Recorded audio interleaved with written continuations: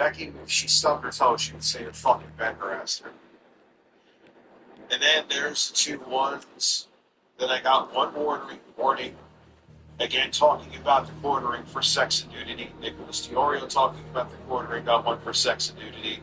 And another one where I was talking about it with the quartering got me a strike.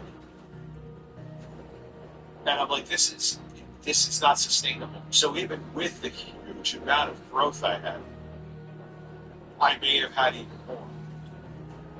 There's over 300 people here in the middle of the day. That's like never happened. It's amazing what happens when you actually announce a stream in one of your videos. It's like almost people will know. I'm not just trusting Keemstar. I've heard it from other places, dude. It's like an unwritten thing.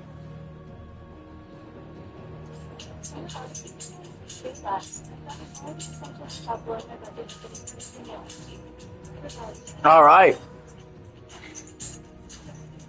We're going to multitask today. We're going to listen to videos. We're going to game Final Fantasy 16. Let's have some fun, guys. Sorry, it's a fucking turn. There's no doubt about that. But to say, what's up, Dr. D? It's like saying, like, dude, you can hate me, right? But would you just say, hey, I'm wearing an Adidas shirt. No, you're not, Rich. I hate you, so I'm not going to listen to you until I can see the Adidas logo. You know what I mean? Like, this mean that I'm not wearing this, or you're not seeing what you're seeing because you don't like me. So, nonetheless... Come here. Come underneath. And even, okay, say that's incorrect, and it doesn't hurt you with the algorithm, which it does. I don't want to lose his channel.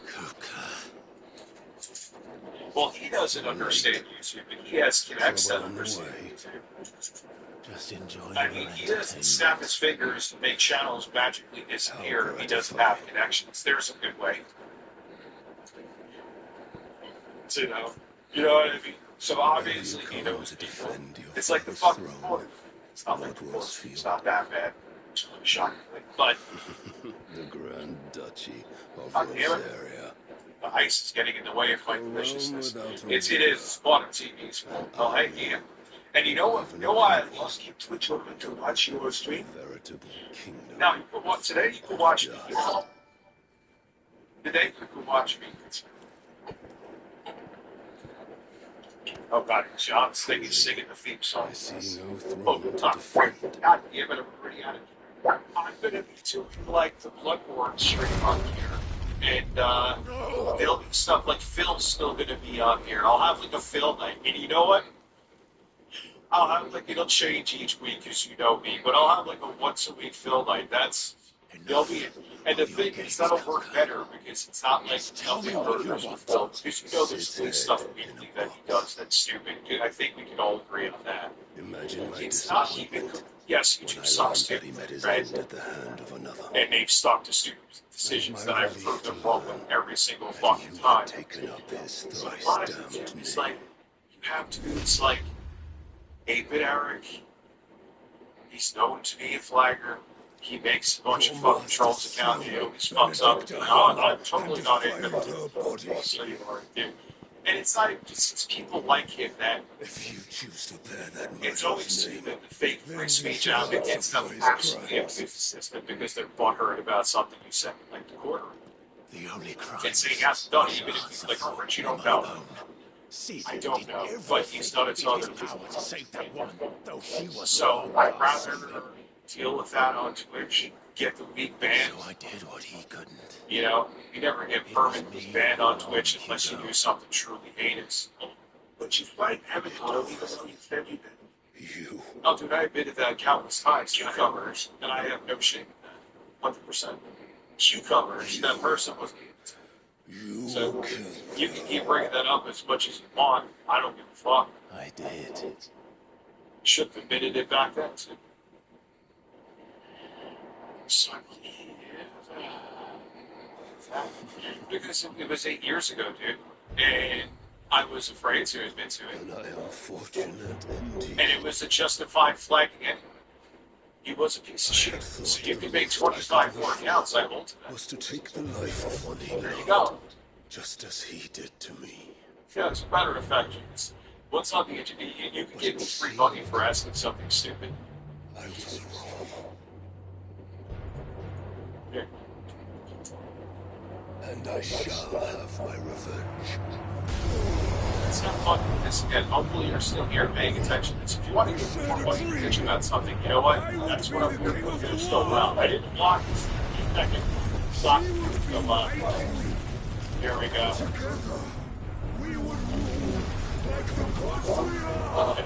I don't. Let's see. Switching out here. Well, thanks for reporting. Nothing there.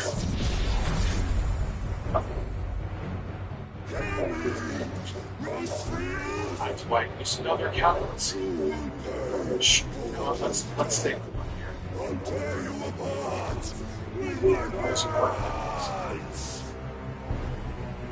There you go. Nothing. What of you? How many people Ask everyone else. How many Ask dreams have you Ask crushed? the point to me. Because I love doing it. This is why I'm this rich One of of a the dick. who see no world fall There's apart another around one. them. I got it. You'll So- get no pity from me, All right. Joker. Let's see here. No pity. No, I wonder maybe that's why it has a circle like that, dude. I flagged him for spam. It's not about your flagging because you were afraid of the consequences. What consequences were you afraid of? I'm not sure we just want to know. You're literally but multiple different accounts would be my point right now. But the difference between 2018 Rich was a bitch. 2026 Rich doesn't care.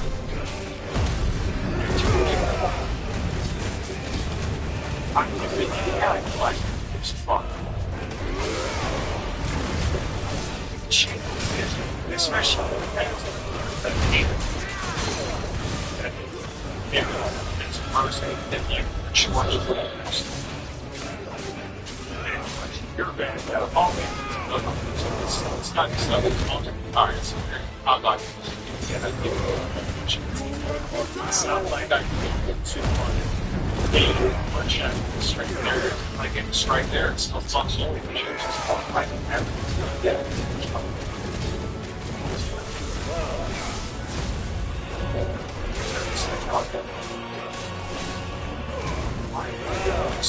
What is that? Oh, see.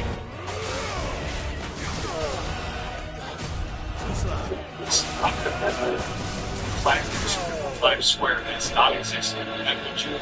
There you go. Now, that's exactly what it's the every other thing.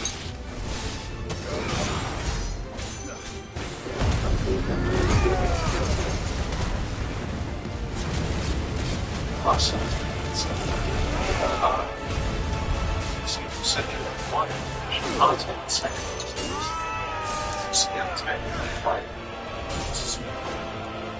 Yes, not spend time for everybody. That's actually what I'm doing. Every time I hit close to day, I'm like, confidence is there. It's too bad. Again. Now life is dead. You may as well put a bullet inside Hold up. my head. I don't know what the fuck to do without Keemstar. Without Keemstar, there's no show for you.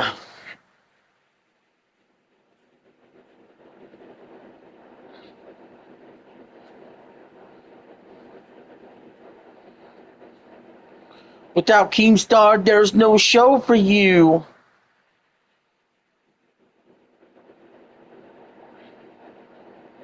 This looks interesting.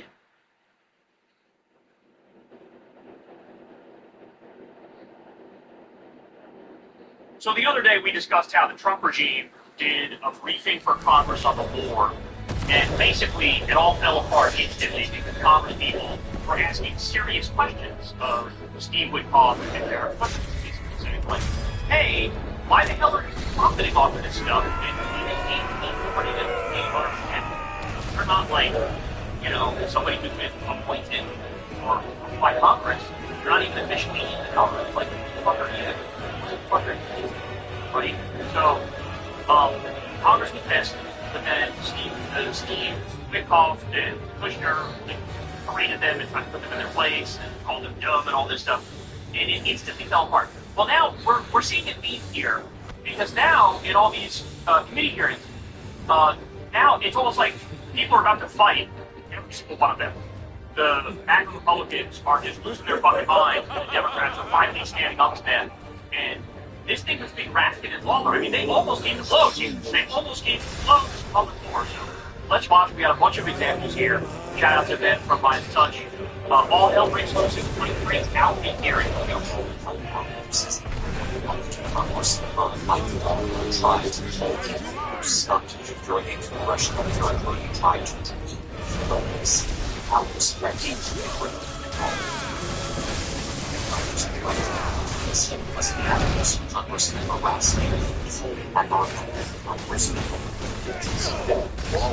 Started to yell unreasonable harassment was intelligence and finally even explains a final one things original but sure. It is what I do feel that courage. If you have it, then you did. Be ashamed of yourself. Be ashamed of yourself. Maybe give it on the face. And concentrate on your rest of the for the secretary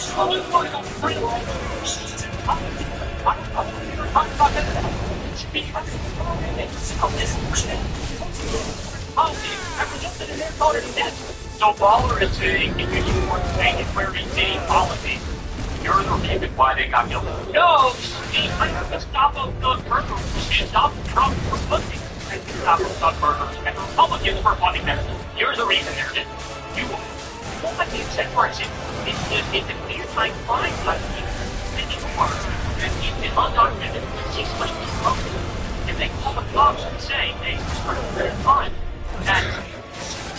that if I'm just letting it slide because they're energy. That's the whole idea of City for City. It has never actually addressed the reason for City for City. They just take it and find it and well do it like they just take it. No, the opposite is addictive. It's ridiculous for all these people. Because then what you're saying is if an undocumented immigrant sees a crime, it is what it is. Like they need to not think that allow it to away. You're dead.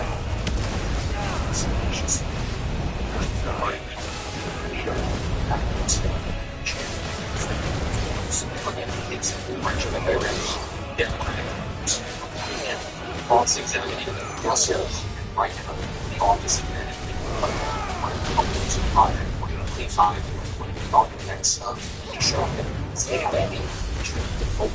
that's the houses and millions of people also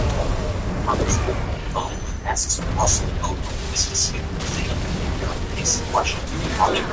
Do you know how many of us agree with Rivers' plan 250 years history of the country to go fight executive theory? Let me drill in one area of text. You can heard of multiple studies have shown that people, both adults and children, die from the types of programs like USAID. In fact, the Libya study based on reading that people that died because of the studies that were made in the right. We believe people have died because of the cuts to USAID. It's a yes or no. It's just simple. You let people die or aim or grab the answer. I would play my time. You're good. Be a little more helpful, Director Vogt. The fuck? So this is Boston studies, Lancet studies. Others have said hundreds of thousands to millions of kids and adults will die because of this. One of your co-conspirators, Elon Musk, recently been going nuts trying to claim that he died. And he has to name names. So let me mention a few people who've died because of these cuts. Rovina in Kenya, her little daughter Jane, died of starvation in a refugee camp because we cut back on their food.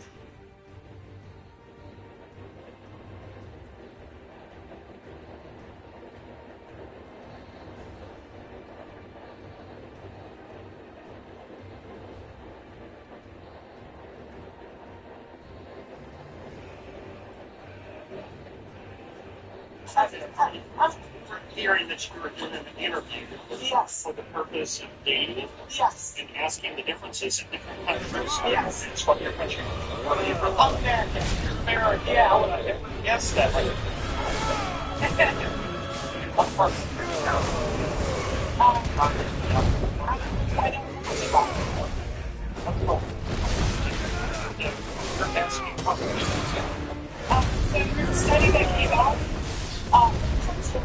about it too. There was a study that came out that Japanese women cheat this. We want to know if they think it's true or not.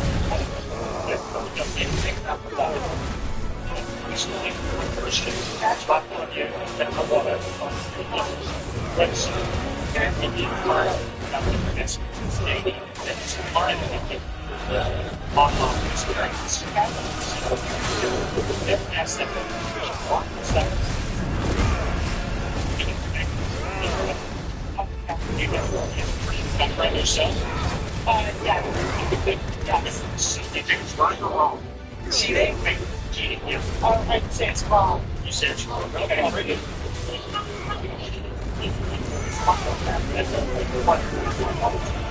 Okay, one. Yeah.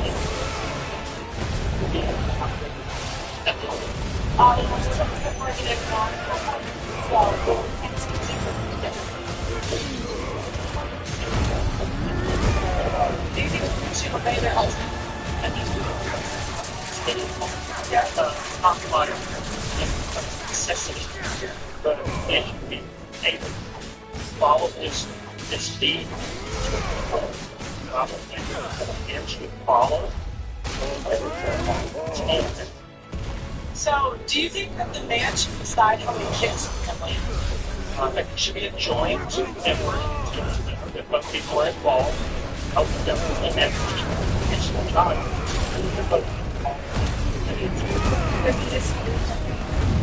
Yeah, he wants three, she wants one. I would say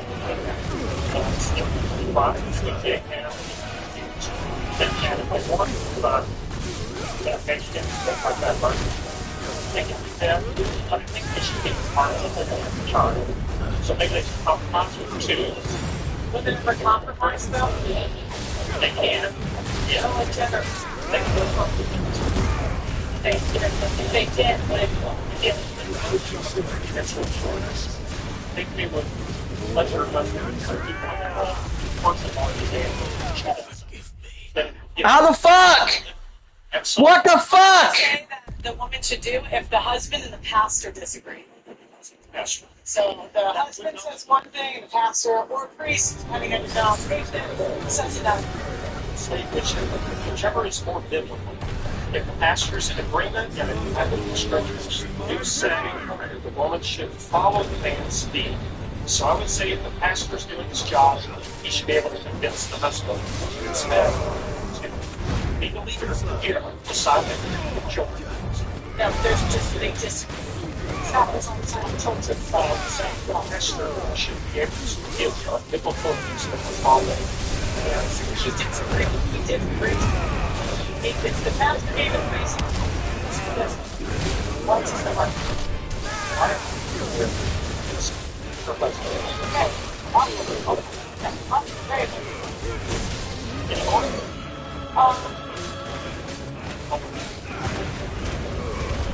That's all I got.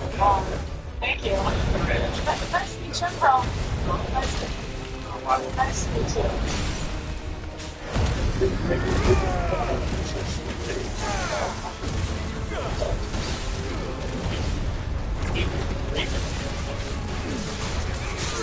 I found 5 I should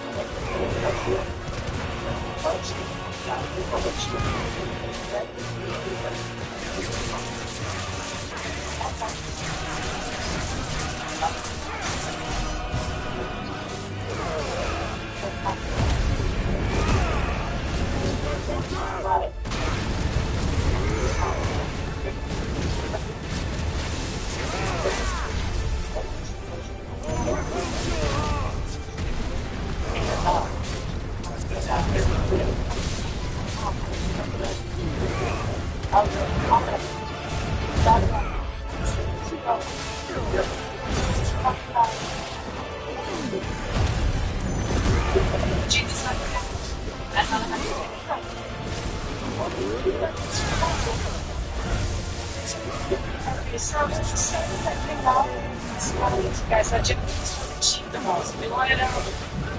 It's triple home. Can we put that? Yeah, guys, but Just like our forefathers.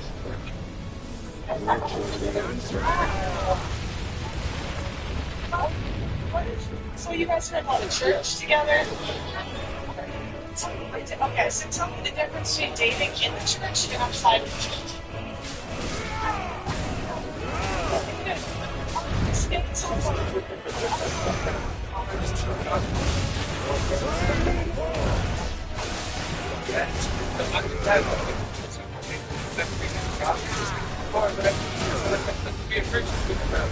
You know how to express dates? It was actually decided to go east.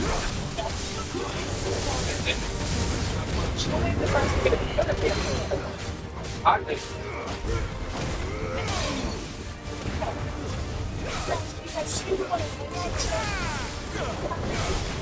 How did you guys meet your husband before you got to church outside?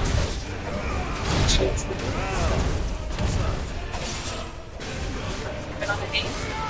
Prices of sister times seven. Right? What it looks like, what's different with other people. Like what price is the summer relationship. So whatever the Lord wants to make him. So he did it. And then you go to his end. So How big is that? How big is the y'all? my husband want to submit to my future husband. So do you go meet the conference?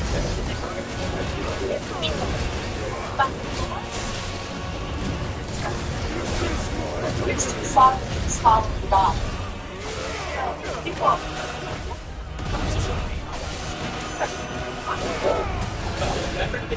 Alignment in the word of God, right? So why in the world follow someone if what he does is not in alignment with the word of God? But here's the big key. The big key is, do you know the word? Well, my question, is it the woman's job to police if he's following God? No, I would say in a healthy relationship there is no police, there is trust. That's the difference between the world versus actually the covenant that people are under the Jesus' blood. Is it okay for a woman to tell her husband what to do? Well, sometimes husband might need actually guidance too. Sometimes the woman is the one that is listening from the Holy Spirit and he can say an input and if the husband is going, Yeah, go ahead. I don't think either person should be domineering over the other one. I'm one that does speak on like, hey, the man's the head, like the word says, and it does say, wives, submit to your husbands. I've seen you talk about this too. But the thing is it also says that husbands and wives should submit to one another in Christ and in love. So honestly, if you're guiding each other in love, like it should be an agreement, and it should be like, hey, at the end of the day, if there's an important decision to make, and I gotta make it, my wife will honor that, you know? But at the end of the day, like, if she has input and wants to lead in something, and, you know, we talk about it, and I don't feel like it's the wrong thing, I'm not gonna press her and tell her she has to say so. You know what I mean? We're not saying she has no.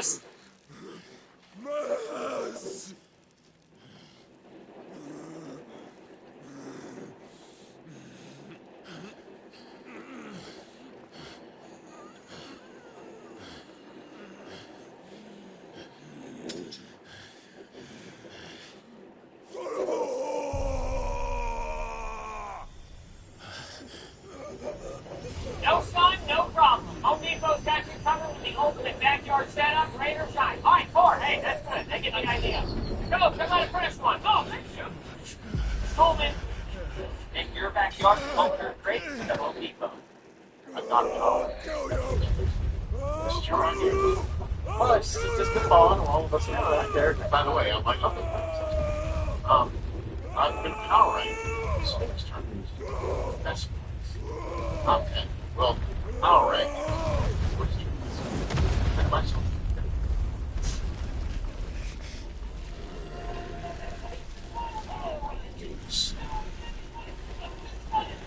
Power rankings. All right, sports tournaments, global.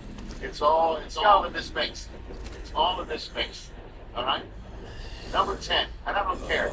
I don't care. I'm just coming out with I don't care. Great start. I'm coming out with I don't care because people say to me, "What do you've seen it already?" Okay. There. What do you want to do left You here? must not get I've covered one of these, have you? I'm not. I would absolutely kill bigger. Two folks want to Westminster Dogs. Yeah, buddy. Okay? These puppies, man. Let's get them out there. I wanna be the guy at the mic for Westminster Dog Show. Okay? This is a tournament. For me, this is a top 10 tournament. Right? That's the show, the whole business, everything. Let's go. I used to hate this, man, because it used to come on USA Network, and every now and then I couldn't get Monday Night Raw for that West Dog You show. blame the dogs? I blame the dogs. I was angry with the dogs, and then I saw Kid Jumps. I was like, This could also be a Mike Brown who let the dog go. Number 9. I know this is bigger for many, but I'm going to tell you. Tour de France. I think it's epic. It's insurance. You get to see the beautiful countryside of France. Finishing up in Paris, yellow jerseys. The whole thing starts on the 4th. Gold jerseys, yellow jerseys. I missed one. White jerseys. We were worried. Number 8 on the list. I had the Olympics as hockey.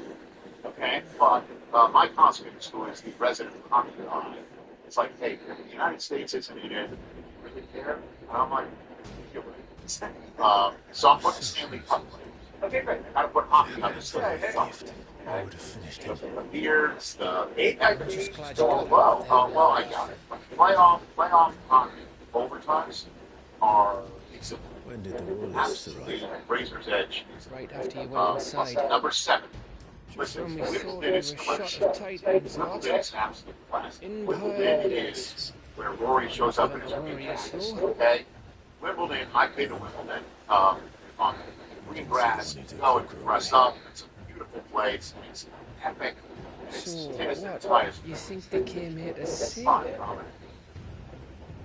I'll be fucked I if will I know just what's say going on, this. but every minute we spend racking our brains, that bastard's getting further away.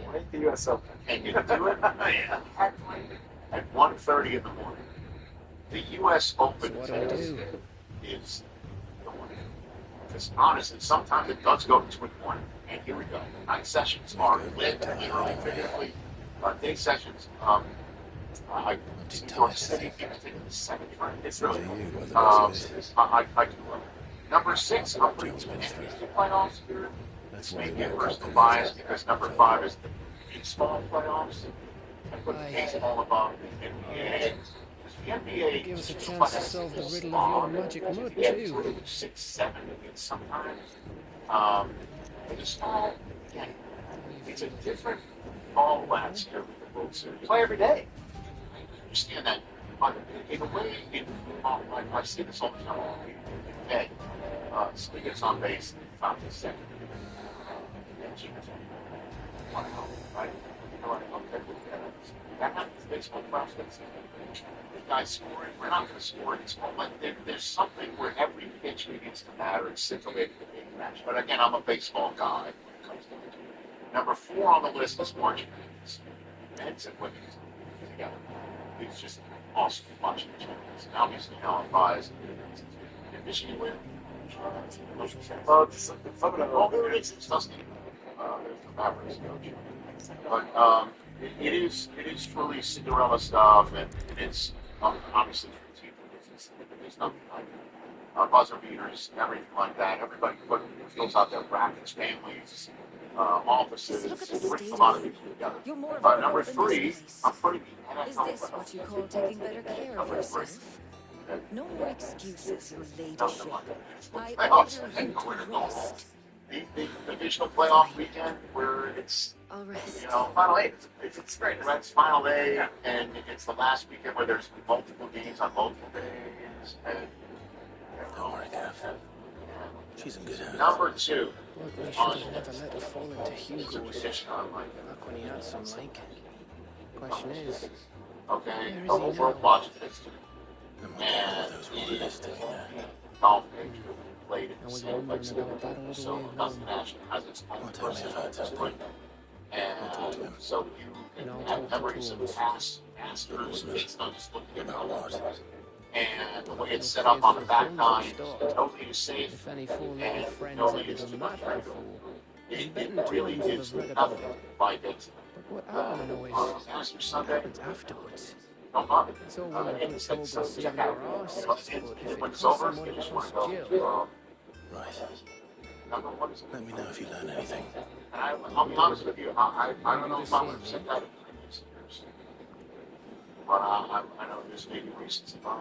Jill, This has been nothing Listen to short of you. amazing. I will. Yet, nothing. Thank you. You know, we're talking about Harry Kane. Just this is from today. This is shocking from just now.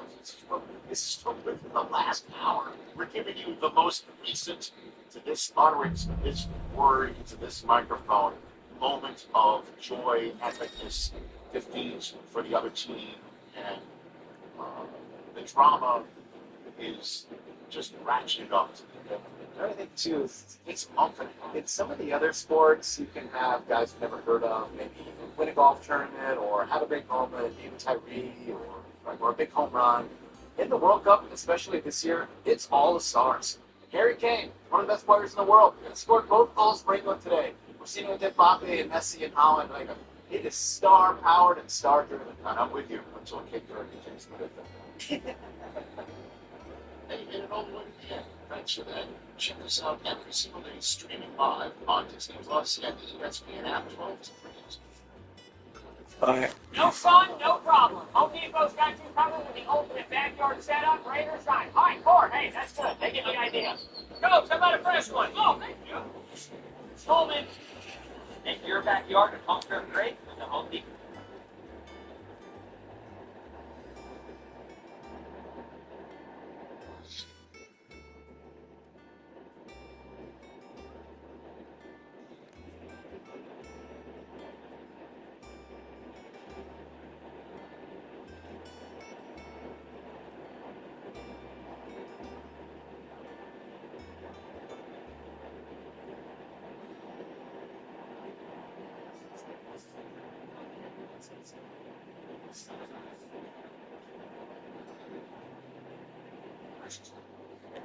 Here's so this kid.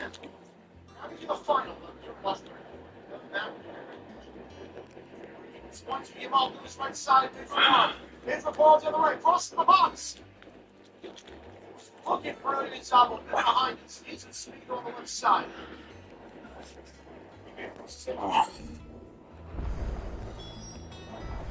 Daniel Walker to the left side. Adrian. Go back and go down. Tell you what the side trying to do. It's not bad. How's Jill doing? Well, she's been better. Ty is making sure she gets the rest she needs.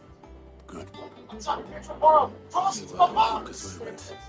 We'll do what we can to try and track her. She's feeding on scraps. Send ours out to the post breakers and their other friends in the west to keep their eyes peeled for anything unusual. No news yet, but it's only a matter of time. Right. Let me know when you find something. There he is. Alright, guys. Stay busy saving the world. Football miles are trying to get midfielder second down the ball. He's on top box. Once you bounce the ball, pass behind him and gone into reception. Austric clears. Just now. Shot from behind him and hit the ball. Cross straight to the ball. Adjourned. Since Nico Kupka invaded Rosaria. All the canvassing uproar about it. He's gone mad. He's turned rogue. It'll be us next. He'll try concentrating with all of that. Alright, you win. How long will you be staying this time? Dunno. A while, most likely. Any road, while I'm here, I was hoping you could do us a favour. Mid. You can't just expect me to. Please, oblige her.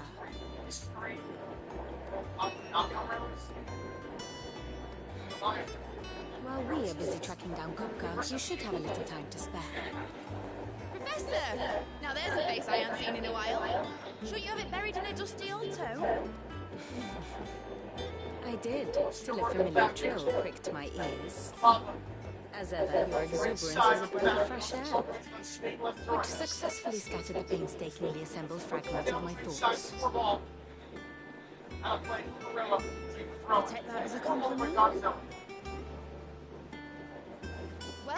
Clive, you heard the professor.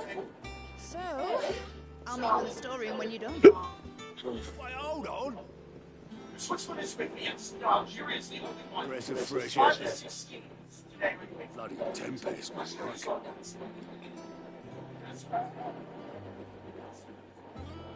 we usually Boy, go once. Otto, you got my deal. Watch the People World Cup 2026 Well, you're live right. on Fox 1. My fee June for 11th, bringing mid across. She said you were paying. That little Available with YouTube. Just like the story, was it? Remember what's about? I wonder what Mid's plotting.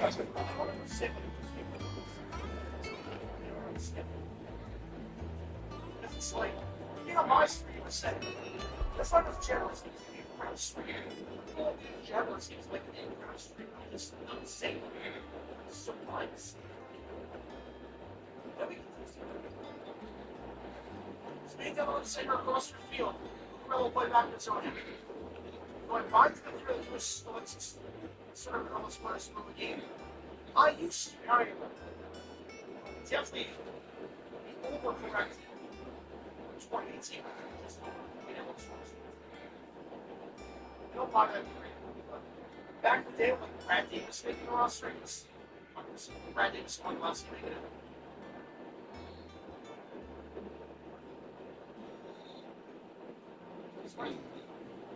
Well, also about some chance for shooting good for such an injury can't be good for Scott J. I'm going to stronger. She's good at selling.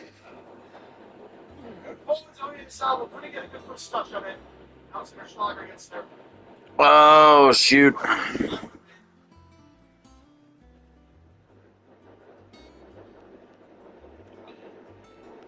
We'll check back in on that.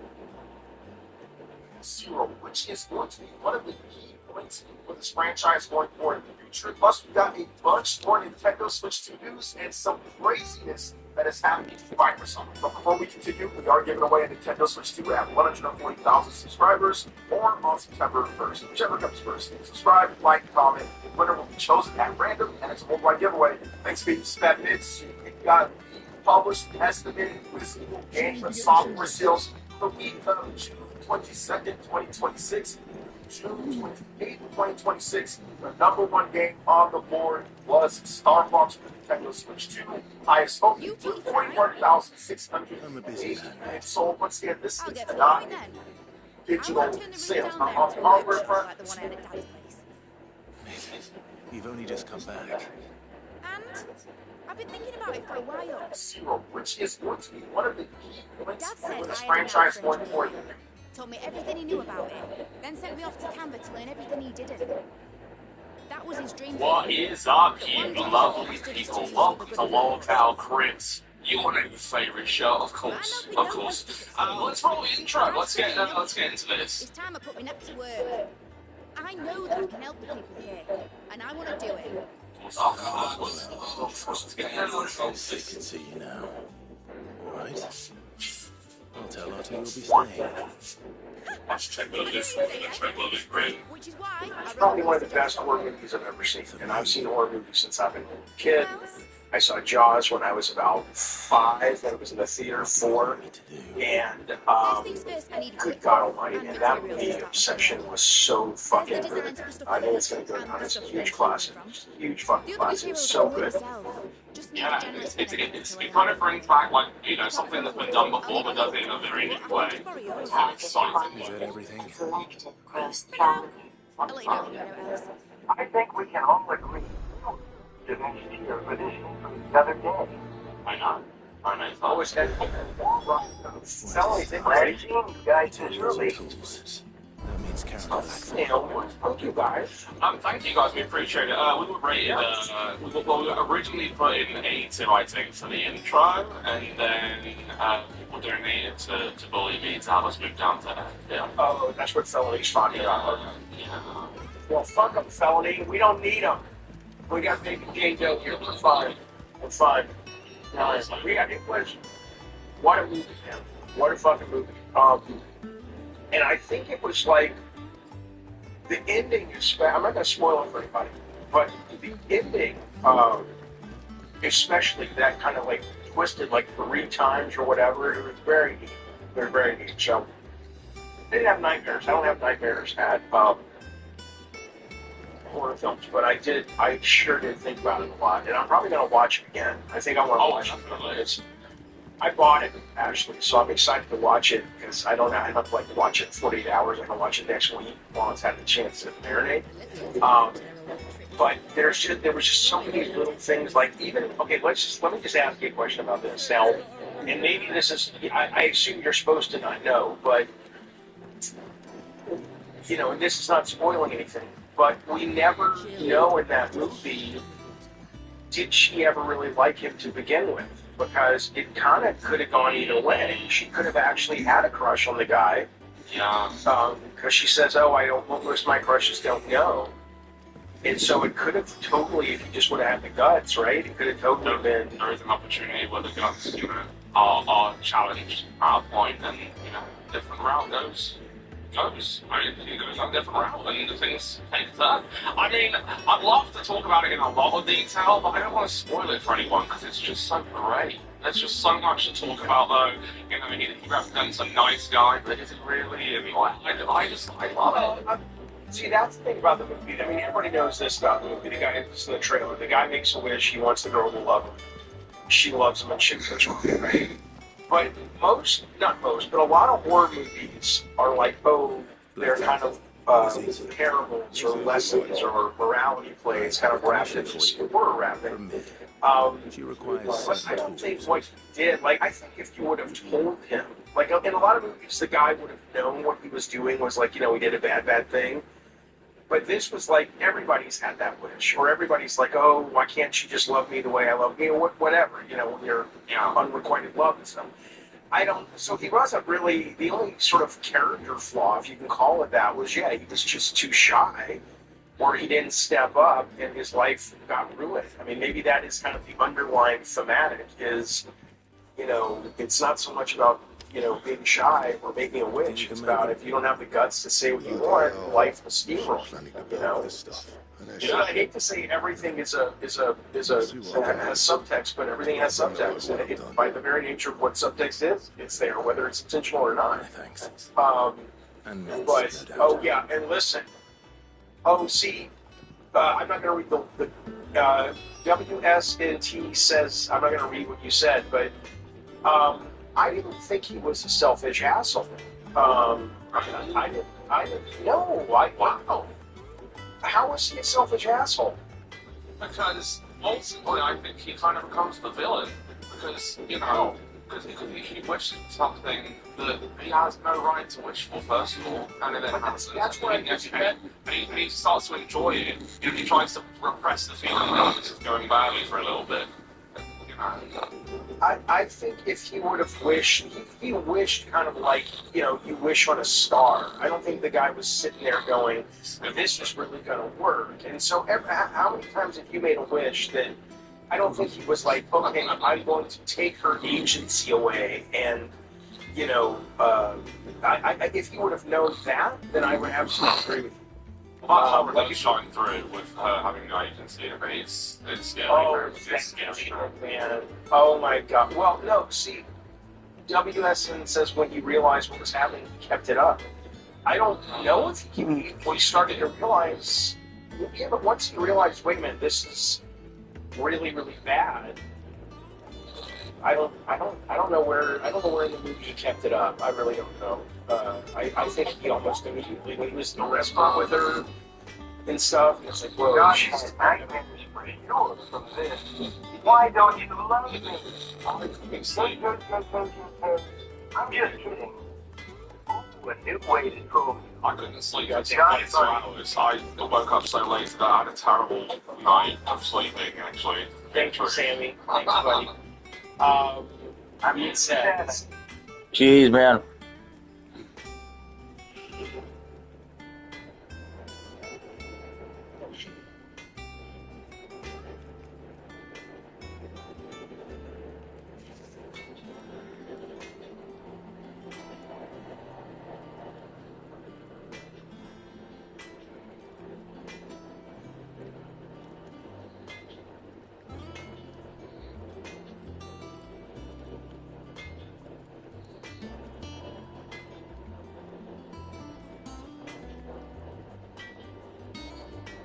Shit. Hold on.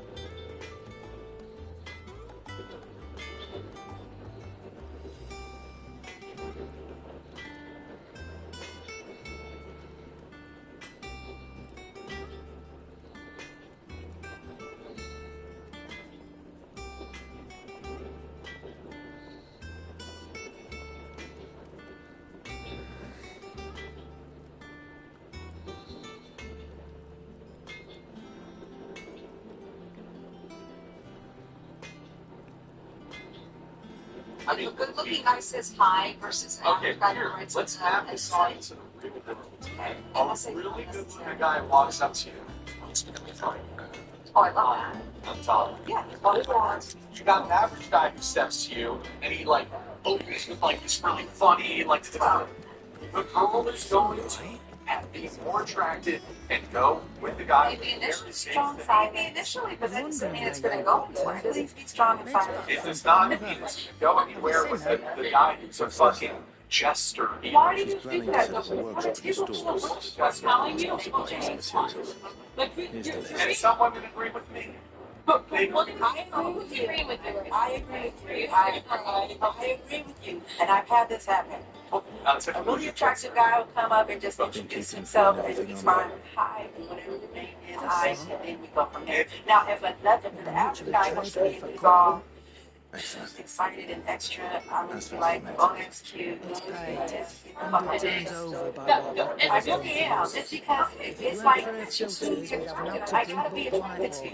But so he's, but it becomes actually funny. If he's average, and he makes me laugh. It's different. That's anything that I'm gonna lean in and laugh.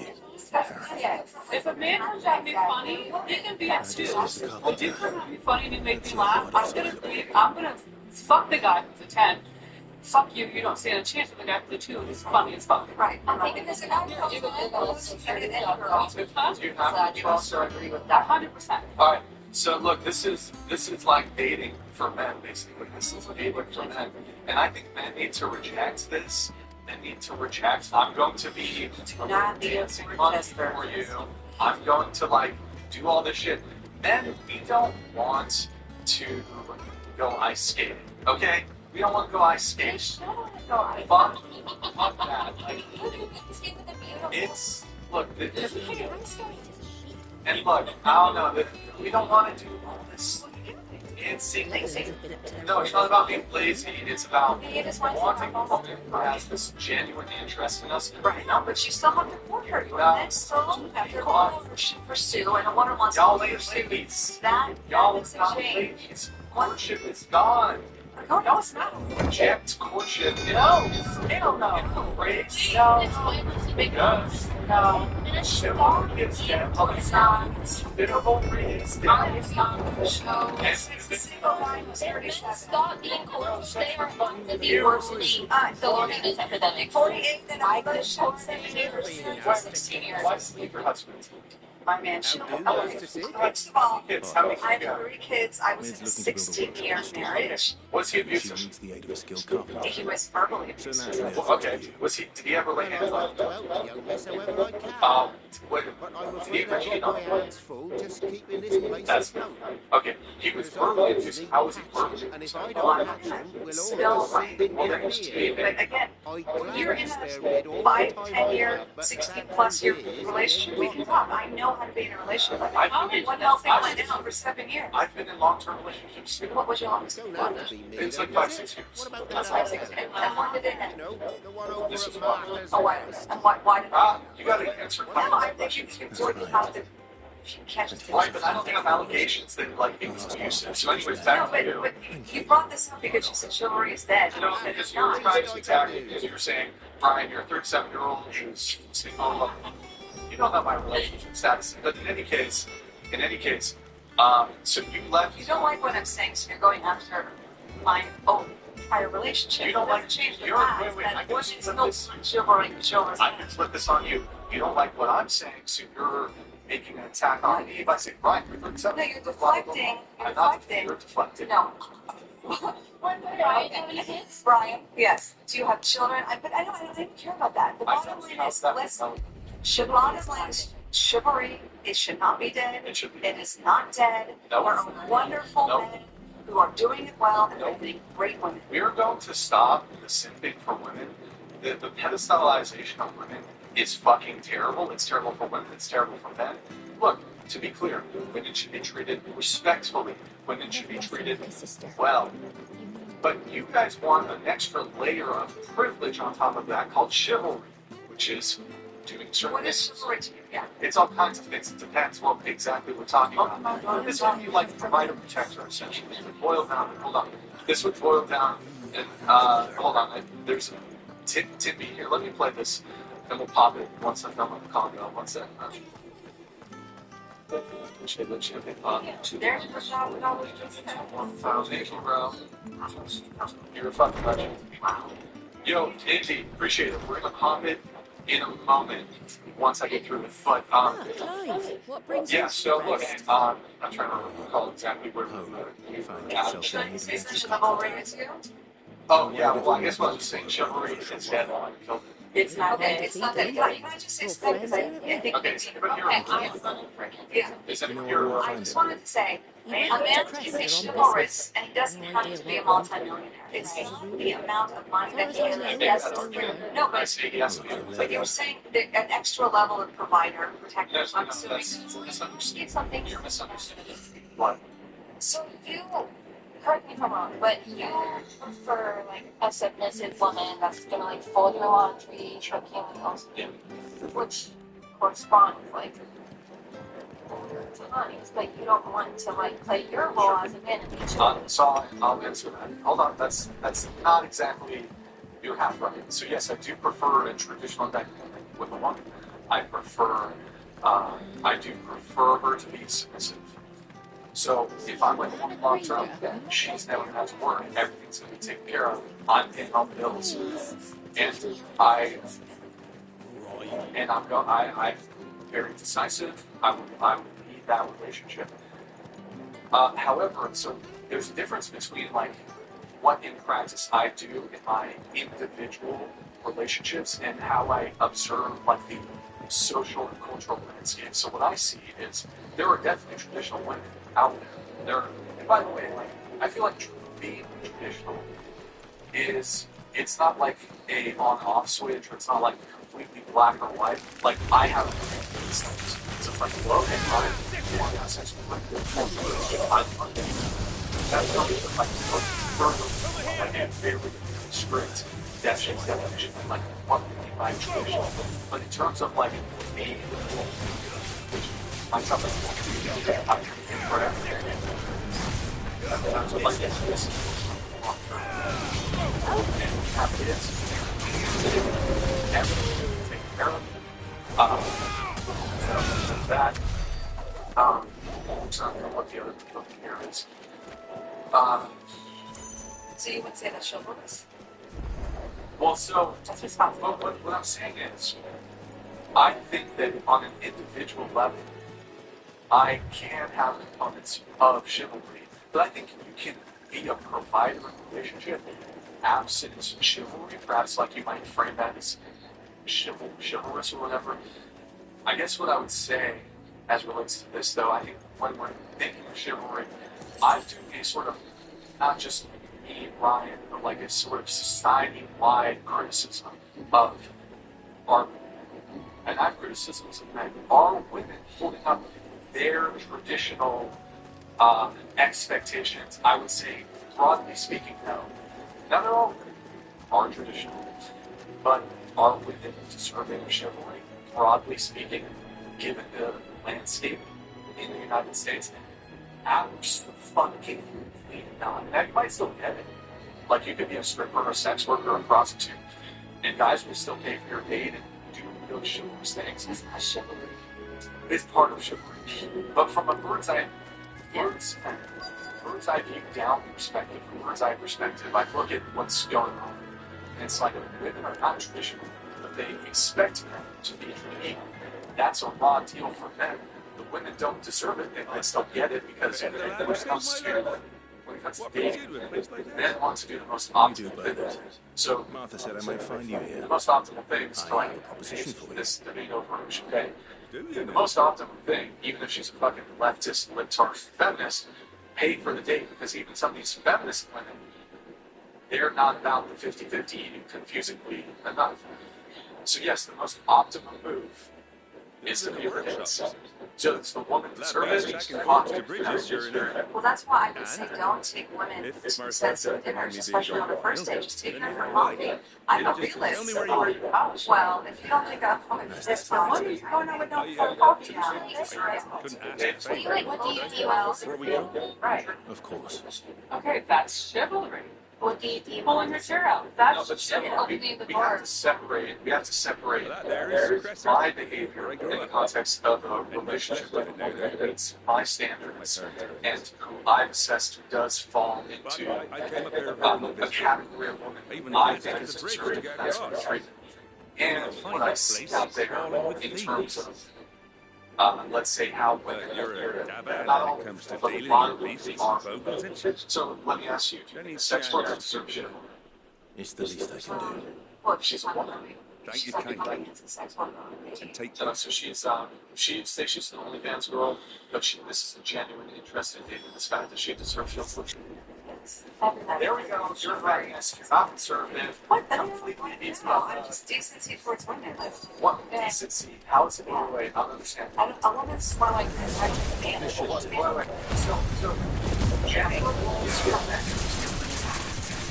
what all this is, in all of this, regardless of you don't think a woman What I would say, and I think this might like to Thomas to a women. Sometimes colleagues as the time of dates, they go to the date they have this expectation that men should spend a fortune on dinner. And I think that's wrong. And I think that's judgment. And I think that very bad things. Well, right? I don't like everybody. I feel when I was dating, my standards were if I'm interested enough to give my time. The girl is 20 and if I like it, they give it 10. Give it shape and 10. But yes, I think an expectation for topics it's not it's an expectation. That's not what we're today. So you're saying, look, I guess I agree with you the part about like it's okay for women to want men to sad the entitlement and preemptive have a place in attitude entitlement. Even if man is inclined to be a provider, the entitlement even if he's 100% willing to do the behavior that's not Now we gotta go help people customize and save hundreds of Liberty Games.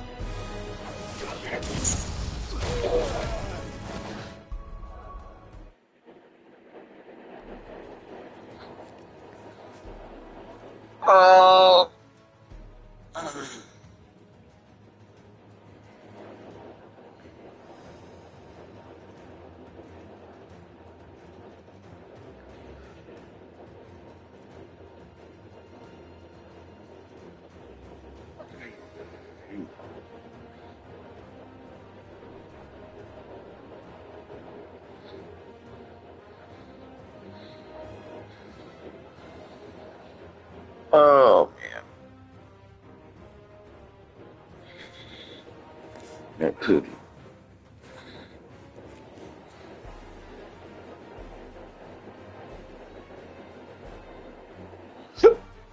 We'll go next to the defending national champion. And this gets one of the more fascinating case and maybe one of the toughest to get on the entire list. Because the case. Kurt Smith. Case. We'll start there. How's that sound? Now, Van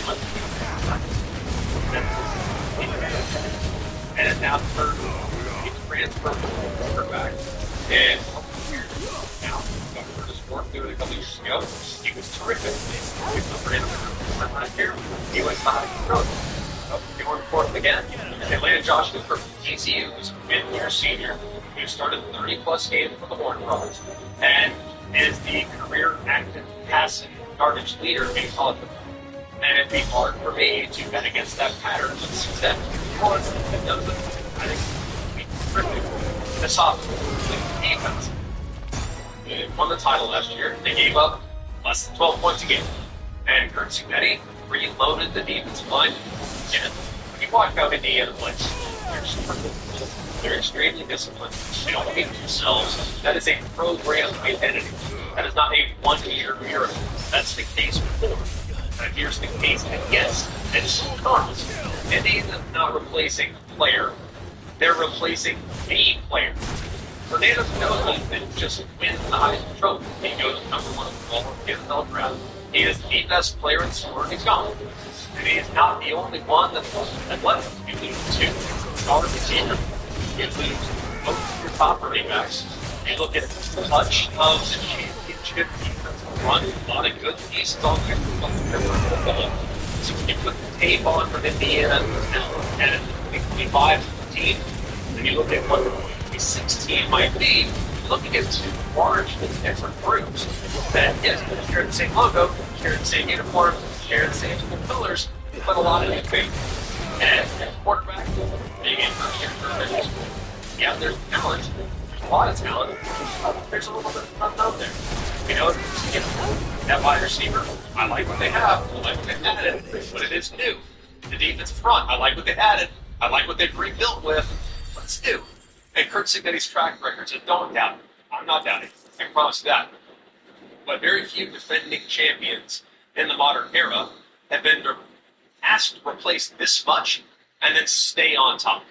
So the verdict on the Hoosiers is that, yes, they might have the best coach and culture bet on the board, but they are attached to potentially the heaviest roster turnover of any contender right now.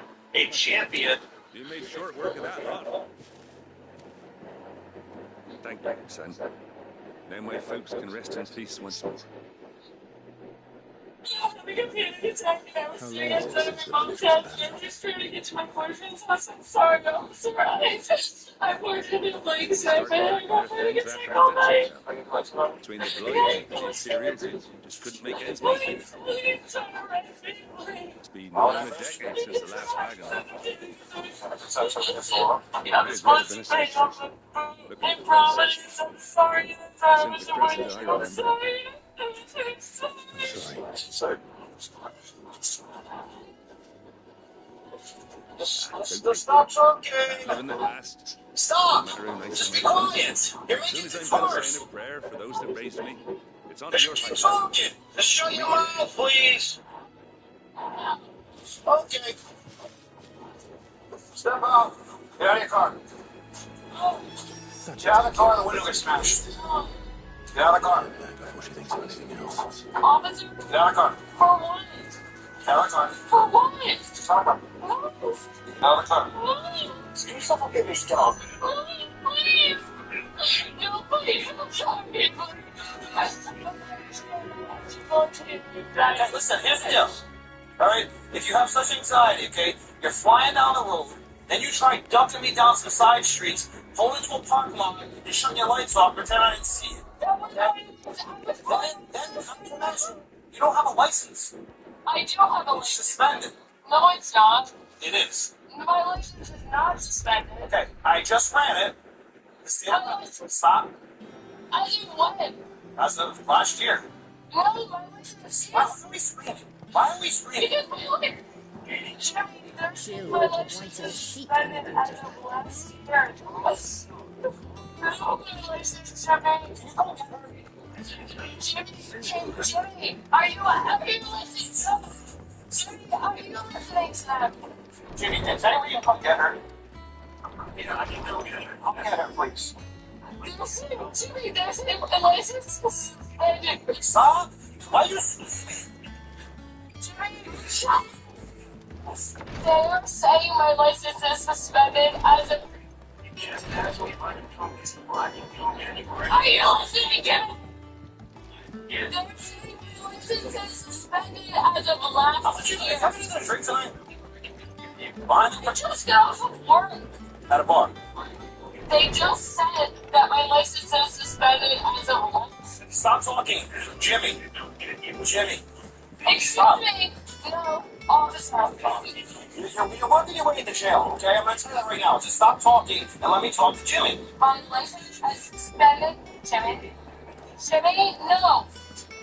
Jimmy? They said my license is suspended as of last year.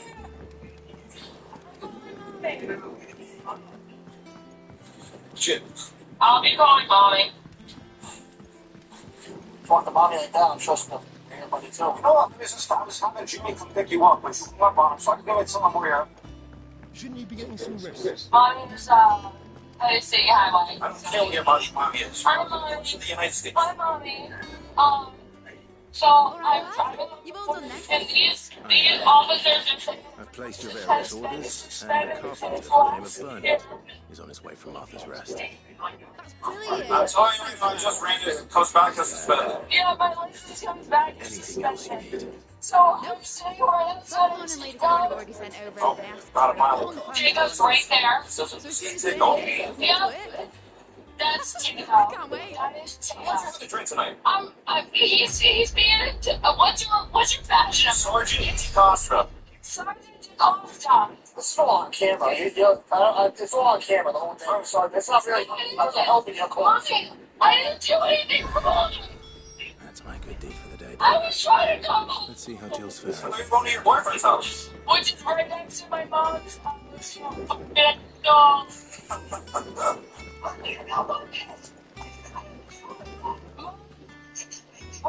Yep. She's right. Your mom's right.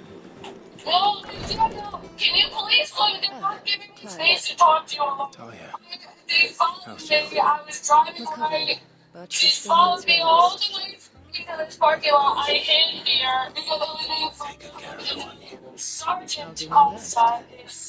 Oh, Gav was looking for The you. funny part is, He said he when had some he issues with the was shelves. clearly didn't want to deal with you either. Oh, that's right. We went to ask Hippocrates about talking.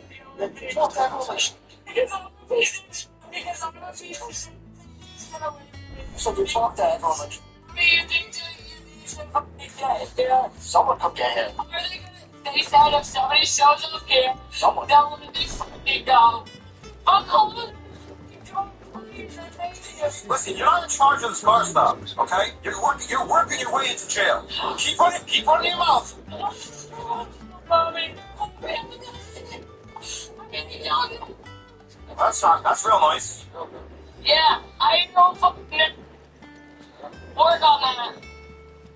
You should work on that. You should work on You that. have an anger problem. You should work on that. You have an anger problem. You should work on that. Get the fucking away from me. God damn, man, I swear.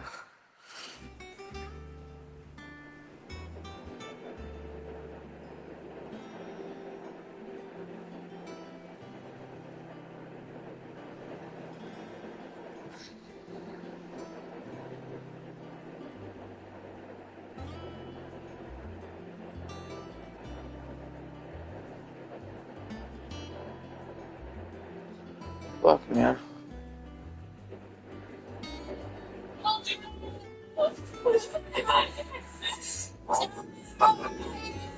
Where's your mom working? God damn, That 60% of sales on Amazon come from independent sellers, just from Planetary Design, of course. I can't wait. I can't wait to spend that 30 years. Yeah. Tell me where I am. She's behind the Kristen Senior Center if you'd like to come pick up this lovely lady. This lovely lady? Someone come get her. This lovely lady? Tell me my name. Do you have my name? Do you have my name? What's my name? You hang up on everyone's trying to help I've been wanting to ask you something I about don't understand. I don't understand. where did you get it? Like, in the first place?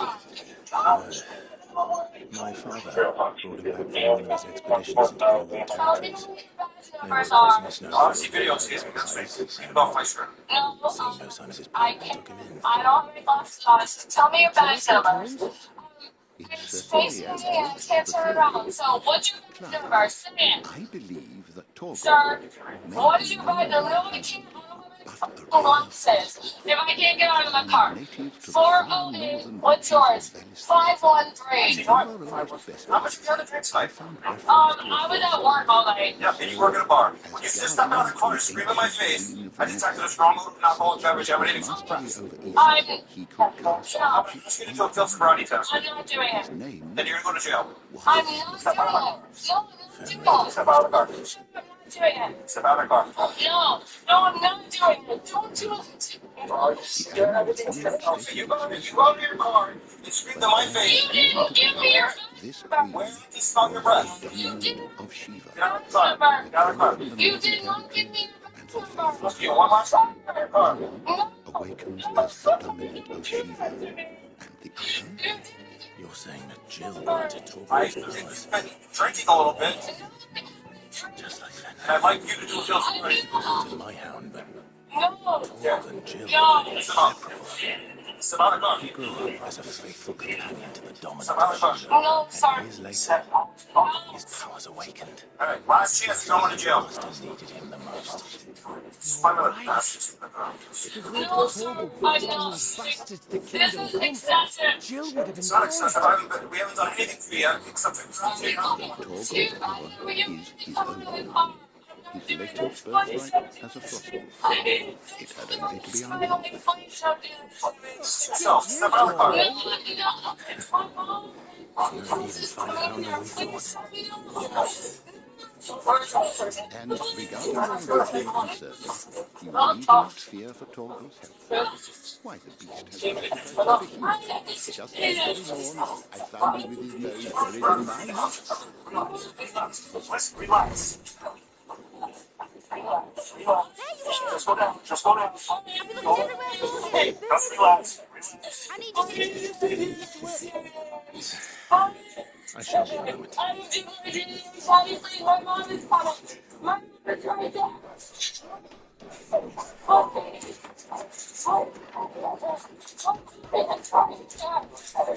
Yes, my mom is right there. No, please. Please do not. No, no. Okay. What? I made. Let's record us on yourself. No. Only. Just sit in the car. Just sit in the car. No, please. Get me my phone. Stop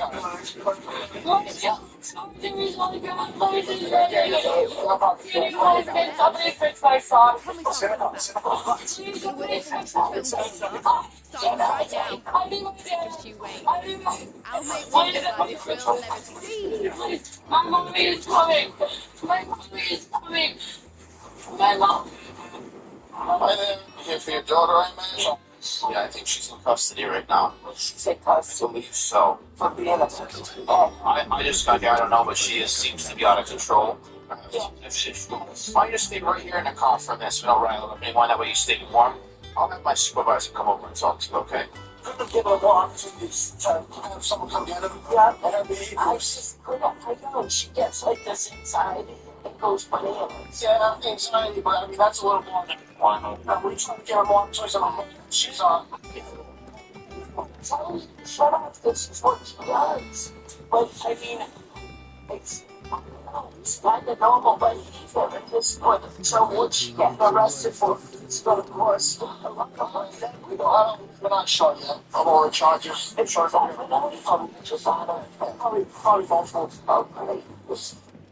Neither of us stopped her, so you can explain more about it. Alright, listen, you're suspected of driving under the influence of intoxicating liquor and drugs. You're going to remain silent. You're not going to answer any questions or give statements. You will be afforded a reasonable opportunity to exercise this right. In unexpected places, but nothing definitive at this point. If only we knew for certain they were on to Then don't drink and drive. No, he's driving away. That's the boss, so she's in this car. So she'll give you a phone. You're for it. Thanks for having me. I wish you got here earlier, but yeah. Yeah. It's okay. That's alright. She gotta learn somehow. what? Here. Would that be a problem? Do you know, Clive? Put your hands behind your back. Mercy that he didn't inherit your father's throne. Put your hand behind your back. People would surely live in fear of you. Put your hand behind your back. Stop resisting. Stop resisting. Put your other hand behind your back. Put your hand, other hand behind your back. Put your other hand behind your back. You're hurting me. You're hurting me. I dislocated shoulder. You're hurting me. Sorry, I can't put my arm behind my back that way. Do you tell your body came off? Check hold it. Cash. Oh my God. Oh my God.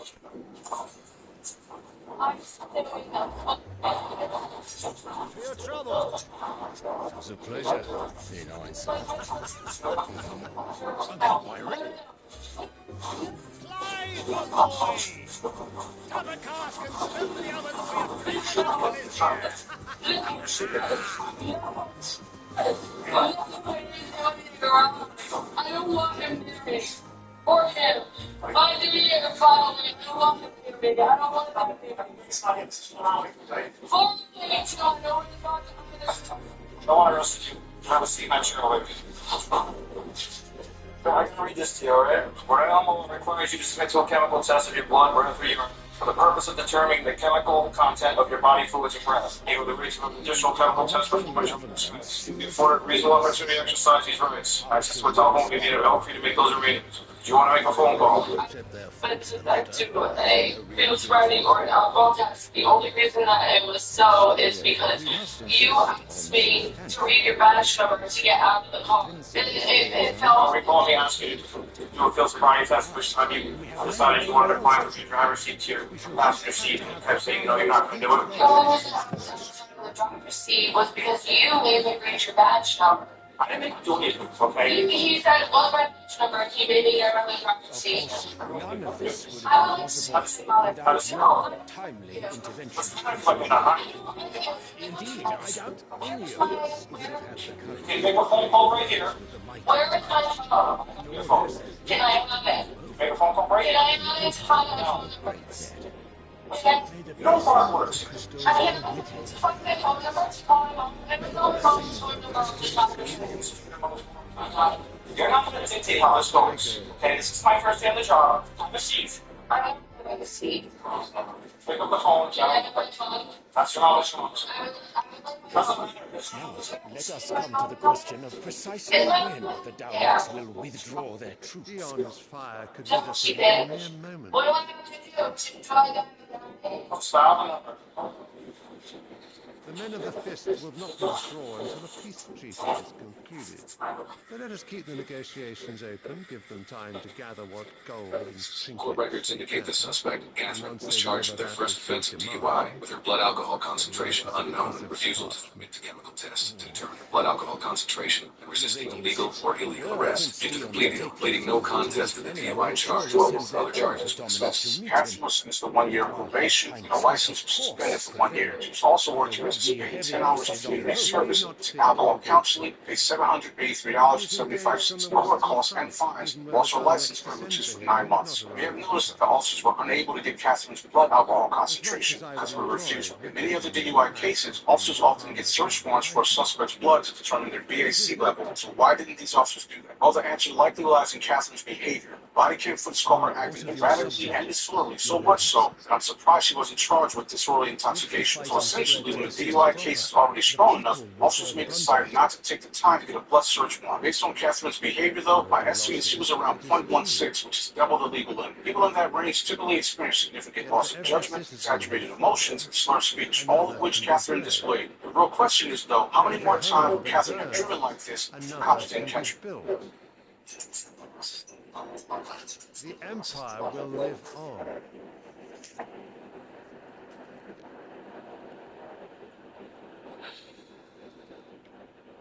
Dion? Yes, sir.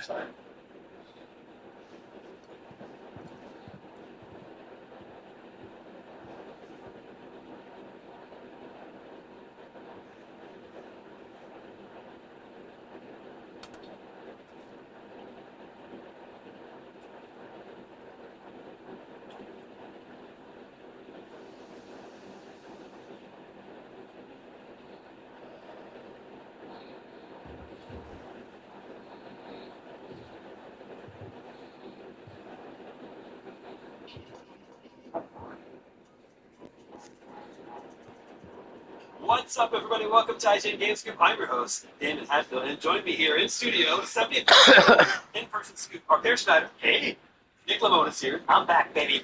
And from his remote bunker in Iowa, Justin Davis is here. Scoop. We got a great show for this week. Oh man, we got so many fun listener emails to get through, and I have an extracurricular activity recommendation. But first, and await my orders. Oh my goodness gracious! Something a lot less fun. Yeah. We've been talking about this. We've been talking about it for years. The all-digital future. It's finally happened. The countdown has been set. Basically, 18 months from now, the PlayStation goes all digital. Surely you've heard about this. Just announced today on Wednesday when we're recording this. PlayStation disc production will end in January 2028. After that, PlayStation's not printing any more discs there. So I know Justin doesn't allow it, but in case there are any listeners or viewers who are watching this or revisiting this sometime in the future, if you're watching this in like 2028 or something. I don't need to be catching strays right now. So this is, I'm holding up what we call the disc. It's called a disc. So it's the latest thing. It's for the PlayStation console. When you open it, inside you will find, this is something that comes with a book. I don't think anybody knows what this book was. That came with it, but it also has a little foam pad. Free foam, free foam. And then a copy of Doom for PlayStation 1. And then this is what the disc was, guys, if you remember this. And you would take it out of the box and put it into your PlayStation. And then you install it and never have to use it again, right? That's it. You install everything that you need is on this disc. Oh, and this foam pad. What about the day one patches, Bear? There's no such thing. Anyway, this was in my days when discs replaced cartridges. We had to wait for these games to start up, and it was like 5 minutes sometimes. But this is what it used to be. And then this is the amazing thing. Hey, if you look up a PlayStation right now, you put this game in, it would just work. It will just work.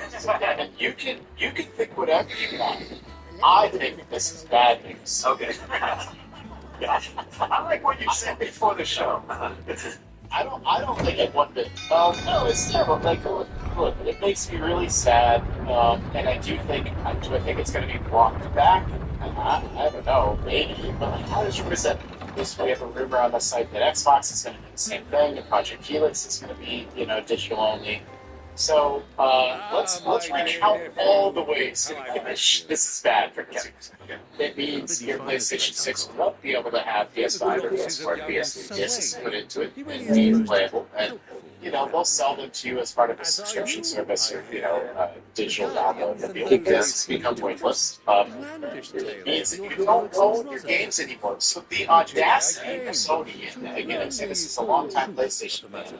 But the audacity to say we're going to go all digital only. For less than 1 week ago, they removed a bunch of movies from people's libraries. You purchased the movies, and then it turns out now you didn't actually purchase the movies. You purchased the license to watch the movies at our pleasure, as long as we sort of allow you to. So that's what I think some people, maybe that are slightly less informed, don't quite know, is that it's not just, we're not offering this movie for sale anymore, or we're not offering this game for sale anymore, but they can remove it from your library remotely, even after you purchased it. So this era of our console is probably going to cost $1,000. you can't sell or trade this game to your friends anymore.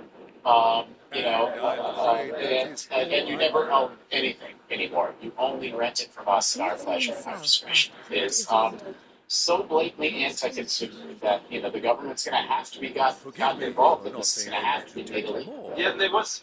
We got a scare in the entertainment sector when services like Ultraviolet that were supposed to handle your digital licenses to movies that you bought, right, with the digital code you could enter with a Blu-ray or something. It was supposed to handle that in perpetuity, and then some of those programs went down, right? Like platforms like Vudu that would authenticate were like sold to Walmart, and that went down. It's still around and it's still working. It's just centered around, Apple. Surely Apple would never do anything evil to anyone.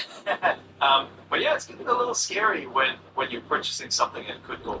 I will say, like, I brought up Vudu. Vudu was a platform that was purchased by Walmart, and then the movies, including like adult entertainment that Walmart would not carry, wouldn't carry over under the new ownership, and so Walmart refunded everyone. I have no idea how much money. But they actually refunded people for the ownership that we lost, whereas Sony obviously didn't for the movies that they were saying, what will happen with games? I mean, I was just playing The Crew the other day. Oh wait, no, I wasn't even.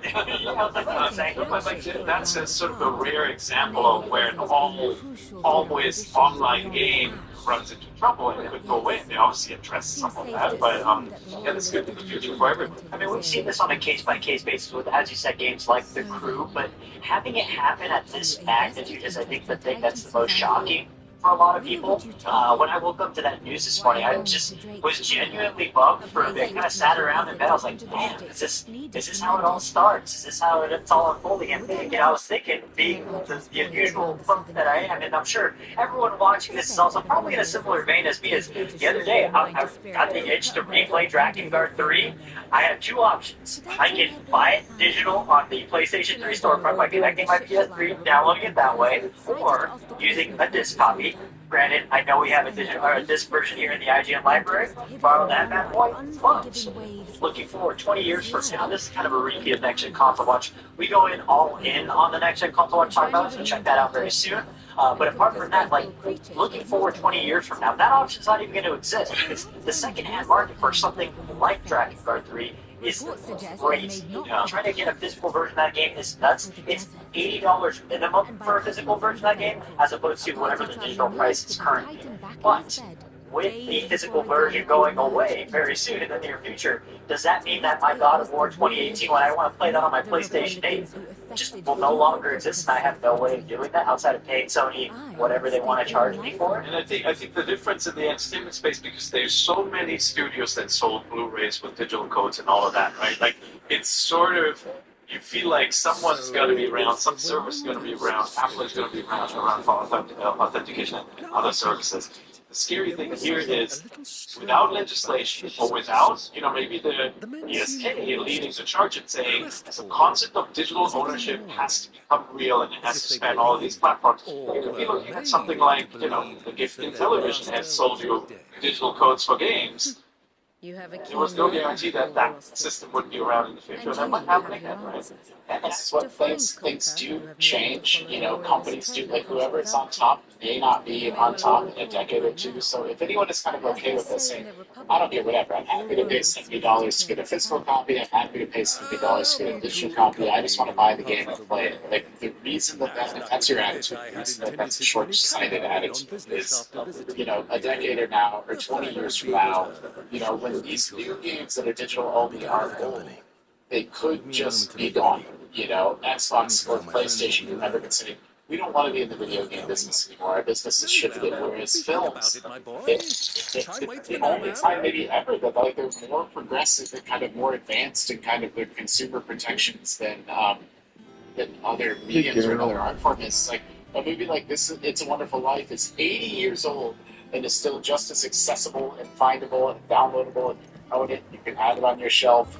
Whereas video games go away, right? Like, any game that has an online component, the servers can go down and can be offline and then I guess you can give it a discount here on your shelf. That still doesn't. Yeah, I mean, the eShop, right? Look at the eShop. Nintendo is now selling you little authentication plastic cartridges that don't have the game on them, and it's like we think Nintendo is going to be around, and so we're cool with it. But what if they shut down the Switch to eShop in 20 years, and so suddenly all of those little plastic things can no longer be authenticated, and the games can't be downloaded? How many video games are just going to be lost? The lack of artistic preservation in this industry is just absolutely heartbreaking. Well, look at mobile.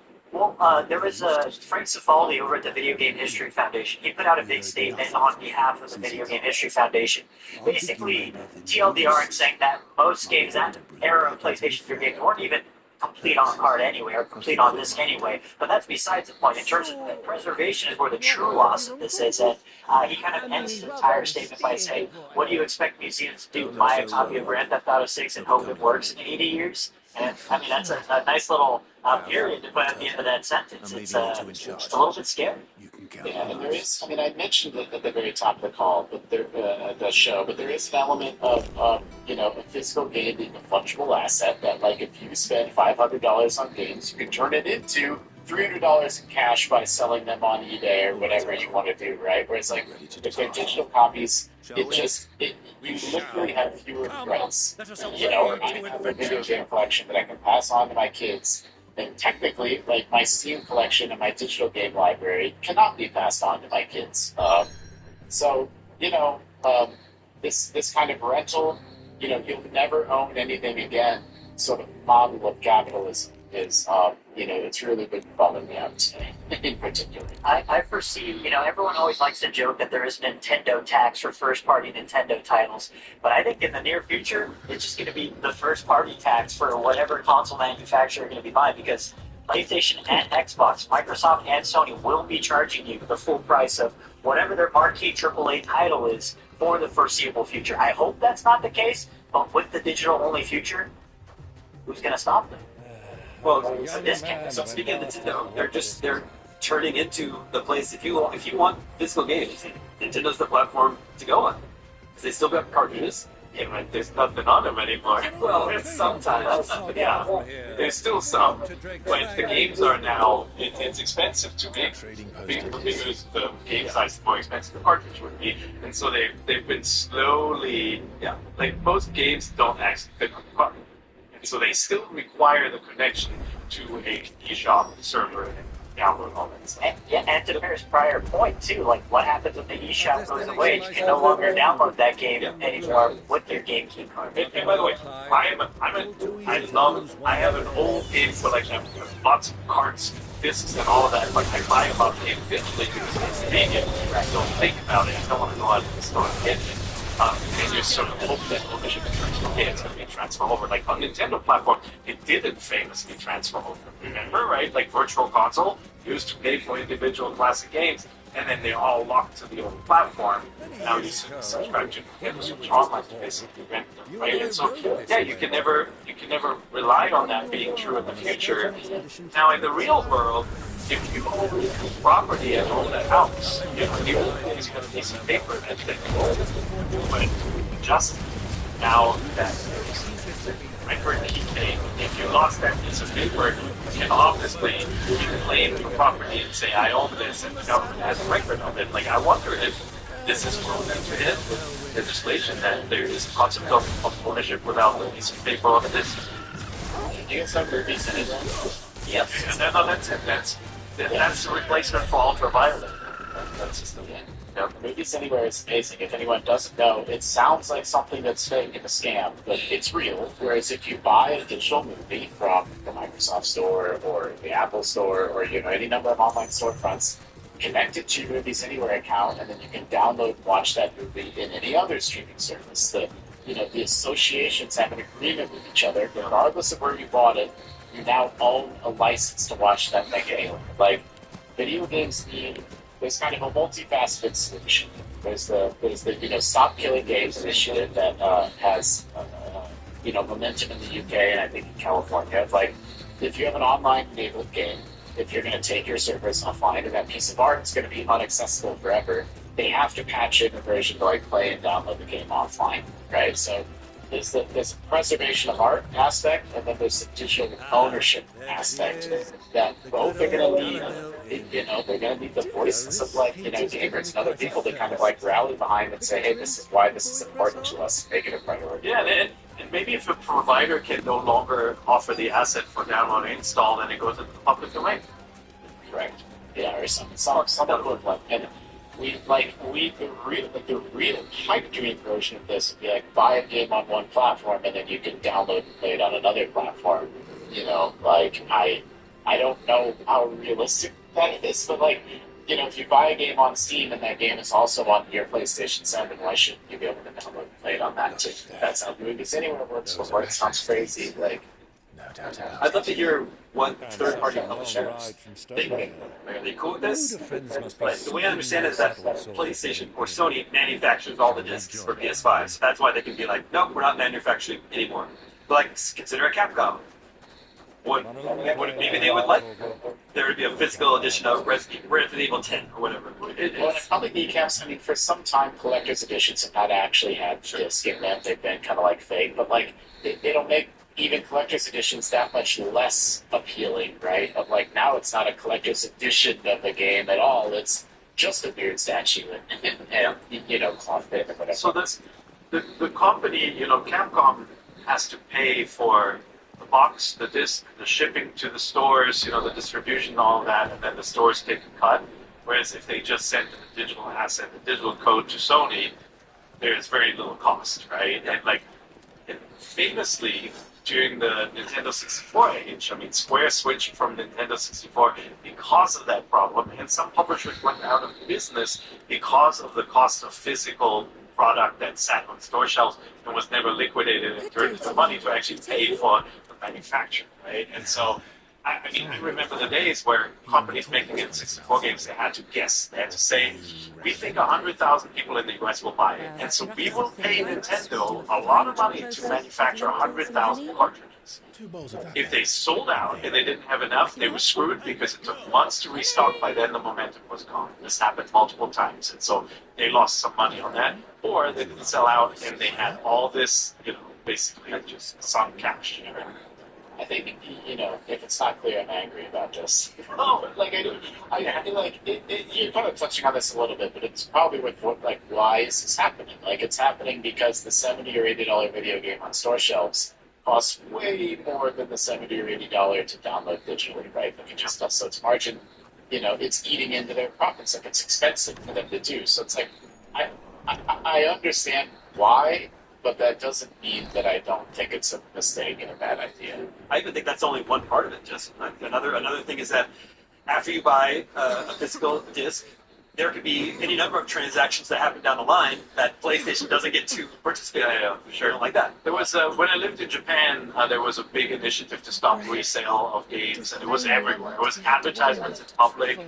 It was on the discs on the back, no resale and stuff like that. And then obviously everybody still sold the games. It wasn't enforceable, right? Like Akihabara, all these stores where it showed the price of a resale of a game in the window for you to resell, and that's how I kept playing Super Famicom games when I lived there, because I wouldn't have been able to afford to just buy and keep. Obviously, that is gone with the system. One thing that I thought was interesting is Nintendo introduced this pricing model of saying that digital is cheaper. No, that's not right. Physical is more expensive because they didn't actually drop the price of the game, right? They did increase prices overall. This was talked about many, many years ago, but publishers could not, and the platform holders did not go for a digital versus physical price difference because the lobby of the retailers was too strong. I remember all the conversations back then. Power, man. The retailers had so much power that they just would not put out end caps, so they wouldn't promote the game and put it visibly on store shelves if the publisher was trying to underprice them with digital. And so that's obviously gone now. Yeah, the retailers have lost that power, and so this is the world we live in. I do wonder, being sensitive to video game prices, just the video game industry in general, being under so much stress, economic stress, right? So expensive. That's why they're doing this to save money. But you know, what if, I wouldn't be surprised if this happened is, you know, because of the negative outcry today, that, like, they walk in and, like, just charge the premium that they need to charge, right? Like, look, the disc-based version of the console is going to be $250 more, the games are going to be $15 or $20 more, and, you know, now you have the option, right? Like, pay it if you want to pay it, or don't if you don't want to. But at least it gives consumers the choice. And I have to, like, I'm a little bit hypocritical because I actually mostly buy digitally, but like, Well, you have that option. It's the option. yeah, I know. Yeah, You can make more garbage if you want to. You know, there are all sorts of considerations, and the concept of content being really readily accessible and downloadable and freeload is freaking awesome, right? Like, start playing the moment the game comes out. All of that is positive. The step that is missed is the user, the consumer-facing one. That is a guarantee that the thing you bought will be around in some fashion. And like, no company can say we will forever be able to offer this product. It's not possible. But then there needs to be either a legal right to that content in a public domain form or something. Like, honestly, I mean, there needs to be consumer-facing legislation around this, and I bet you Europe is going to do it. Europe already be doing it. That's why you have a USB-C charger in your iPhone, now, right? Like, somebody said, "Hey, what is this?" Can't wait. But what does it mean? So it's like, okay, let's you know, PS6 digital only, but just stop making, you know, PlayStation discs. It's like, well, what about the PS7?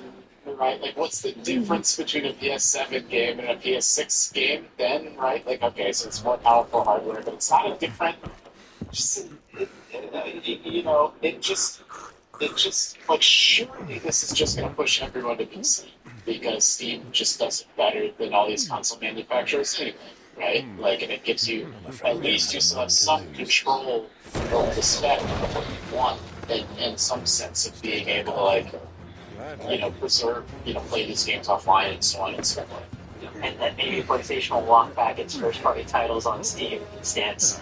I do think, though, like, to Justin's point, I was thinking of invoking the Xbox One and John Matrick all over again in terms of just how they were saying this is how it's going to be, and having the public outlash be so great. They didn't walk it back. I don't know, there's something about it that I'm not getting that vibe this time around, but then again, it was just announced it. I mean, there's a concept of DRM creating games, right, where you can install something, you can sit on a disk, and you can transfer it to other storage media and keep it in perpetuity, even if it's for and gone, as long as it's in perpetuity, or other online authentication or networking. Oh my gosh, typical game. It can exist in perpetuity. It's a little more difficult with PlayStation, where after downloading 4 games, that thing is full, and it was very, very cautious for the storage. And now we need time for the price that it used to be. Yep, there's that. So we have no solution statement. Do you have any? But we're all complaining there with you. We didn't form this council to come up with a solution. We're lamenting. Yes.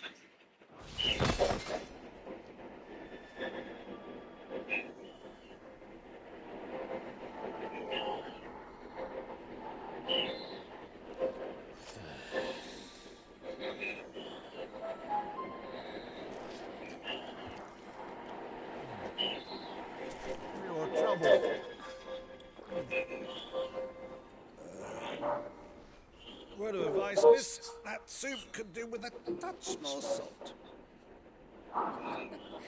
Well, let me lighten the mood by saying 2 words. Metroid Ravenous. Yeah! Let's go! What a title!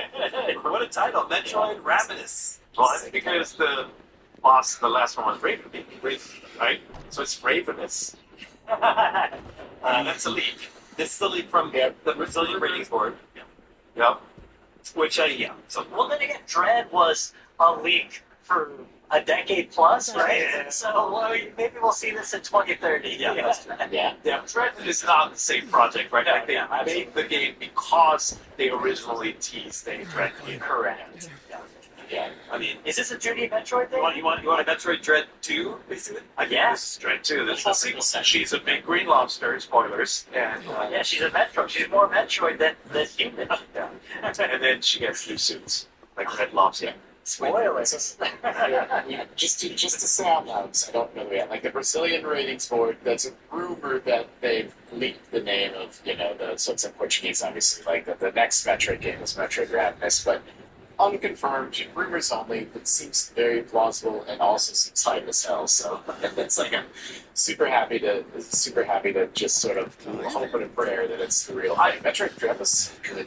Dread is great, and I really enjoyed Prime 4 despite all its warts as well. And I'm so sad when you sign into the eShop and you see the games that are trending, what's actually selling, and Prime 4 just is never in the top 25 or something. That's what I was going to say. I'm a little bit surprised they're going back to the Metroid well again, considering Prime 4. There's Hentai Farmers Club is in the top 30. I'm like, I think Metroid Prime 4 is better. Well, because it's storytelling gameplay there. It's a bummer, but this is sort of the story of Metroid over the years. It's not like they sell terrible, right? Like there are millions of people who have played Metroid games, but pound for pound, it's so strange that they never sell as well. Yeah. Despite Samus being in Smash Bros. Yeah. We'll see what happens with Star Fox. If Star Fox outsells Smash, that's crazy. Metroid would make a great movie. Yeah. I don't know. It's supposed to be a solitary. There's a lot more people to interact with in Prime 4 than normal, right? I would say that the more chatty games the atmosphere is not as good as in the sort of she crashes and then just finds her way back. Predator Badlands, but with Samus. There you go. Yeah. I ruined the movie for you. Yeah. I mean, much of Alien was pretty sort of not very chatty. But are we expecting a 2D Metroid on this, or is this another first person? What's the speculation? I think it's Mercury Steam's next. I think it's Mercury Steam's. Yeah, I think that's probably why it's been greenlit. Like I was probably pre-greenlit before Prime 4 came out, for better or worse. That's just my guess. We got it typically an expensive-ish to make in markets, and kind of why not.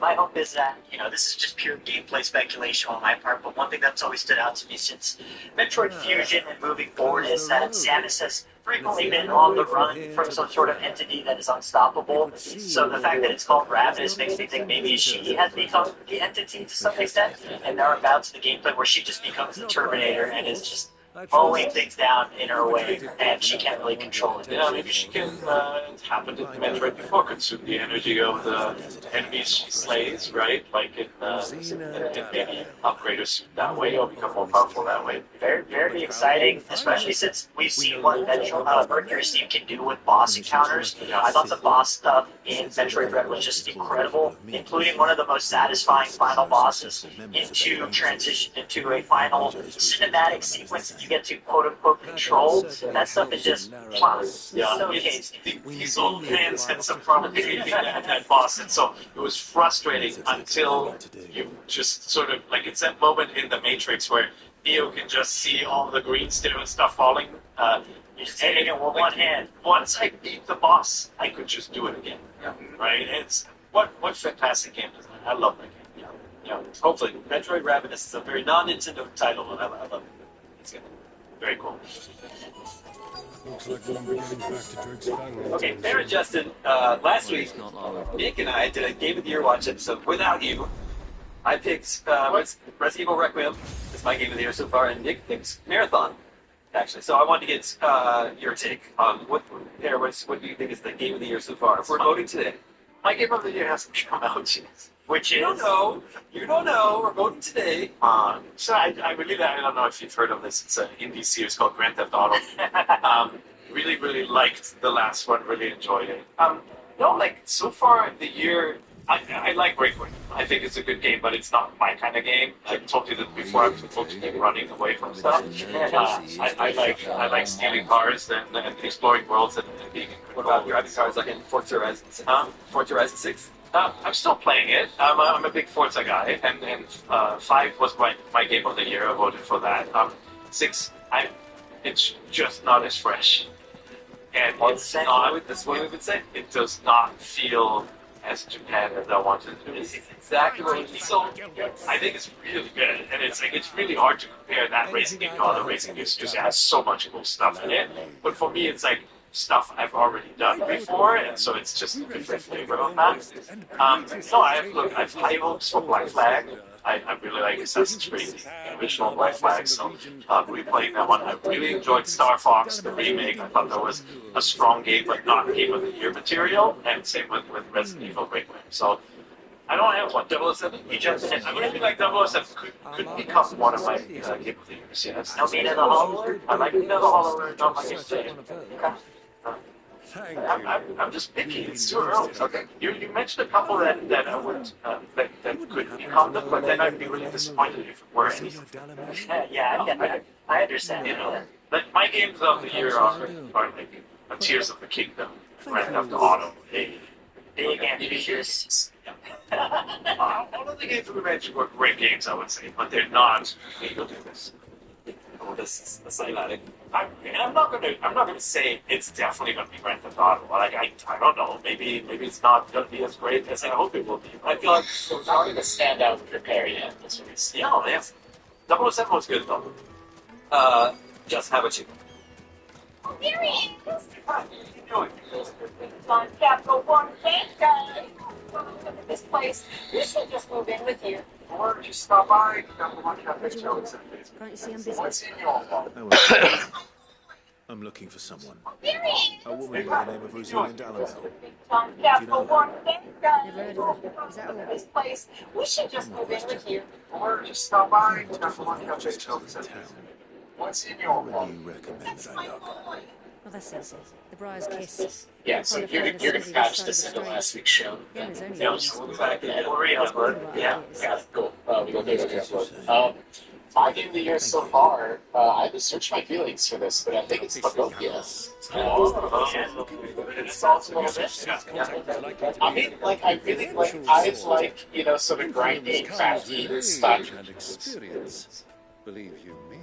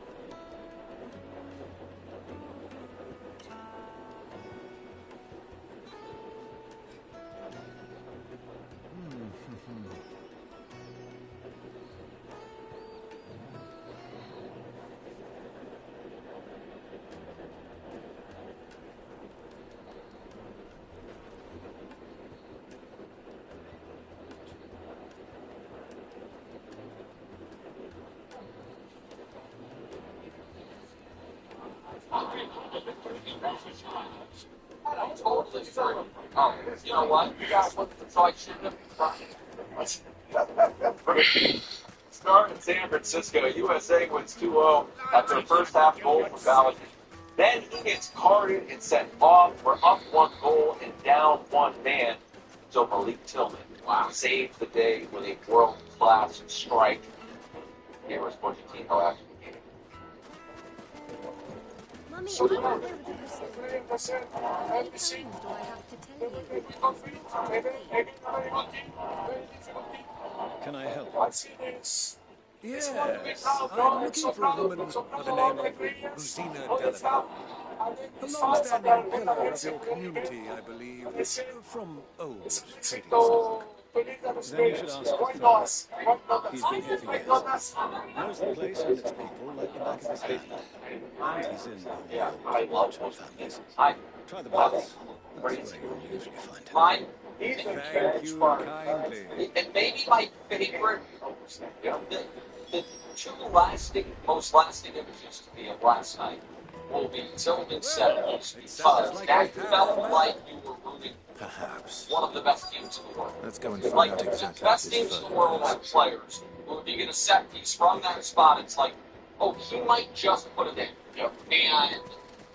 But the other image that is lasting for me, we'll play later in the show, is Pochettino in part because I know what his voice sounds like. I know how thick his accent is. How like I'm not saying he doesn't struggle with English, but you know what I mean. It's not perfectly fluent. You've lived here for some time, And is that singing correct? along to the John Do you know Denver song Rosina to the Dudley? game. I was just She may be a straight traitor up my from box keeping the keeper there and staying silent. It was just great. And so that was not your. That was well, you haven't even asked the question yet, so I didn't. I don't really like to ask the question before you take on the game. Oh, I thought it was how. I was violently impressed with basically everyone involved in it. Not wildly impressed with Pulisic's performance. There was a lot from him in this Belgian game, but everyone else did their jobs to AA plus levels. It was a shutdown defense that I didn't know that they had. That Bosnia had one shot in the first half. They didn't have a single shot within 15 yards of the goal. And that was a third of the game. There was a punt, and I the way you're going to watch the game,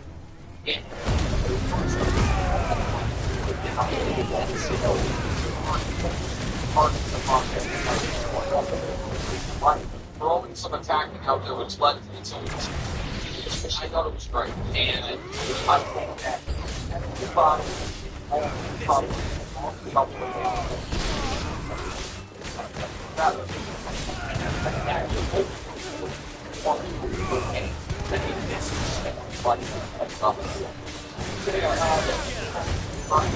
oh yeah.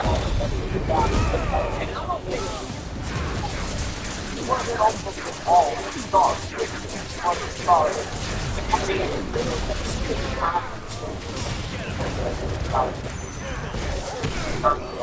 But I thought, you know, it wasn't as artistic as Carolina.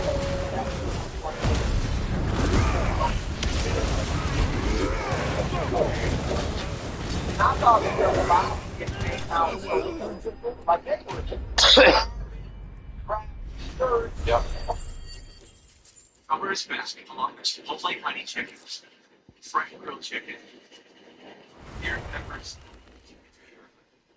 all making balance with the perfect touch of sweet. Chipotle honey chicken is fast with just in time Sazona. Holding, body checking. Who are you working for? Doing a lot of stuff. And we watched. You know, it was like, okay, we're not going to be able to win necessarily the way we were earlier. We have to keep grinding. And that's what we did. And then to hold on for 30 minutes. 30 minutes with 10 being 11. I thought it was incredibly impressive. And Nick, I think despite Ballard being out for the next game, you know who I am.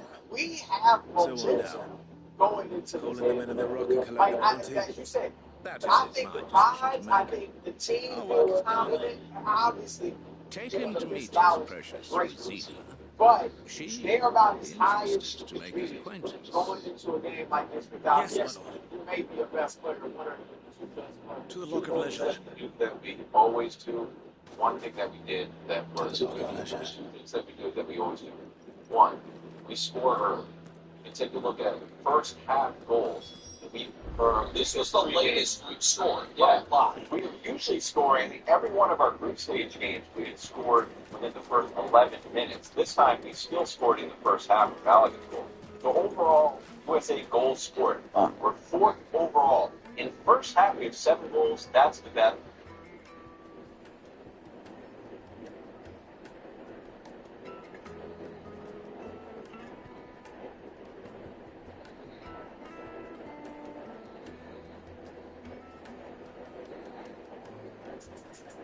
Around running on the league,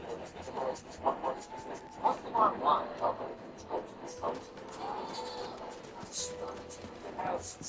Advertise I go to the scenes after discuss them. Needed a silken soft, the most favourable, the finest fabric.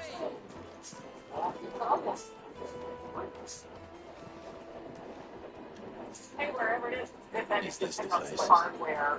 2 MVPs, first stint with the Cavs, Moore, and first 2 titles, and a 4-year run in South Beach. So it was the young sprig after all.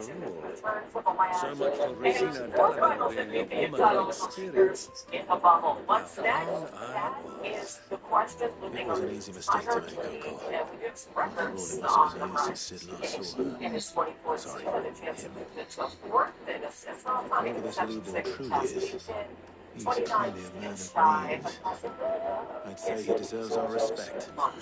On that list. See that he gets Say it. what? Special run edition of Full for Rest. Y'all ready? Okay. Let's begin the senior writer list, which leads us to a very special No more. Lord Furder told me to bring them to you.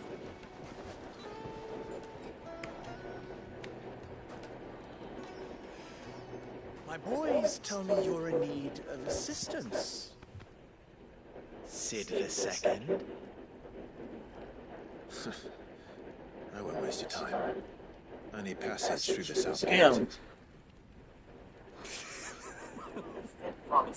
on that list, which leads us to a very special run edition of Full. Tell me, what do you think is a merchant's most important commodity? Anthony Slater from the Warriors. What's the latest on their pursuit of LeBron, Slater? Why, trust. Everyone knows that. Without it, you have nothing. And nothing is exactly what you have. And so for you, I too have nothing. I'm not in the business of helping every lost puppy that wanders in off the street. I'm a busy man, as you can see. Let's leave this Mummer's farce. By all means, find someone else to help you on your way. Yeah, that Anthony Davis question of it all. All right, Just be sure to tell them you're not the two travelers from the inn the guards are looking for. Don't want them jumping to conclusions, do we? There is interest in that third union with LeBron James, but the Cavs also have some roster names to figure out. James Harden opted out of a big deal last year. There's still an expectation they're going to re-sign him to some kind of multi-year deal. But Cavs were open the second apron last year, which means they only have the minimum to offer To do LeBron whatever it takes to get That's why they what took he him in the league wants. for potential trade for guys like Max Scherzer, Dennis Schroeder, Men and like then you offload some salary. have a special Yeah, place in so my yeah, heart. it's going to be the driver for LeBron in this Why, decision. you ask? It's hopefully going to be where the heart Because is. they get me what I Played in South Beach. Whitney, what's the best path to getting back there? Well, you could have Giannis Antetokounmpo, who's their big offseason part of the good pitch, but you know, they really need to fill out their roster. They gave me that nice signing with Tim Hardaway. If you want to have LeBron know exactly what his role is going to be, It's only natural that Heavy in allied their Sids front would row seek right now. assurances of strangers. get some guys on their roster and Assuming get them up he to is an the ally, for of LeBron. course. And to be honest with 5 you, years ago, I he don't know would my have still been a LeBron. boy. I think they would be And yet further even back then back I had than more good Gary sense Cole. than I'm not going to make a strong case for that. 5 times my age. You know, But enough of the pleasantries. okay. You were speaking of what I want. Now, if the Sixers just I want you to put an end to the trouble in Dallagan. a trade for Jalen Return to me when you have done so, and you shall have my aid. Reynolds. Until then, I bid you good day. What trouble? If you're going to give us orders, be clear about them, damn you. Manners, Greybeard. One can just put down some flies with honey than with vinegar. What did you call me? My apologies. A word of advice. I don't know if that's like we're drawing the like crystals. many. That was So the why dream. not? It's a I cool was photo. making this too easy But for you. he won a break with Yancy. Yeah, there you go. It will be easy. Solving his little riddle should be like dealing with him. Child's play. Let us divide our forces, Clive. I'd rather not drag this parlor game on any longer than we need to. All right. Good luck, Uncle. 6-year-old Jordan, Sean, lineup, 29-year-old James Harden. I thought we were the only ones causing trouble at Delaware. Signings today. Is that enough? Well, Is that this lineup enough? Well, key factor in any sort of Philadelphia pursuit of LeBron is Tyrese Maxey. That is not only with his talent, which is awesome, Yeah. but he's he's one of Clutch's core clients.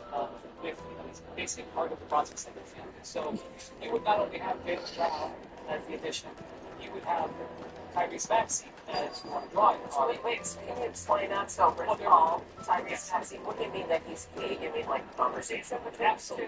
Do you have a They love LeBron. There's a long-standing relationship between Tyrese Maxey and LeBron because of money. Just a question. Tyrese Maxey out of college. Delamere seems to be thriving compared to the other villagers I came through on the way. Joel Embiid also won There a is little bit of LeBron, and then the Well, 24 there is Bears stones team. thrown for Drake's fang for one. I've been talking The soldiers all week guarding about the how near the Steph crystals Curry and the shipments should be need a a draw place to card spend their for him. hard-earned So gil. there's that connection too. Men on the rock throw their money Connection about between like there's Philly no and tomorrow. Tyrese Maxey. Tyrese Maxey Is that plus so? connection. That would be where you Well, think you're thank you. and I was again, Don't let me keep you from your work any longer. The city of Brooklyn, it's finally found in Brooklyn. The process is finally process. It's still going to process. Brooklyn, I'm going to get that water out. Okay, they got that money. Now you got Bob Myers overseeing everything. Also, the highlight that Charlie Jackson was pretty damn cool. And the good LeBron James. When you see these moves, these powerful moves, that this becomes our key. This is one of the most polarizing franchises in sports. It's a huge market. They've been they've been dying. They were embarrassed. They were embarrassed by the Knicks in the playoffs. They've been dying to make a legit finals run. Like, when you go to that city, you understand, boy, that would go even more for your legacy as it would be any more enhancement. The conference final 30 years Since they went to the NBA Finals. and they did get beat by the Knicks pretty bad, which a lot of people did. But And then Marino on film with the Knicks. but apparently they dropped the dagger when it comes to the Celtics. So I thought they lost again.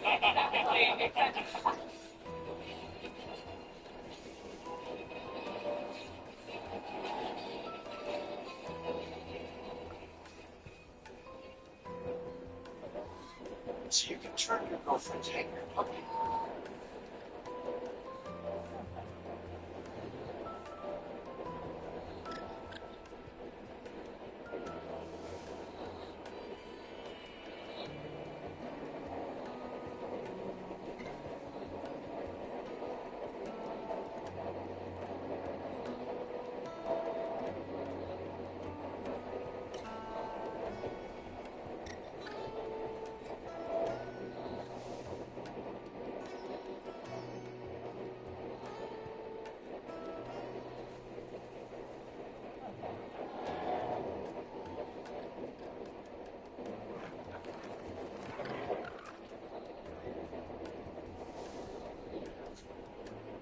That's the best. From second, action had malice in it. I signed and at 8 on Fox Belgium. Ballistic were like, hey, those were a few nice. Fine. He has been higher ranked than us. In 85. Right, and then they cynical. Were you surprised the Celtics in this move? I'm not surprised. I'm not even doing it this question, but I'm just telling you, I am flabbergasted. I am dumbfounded and thunderstruck. Cosign. All right? Yes, thank you. I mean, look, Brad Stevens has been a very good and smart GM, president, and coach here at Boston. I would never have thought he'd make such an idiotic move. And that's what this is. Jaylen Brown for Paul George, essentially. Believe the picks. All right? Jaylen Brown for Paul George. All right? Paul George is 36. Jaylen Brown is 29. Now, Paul George has been banged up and injured for the last almost decade. All right? He hasn't played more than 56 games since he was in Oklahoma City in 2019. All right, Jaylen Brown is, by today's standards, he is always available version. Jaylen Brown also has been Eastern Conference Finals player, MVP, Finals MVP, led you to a title, obviously. And Paul George has been up and down in the playoffs. They had some moments in big, huge games, particularly with the Clippers in the bubble, where he disappeared in the big moment. And that's the trade you come up with. I mean, this is a travesty because the Celtics got worse. All right, now look, they might very well go out and win 15-ish games. Because if Paul George doesn't play a game, you're essentially putting Jason Tatum in the spot where Jaylen Brown was at, and you add Mitchell Robinson. So regular season, they're going to be fine. They are no longer Eastern Conference contenders. Whoa, they will not win the East. They don't have a chance to win the East. All right, that's what I'm saying. And when this happened, I thought one of two things had to be true. I thought, one, that Jaylen had to have been not playing for Boston next year. Like, he had to tell Brad Stevens, I'm tired of you guys shopping me all around. Get me out. I will not play for you guys next year. Or he had to be adamant that he wants the extension. He got 3 years left on his deal. But he is eligible for an extension this month in July, later this month. 2 years, I think it's 142. So unless I thought, okay, maybe he was like, I want that extension, the way you guys have treated me and shot me and all this, blah, blah, blah. But all the reports are that he did not only demand a trade, then request a trade. All right, so to me, this comes down to analytics and the fact that, honestly, who's ready to break down math? I started posting math lessons on TikTok. I went from a class of 38 to millions. Now it's parents, teachers, all finding new ways to connect with math. The Boston Celtics don't, and this is relative, don't think he's that good. Don't think he's that good. And he was the 11th on their plus minus chart. 11th on the 15th. All right? And Brian Windhorst said today, or yesterday, that the Celtics, despite the media hype about Jaylen being in the MVP conversation, which should have been, he was and should have been, they think Derek White was their best player last year. But look at the numbers. Not analytics numbers. Numbers we judge players by historically and still today. And the dude that shot 39% from the floor, 33% from three. He averaged what is that? 12 fewer points. He's better. I'm not giving Derek White names. Derek White will tell you he's not better than Jaylen Brown. I think if he doesn't, he's. So can I challenge Brew? I'm going to refire up Brew about these. So, what you said, they would have been contenders. If they just, with Mitchell Robinson added to Jaylen and Jason, yes, they would have absolutely been contenders, not just for the East, but for the whole thing last year, or next year. Now they are not. I know you said I want to add a piece to it. All right.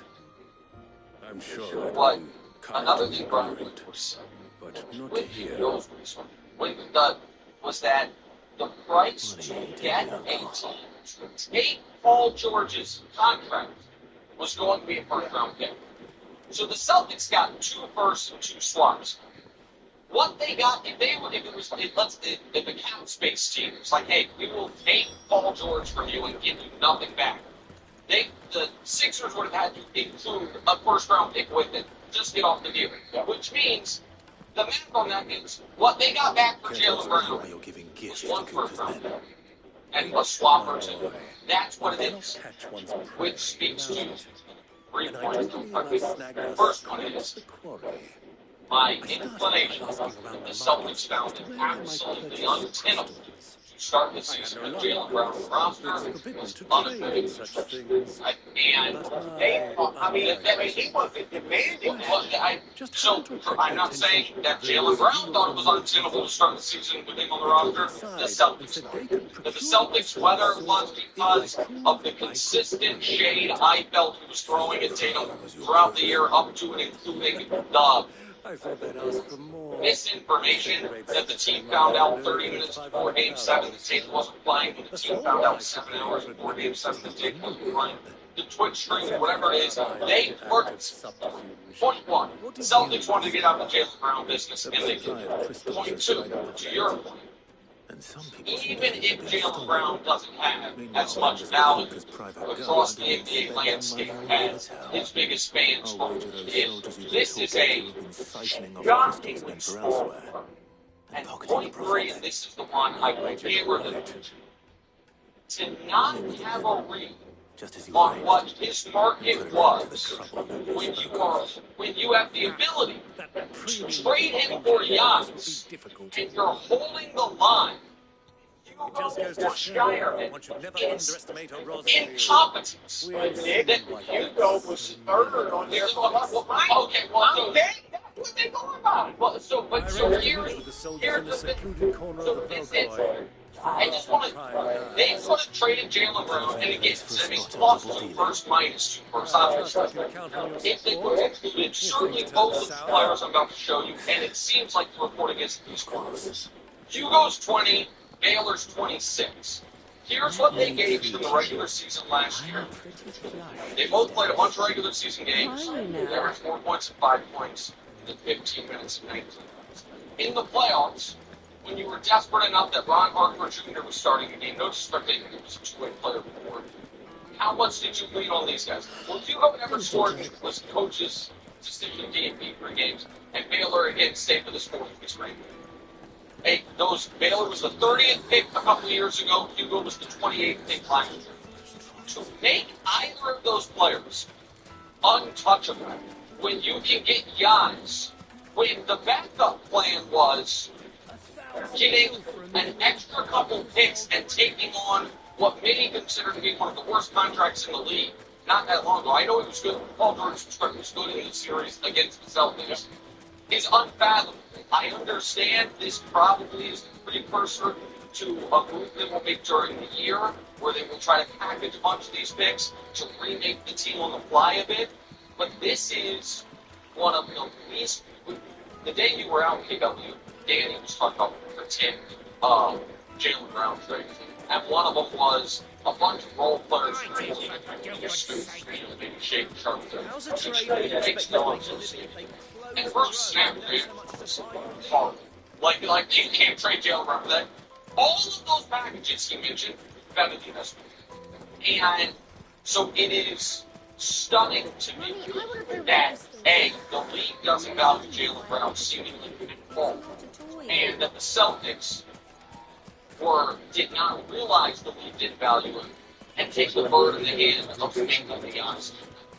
Quickly, so on the Middle East side of things, they did just beat the Celtics in the playoffs, and now also have one of the Celtics' best players.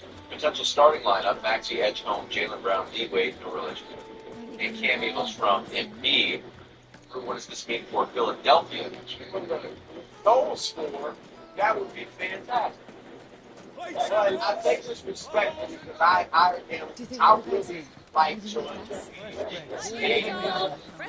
But I almost don't even consider him part of it. Because there's no way he's going to be healthy when you need him. We saw it this year. Great in his, Boston in those comeback games that they decided to like it's just so. I have to take Embiid out of my thinking as far as what they can do now. The trio of Maxey, Edgecombe, and Brown is great.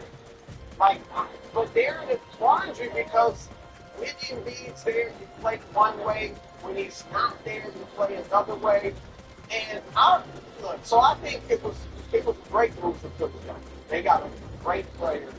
And I don't care what the analytics say, they got a great player and to add to their great team. But for Boston to trade him in the division two rivals that just beat you in the playoffs. I mean, like I said, they don't think he's that good. I don't understand. I can't wrap my head around it. The analytics. Yeah, I think they analytically they believe fully. The way they play is straight up analytics. You had a good crash out. And they don't believe. Yeah, they're talking about it right now in the video I'm listening to. Everybody agrees with me. The Celtics trade makes no sense at all. But you can see why I age-restricted the video, can't you? Boy, oh boy. I was beginning to think you weren't coming, my lord. You've brought your I was beginning to think, was Eli coming to a Final Fantasy stream or not? Yay, knives and bleach. Yeah. I mean, I'll be honest, I don't know how I could crash out more.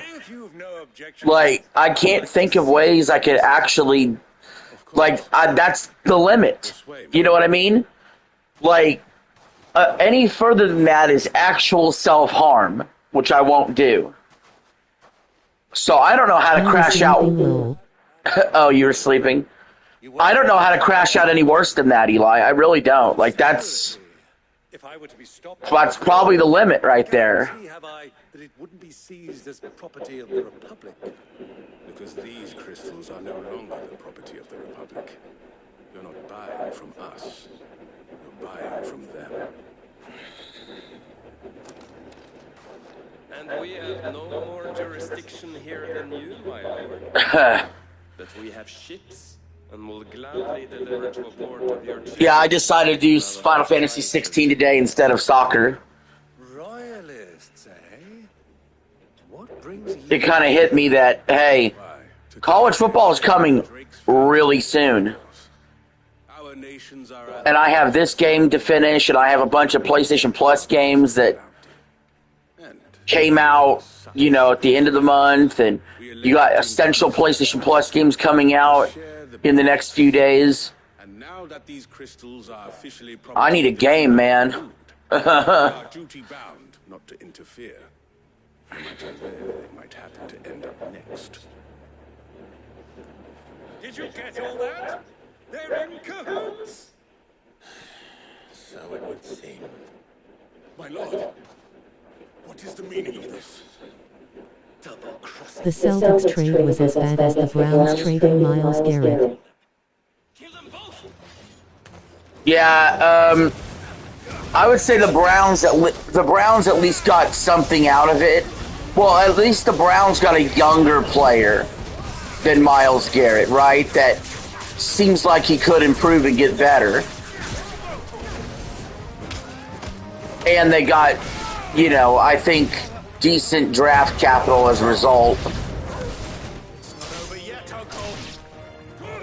It made sense because the Browns aren't going anywhere this season or next season. The Browns have a long rebuild still ahead of them. And by the time you actually could get good, Myles Garrett will be too old. But the Celtics, they have no one to blame but themselves for why they can't just have Jaylen Brown and Jason Tatum do what they've done the last 8 years. Like, look, I understand we want to win championships. You know, I get it, right? I completely get it. We want to win. We get close every year. We're in that basically, except for last year because we had a weird first round exit. We're always like a top 2 seed in the East with those two. Even when one of them's hurt all year. And we're almost always at least in the Eastern Conference Finals. We were always one of the favorites, if not the favorites, in the East. Every freaking year. We got the one title. George even won a championship. No. No.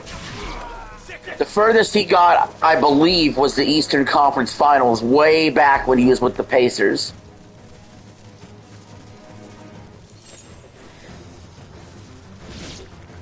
And he lost to, like, LeBron and stuff. But, No, this just... I don't get why the Celtics are so anti-Jaylen Brown. I thought, well, maybe Jaylen Brown wanted out, right?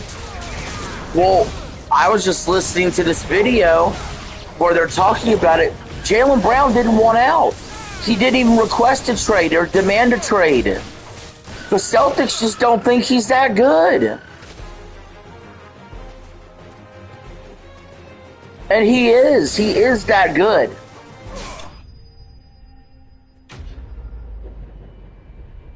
You had the best duo in the league, Tatum and Brown. At times, the Celtics are high.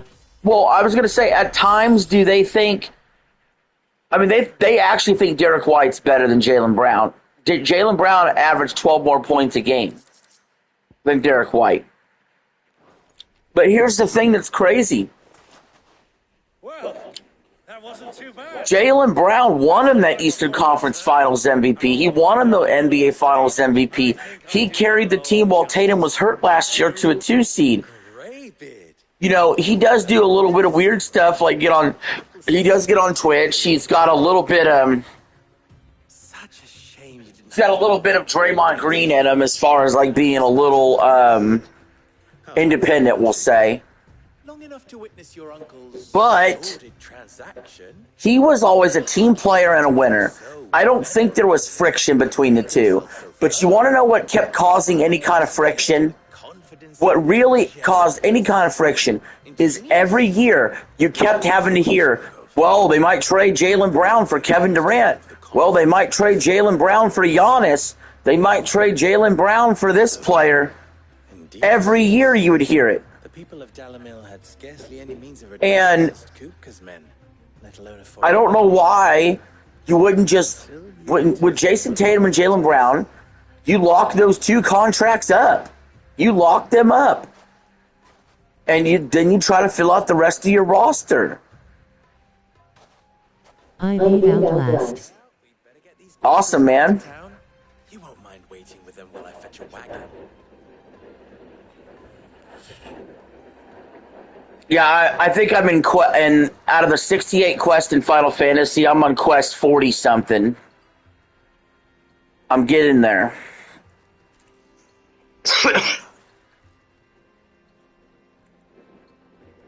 It occurs to me that I still don't know your name.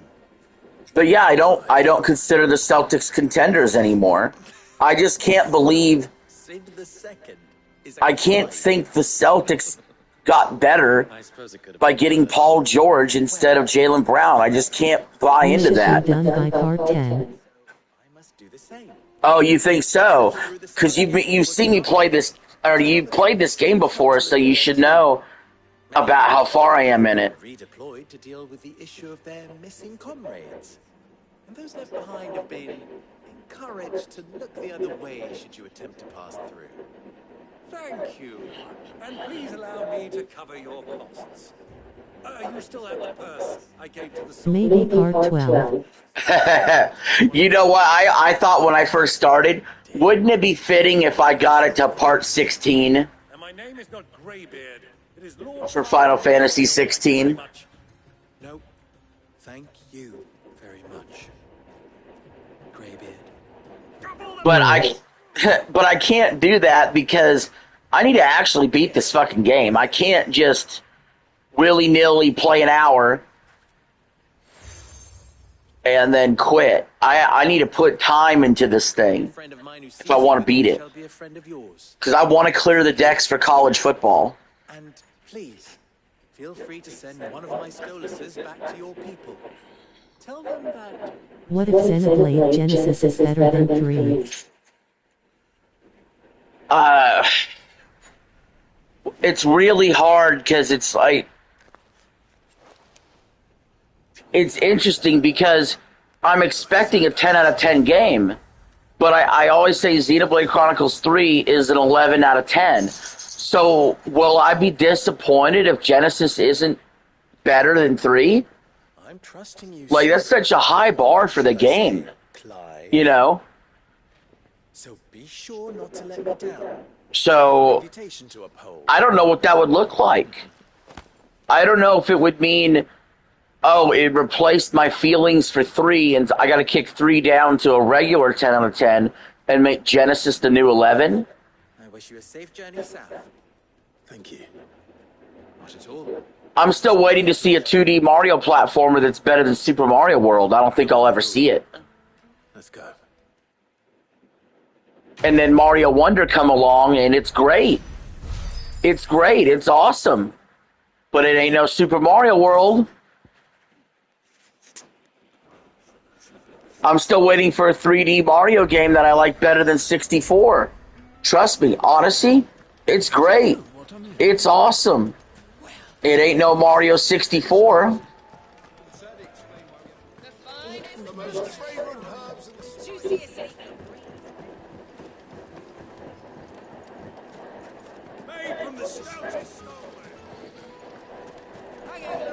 Doodles. They've opened the gate. Lubor was true to his word. Oh, come here, Doodles. Doodles.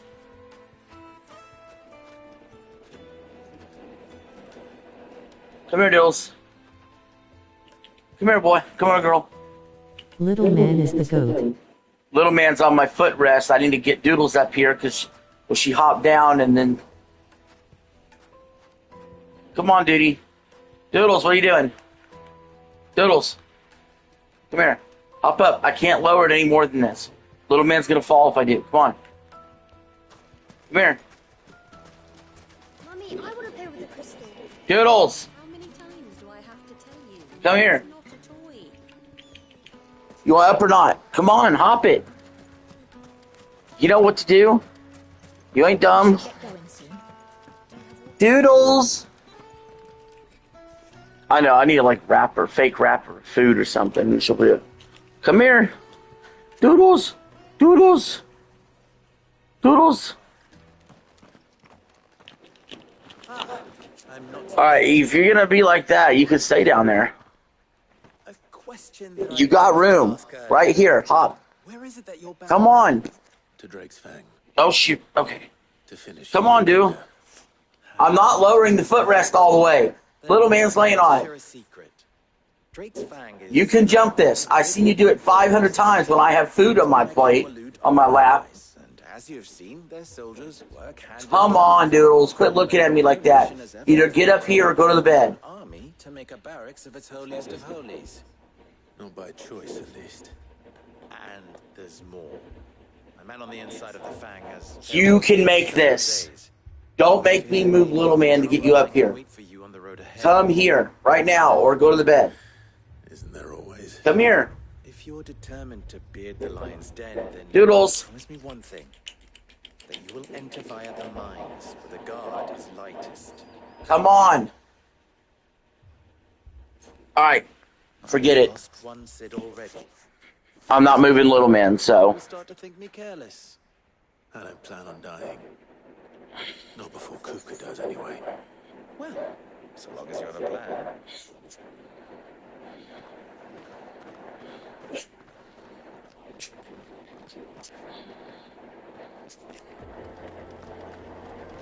Little Man's the goat. Drake's Fang should be just beyond these springs. Shall we press on?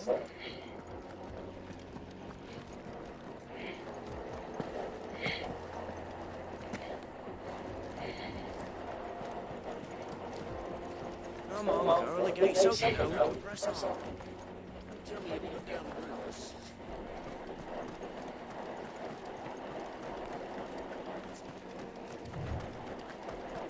Yeah, to give you an idea what's going on, Eli, this is what's irritating me. I've seen Doodle make this jump every single time I got food in my lap. And I don't want her up here while I'm eating, and she gets up here. She wants me to lower the footrest all the way, which means I would have to move Little Man away from the fan in order for her to get up here. And I'm just not doing it. She can hop it. Literally. Does it all the time.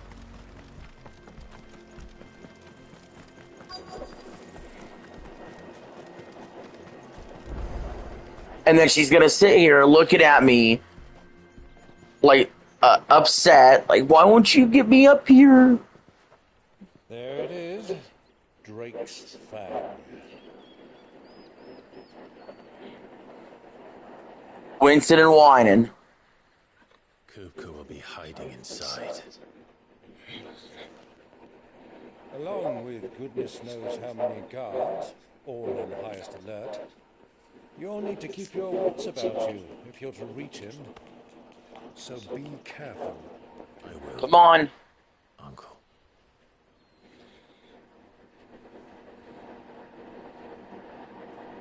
Before you go, Clive, allow me to apologize.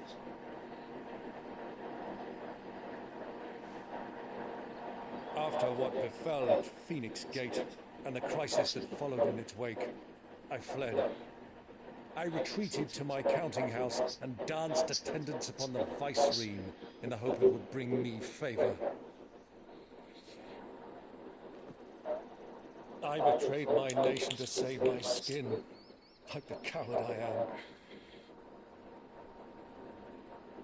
And I'm sorry.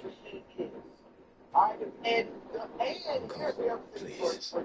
Now, I know Jalen has It's one not too control late, Clive. Rosaria is yours by right, and there are those that will help you to take it back. The summer with fresh grilled chicken, spicy chipotle peppers, Had I the courage of my brother, open the I might summer already with have chipotle done ranch, so. sticky But that peanuts, ship has sailed. You, however, No. Forgive me, but I cannot. He goes there and it's Tyrese I fight to build a new world now.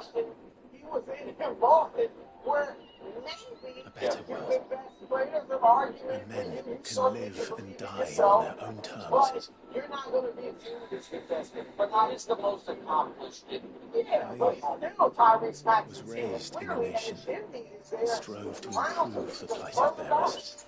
So when I think overall the good news is going to be negative, I just think they're in some situation because Only you let got Teddy Eli, what do you think? The 76ers, did not arrive. who's the best player on the 76ers? Is it Jaylen Brown, Tyrese Maxey, or Joel Embiid?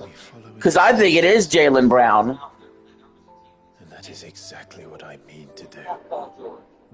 We're not keeping By ruling Rosaria, So like, you know, you don't have to to the whole of the twins. you know, so it's a couple things in swap. Again, lottery rules, you know, that maybe this looks worse, you know, as far as what they gave up, but I think they have a pretty high floor because Maxey and Edgecombe are young, and, you know, durable players. So I don't think they're as worried about the swaps as they, you know, or the picks as other teams. And Jalen Brown's durable and in his prime, and you get him I am for proud very, to call very you little. nephew. Come here, Doodles.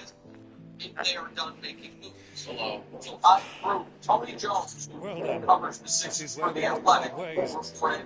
They have now reached out to Chris Paul about is this LeBron? No, LeBron. About LeBron joining. But I think there's another different reason. Again, I think Chris it's like, you know what? Till then, Interested in books and time. But like the more like things like will run off as well. His contract is obviously undergoing. It's 3 years, 190 million. you and I should expect you to regale me with the tales of all your adventures when next we meet. You can regale me too, Togo. Oh, an NBA insider just brought up a good point. The Sixers might move Joel Embiid to the Warriors. Yeah, Doodles is up. Little man hopped down. She got what she wanted. But Little man hopped down on his own. So then I lowered the footrest. If they take on 3 years of 190 million for Joel Embiid, they're crazy. Okay, they're crazy. So here's the deal that's being floated. Let me pause that. So here's the deal that's being floated. Joel Embiid from the Sixers to the Warriors for Jimmy Butler to clear out money, and then the Sixers signed LeBron James. So then the Sixers would have a team that would have Jaylen Brown, Tyrese Maxey, Jimmy Butler, LeBron James, and VJ Edgecombe as your starting five. Holy crap.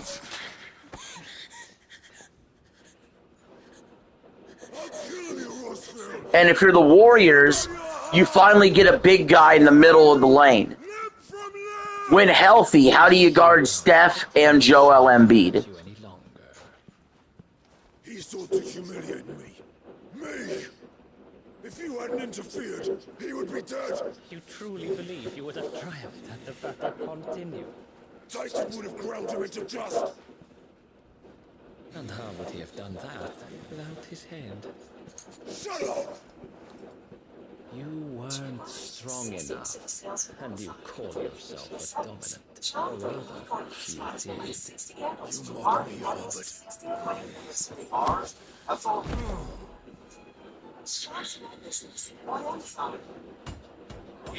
You see, Hugo, you are weak.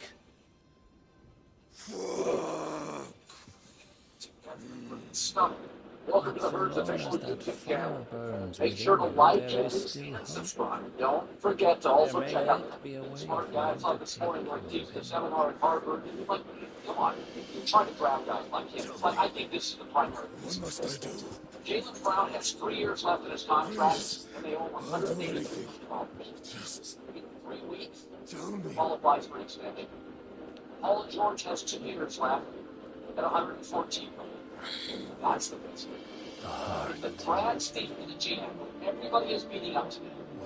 Said basically, I'm not going to do it in Milwaukee, and I'm not going to do it. I'm not going to attempt to speak to every single last piece of Jim, but I might break Tim. Perhaps If you I could have the take advantage choose, of that. I'm going to go Tim. Of course, the Never crystal analytically would not believe yield because her he made the blessing extra. to any Okay, ordinary. I'm not going to do like Jamal Murray Jokic. There's a real argument. They should have brought him up a couple years ago. Chris Middleton or Giannis 3 years ago. And that's not that Jamal Murray and Middleton aren't going to play. It's like the CBA. Any chance, 8 years. Rigid And still managed to find stubborn in the GM to get him in trouble. Wow, Colin Cowherd is defending the trade for Paul George. Why don't, I mean, if you're going to go trade for a cheaper, older guy, why didn't we try to trade for Kawhi? I mean, what the hell? They win with it because of it. And again, the contract is math. And What the fuck, man? Brad Stevens is like, look at what is happening to our. Colin Cowherd just said the Celtics didn't win because of Jaylen Brown. They just won with Jaylen Brown. Are you fucking kidding me? Are you kidding me? Run along now, Hugo. You need only follow the light. That is the dumbest shit I've ever heard in my life.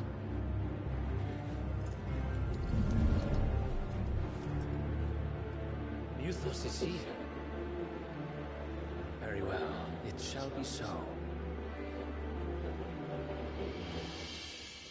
You may leave everything to me, Your Majesty.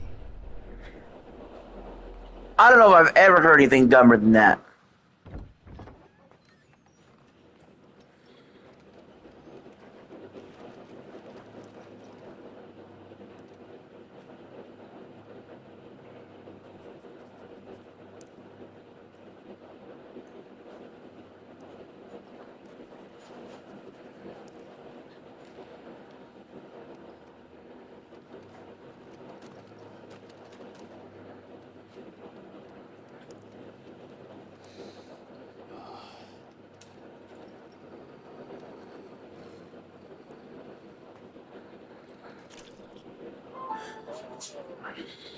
Bitch, we're back on. The smoke show is son.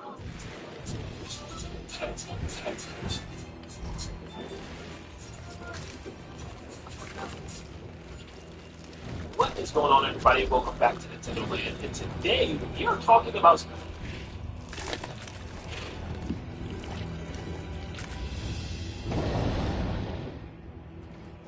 Orcs.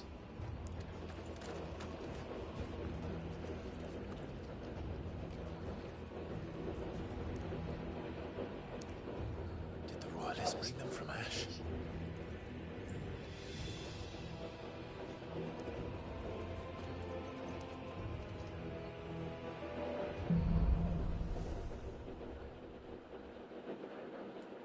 Into the darkness. Okay, let me find out which mission is this. Let's find out how far we are. Real quick, let me see.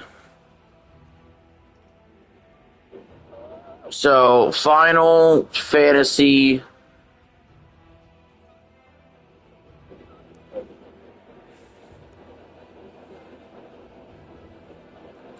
$16 all main quests.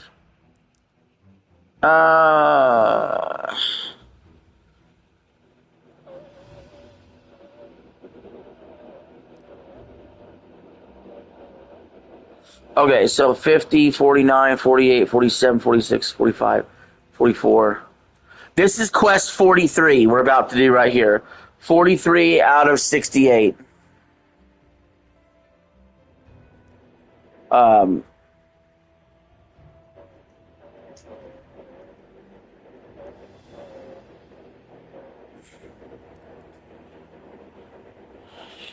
So It feels like he's trying to use his coordinated an attack against a Fire Nation say Microsoft is testing a new disc digital protect that lets players turn physical Xbox games into digital items. I their Microsoft we haven't heard this. I was frustrated. I understand what they're trying. They're trying to make a disconnect just feel so that you're able to compare and you're not able to not put on there and download video. And that's download the game. They want to link it so that people can't do that. And they have the best quote-unquote intentions in mind with this, what they're setting up. But then the concern I have with that is the reason why that and it needs to be seen and what's the it's getting they both have to and different movements from the enemy. The future is like Xbox is good. Here's how it was. It's not about Xbox, Xbox, and installed it on So, what did Tommy Dreamer allegedly do? oh yeah, I could so a lot of what the allegations were is, you know, there would be women that are saying, oh, well, he touched my butt in a match, or he booked me to, like, get crotch grabbed, or a dude would say something like, he said he'll blacklist me from the industry, and just, you know, a bunch of people bad-mouthing him right after he was gone. And to me, it just sounds like disgruntled employees who want to take pot shots and maybe even, you know, maybe start up a lawsuit, maybe. But I think they're just taking pot shots at him, you know. But the thing is, the wrestling business always has been a little different than other industries, man. Like, remember, Vince McMahon made Trish Stratus bark like a dog. Vince made Trish Stratus look like they were fucking doggy style. You know what I'm saying?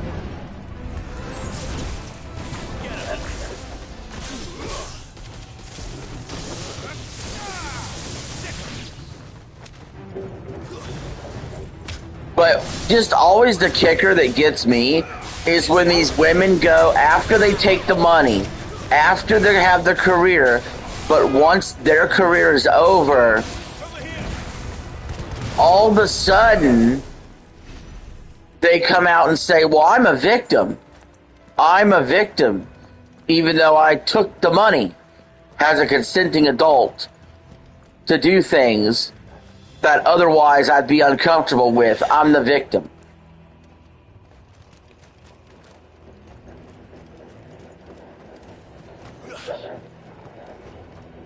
I can tell you right now, let's say I was a female, okay? And if my boss at work told me, let me grab your ass, I would say no. And if it was in the wrestling business, however, I would say yes. Because in the wrestling business, you're doing different things either for comedic effect or to advance the storyline. Do you think when Vince McMahon did the Kiss Your Ass contest, I said this in my video, when Vince McMahon did the Kiss My Ass segment, do you think Paul Heyman was thrilled about puckering up and kissing Vince McMahon's ass? Do you think in every single movie that you see where there's a sex scene involved, that the women involved that don't really want to have sex with that actor or even pretend to or touch that way, do you think they're thrilled about doing it? Or do you think they do it because it's advancing the story of the plot and they're getting paid?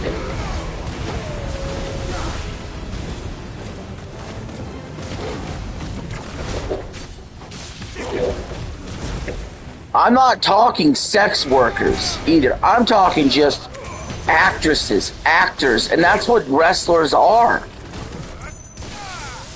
For all intents and purposes, you are acting, you are playing a character.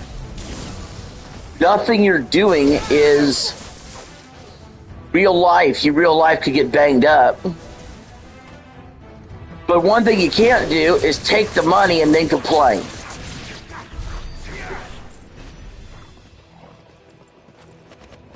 You just can't do it that way. Well, I was a victim, or one of the things I like to say, I was young. You were an adult.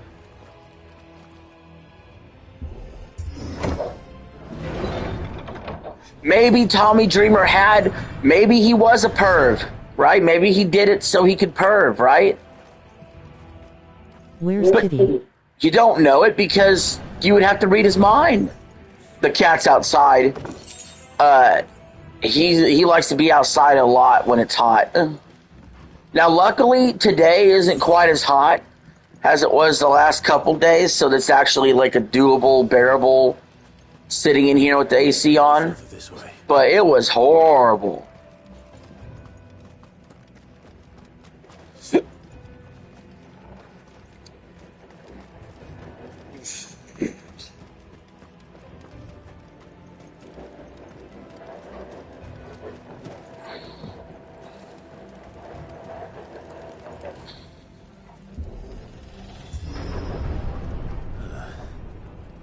Stairs.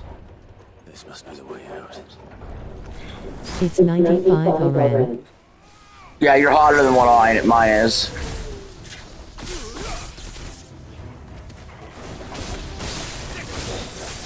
But you're Texas, so.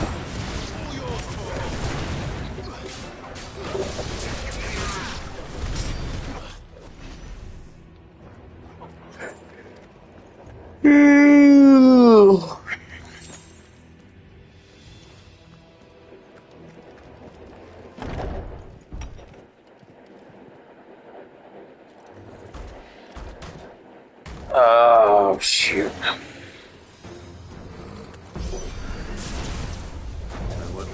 You know, it'd be nice to finish I think what my goal is today with the stream is it'd be nice to finish Quest 50 and get down to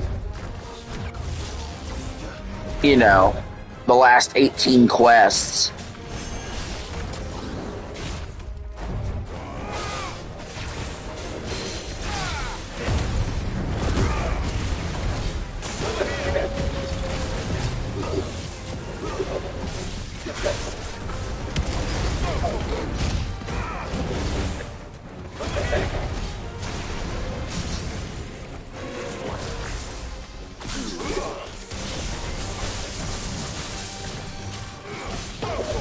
Are you showing me, Eli?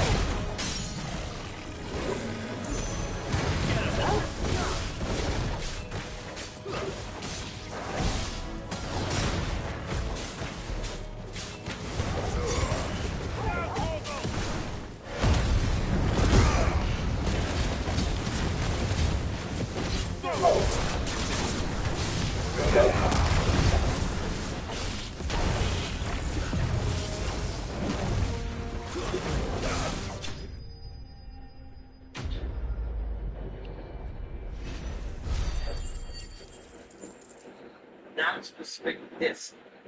Once converted, you can play the digital version without the disc inserted.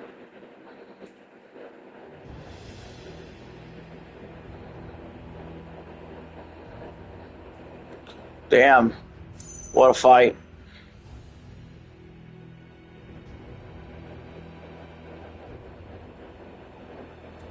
Where's the fucking...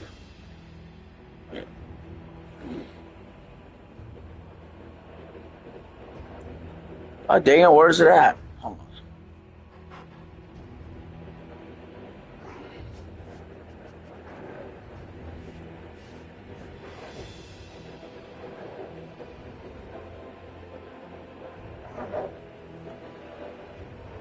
I thought he was live.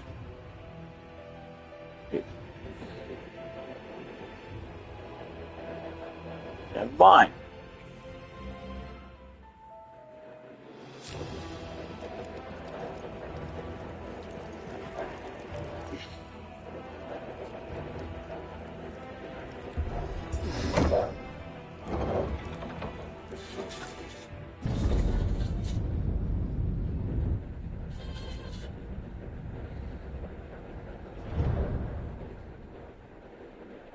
Born in the USA.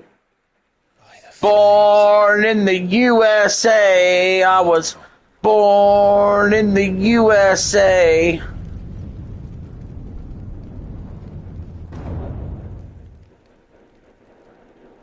Oh, I see. No Sam here again. Luca never did do things by halves. As if taking the mother crystal to his own wasn't enough.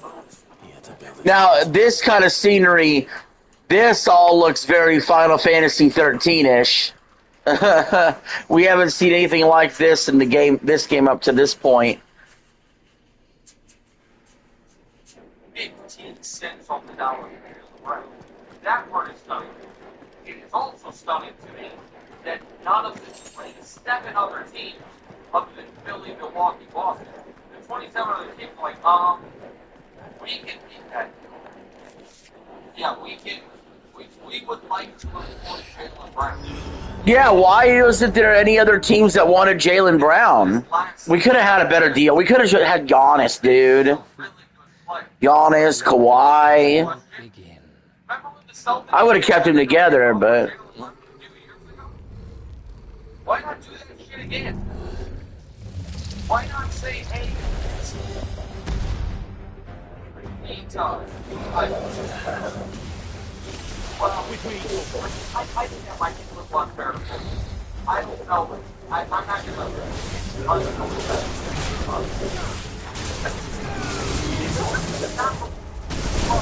not so fun. Not like, you know, it's not.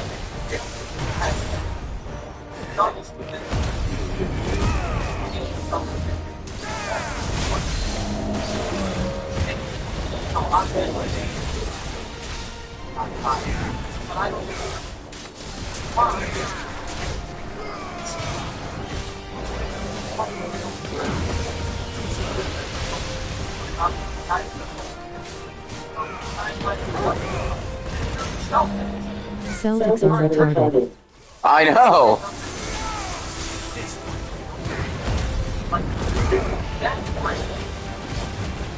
Maybe we need to get, maybe if we freed up the money and we find out the reason was to sign LeBron and we got LeBron, Paul George, Tatum, and Derek White as our starting four, maybe I would accept it for the year, but still not long term.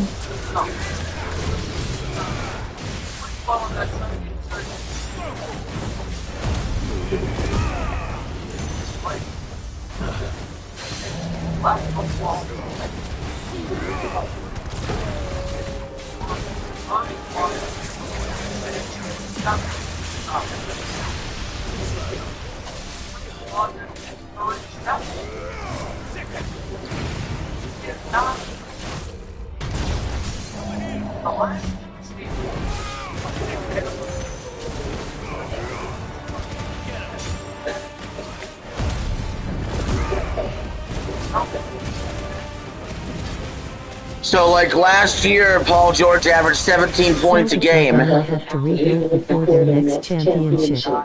Well, they're not. I'll say this: they're not awful. Like even the team as it currently is a playoff team. It's still a top 6 team in the East. They're just not contenders anymore. And by the way, that like I said, there's some rumors that the Celtics could package Paul George, retrade him for a different player.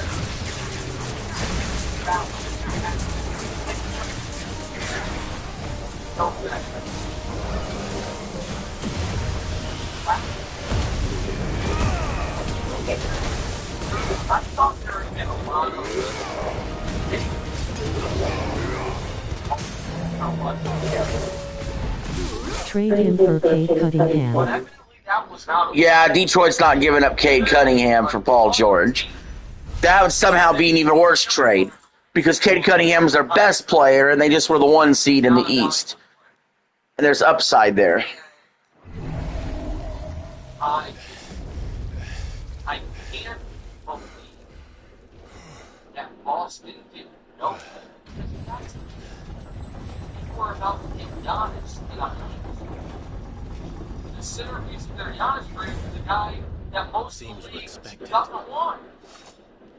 And to go from that to 36-year-old Paul George. So this is the power of Muthos. That's what I think is incompetent. If the Timberwolves win the finals, I will lose my shit. I'm picking them. Like if I had to pick today, I'm picking them.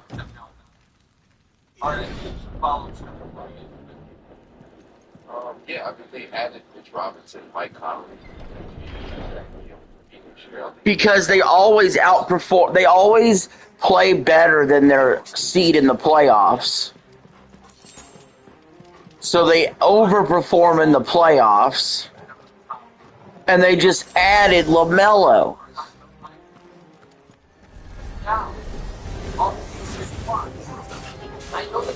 Because the thing is, they lost to the Did they lose to the Spurs? What was it? They lost to the Spurs in, what was it, 6 games?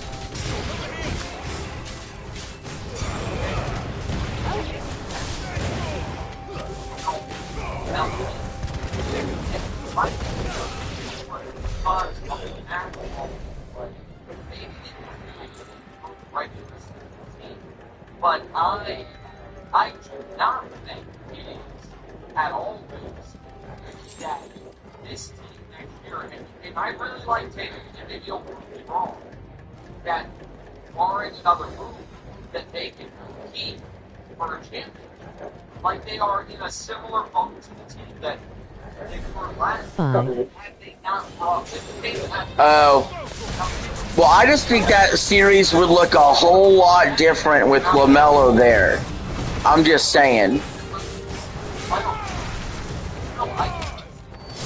Now, would I be shocked if Wemby won? No, I wouldn't.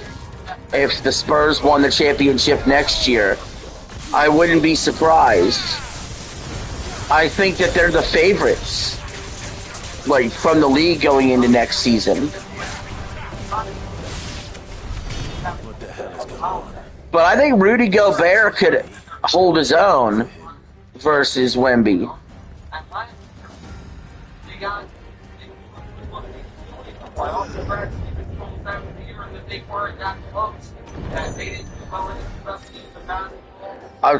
Today, I feel very Timberwolves versus Sixers in the finals. That's just how I feel today.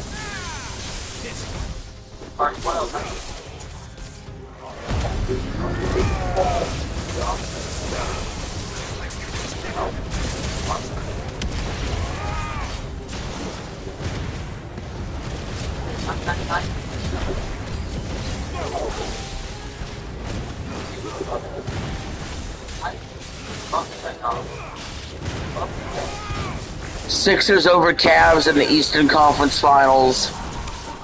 Timberwolves over Spurs in the Western Conference Finals. Now, that being said, I still don't think OKC is chopped liver either. I believe they're real contenders. The Pistons are real contenders. The Knicks are real contenders. But I don't believe the Knicks will repeat. But you gotta give them some respect.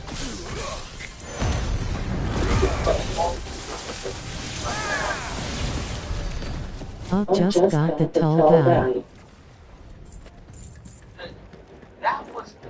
Yeah, I mean, we could still be in the middle of an OKC dynasty. Like, OKC, I could absolutely see a world where OKC wins it next year and they're 2 out of 3. You know, that's very possible. Right after Game 7, I believe, in the first. And I know the East just won the NBA Finals. Again, I'm a big fan of the West. I think the West top 4 teams, also including the Nuggets with the T-Wolves and the OKC and Spurs, I like the West top 4 over the East top 4, which would be Cavs, Pistons, Sixers, Knicks. Like 6-7 hours.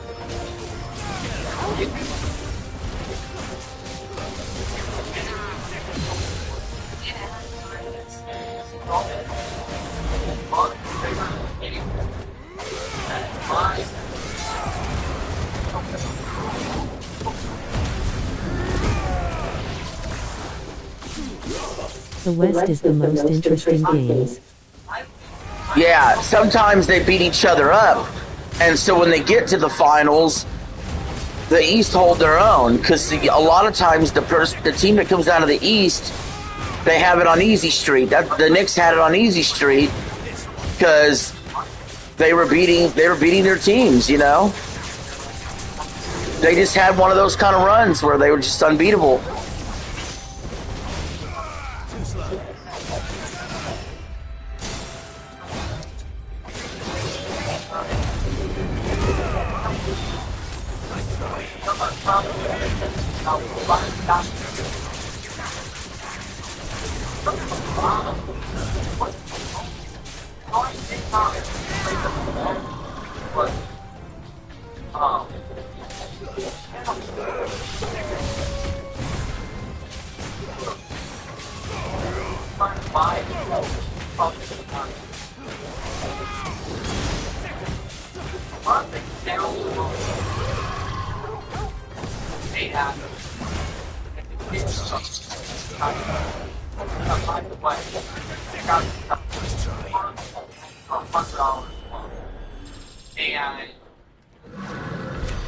like,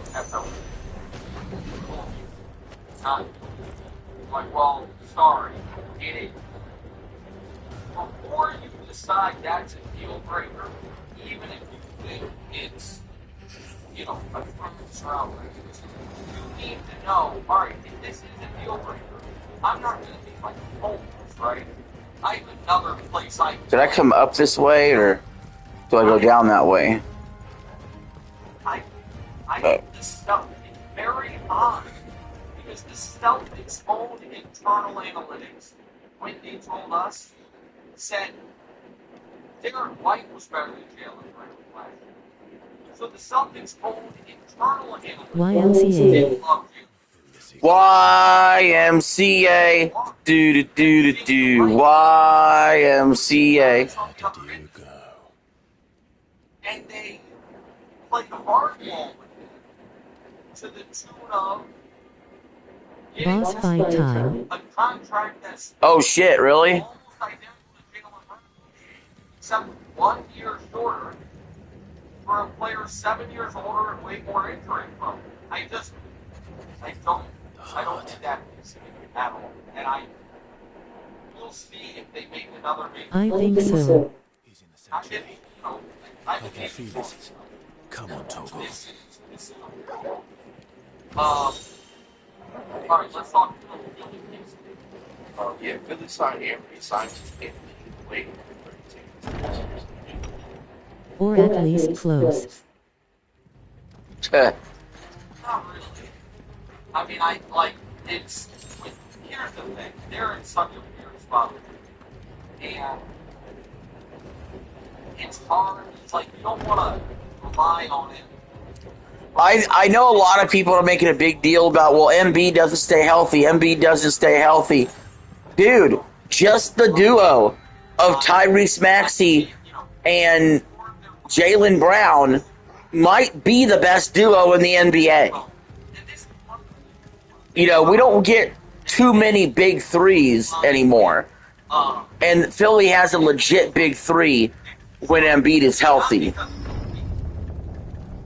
But think about the best duos in the league, and some obviously have better supporting cast. You know, Jokic, Murray, Giannis, Bam, LaMelo, Cat. I don't care if FX17 is turn-based or action RPG. Either way, I'll enjoy the game probably.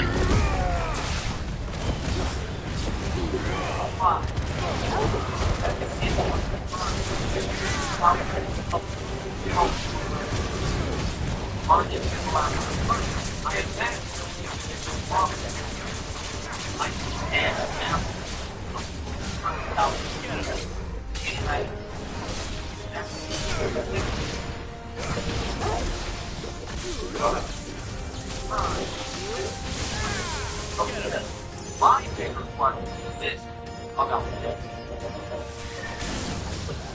The size, but it's high.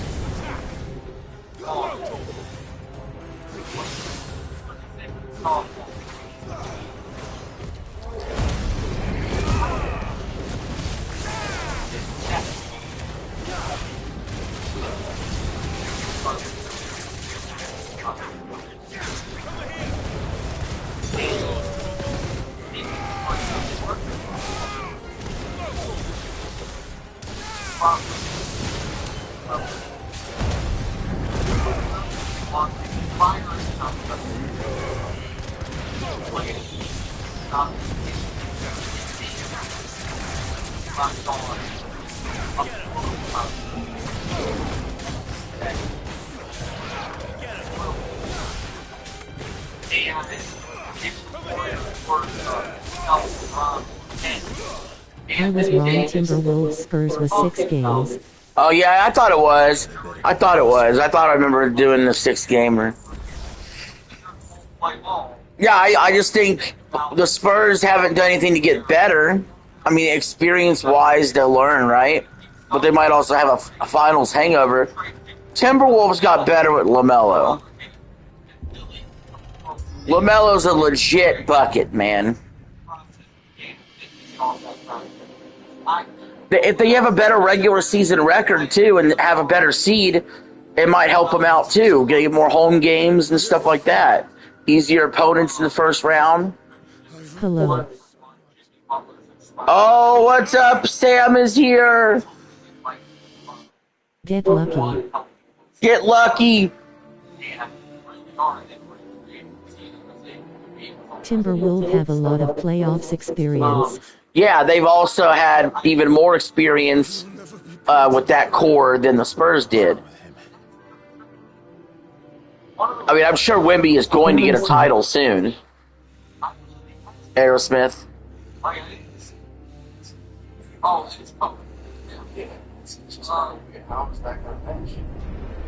Ventures. Fallout Boy. Do we play? Do we play? Can I go to your house, please? Are you free today? Doodles. I am free today.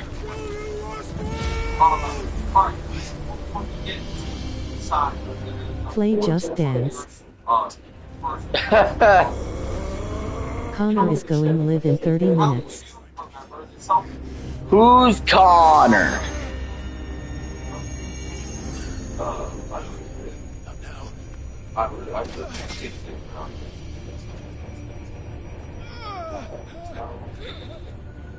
I think it's boss fight time. I am free today. Here we go. Yeah. Who's Connor?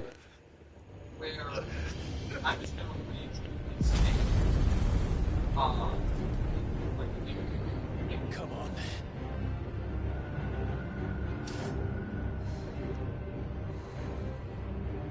Find him. You've done this before.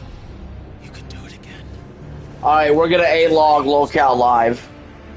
Tommy C's actually on the show. Separate ways. The boss fights in this game are a highlight. Yeah, this is gonna be great. Separate Ways by Journey. Yep, the best Journey song. Can I go to your house this weekend, please? Yes. 4th of July, man. Party. Thomas is my dad's name.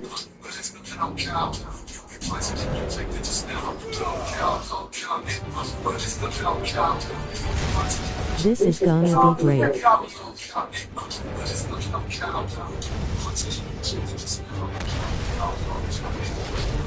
As we touched and went our separate ways. As we touched, we went our separate ways.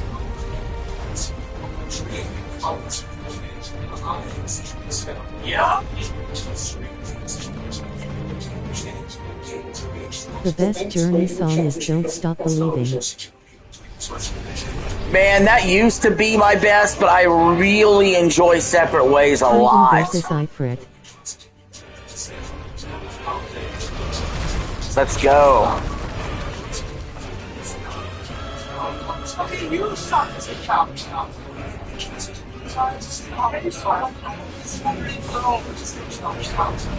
Did you see my comment? Yes, I did. Unless you made a new one that I haven't seen yet.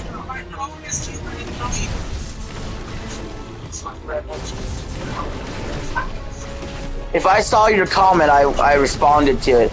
If I haven't responded yet, then I haven't seen it yet. I try to respond to all comments.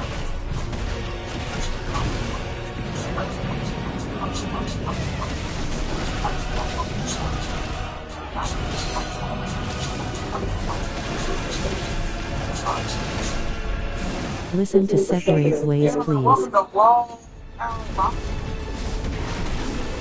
I wish I could. Can I take a nap, please? Yeah, go ahead. Take your nap. What comment? I haven't even gotten hit yet.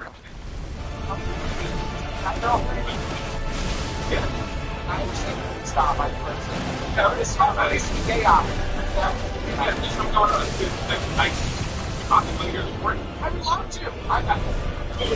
Is it nothing to do with you? Dude, I'm saying. So, I you see, you already, like, working, I can take their setting, try to follow wrong. I text, stuff like that. But people just kind of probably get, you start like it really quick, and then probably get the I wish I could. Get meetings. That goes upset. She get me. Yeah, go ahead, take a nap. She says, he's talking about fire. What restaurant did we hear this song? I don't know, man. After this boss is a good stopping point. Think so, huh? Yeah, but if I stop here, then I might as well stream the soccer game here in a little while. I figured I'm gonna blow right past that. Well, you might be right. It might be a good stopping point. Separate ways at 2 A's. She kind of kept referencing it, and you talked about it, and you know what? It's exactly. Oh, we got one. And Queen Margot Trotter donated $20. Tommy C, welcome back home to live. I don't know, man. This is golden content. I'm glad you want to come. But I'm going to bitch about this back. No, you deserve to. Yeah, it's bullshit. It's bullshit. So I told her not to do it. I think I talked to Keith. Or required. Stream the soccer game. Right. So she insists on. She agreed to it, but she insists on doing it. Really? So if I for Lolco live now. Tommy C's on there and Turbo. Boogie's not even there right now. Offered to buy her. Oh yeah, yes, come back. She is being like or take her on her partner, right? And he said, "I'll give me this, I'll give me this, give me you." William. And I used to know because he was very new membership. William is a nickname for Liam. How big? Well, I don't know how that was played.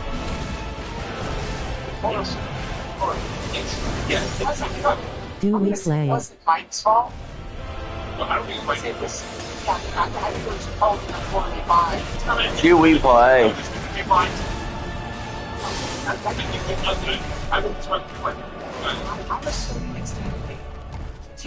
I destroyed that boss, dude. I guarantee I'm gonna find out. Historically, I always find out. I'm going to find out. So, that's happening. What's the best Queen song? That's a good. I'm gonna say, "We Are the Champions." Bohemian Rhapsody's really good. Fat Bottom Girls are The good. second most popular Journey song is Separate Ways. Yeah. I don't know. I think it's good.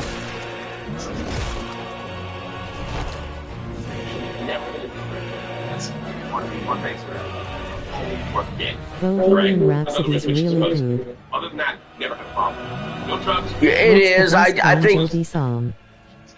best Bon Jovi, "Living on a Prayer." Yo, I'm halfway there. Yo, living on a prayer. Living on a Prayer. Right? And she's getting pissed about it. So I'm looking at this good suspects. Tupac, What's the best Billy Joel song? and recently Tina. Nobody has. Is there one? No, just kidding. White Wedding. Uptown Girl. And Tina's just trying to earn this Rhythm whole has no vowels. Uptown Girl. Tina, whether you knock somebody or not, I know. Rhythm Heaven got a 9 out of 10 from IGN. Here's the thing. You money south. After you get talked about, you want all the money, you fuck it up. The numbers were here, now they're here, because you start to learn to live it. That's what Hi, I'm happens. Sam. You Get lucky. Yeah. It's that long. You wind out, you look back, you're back. Guess what? It's going over. Oh shit, this boss fight's not over.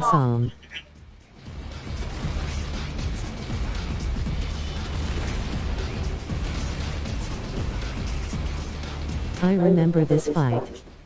Aerosmith. This boss fight's not over.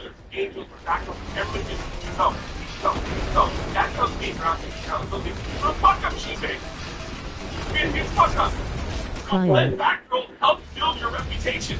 Here's what like, love, like. So I went here and I thought this would stop. Now everything's going to back and when it falls. Can I go to your house, please? Yes. It's pretty problem. The right to go. But just stop. Because I only have to be careful. Yes. And I'm going to use it if you're going to trust me. What's the best Bruno Mars song? You're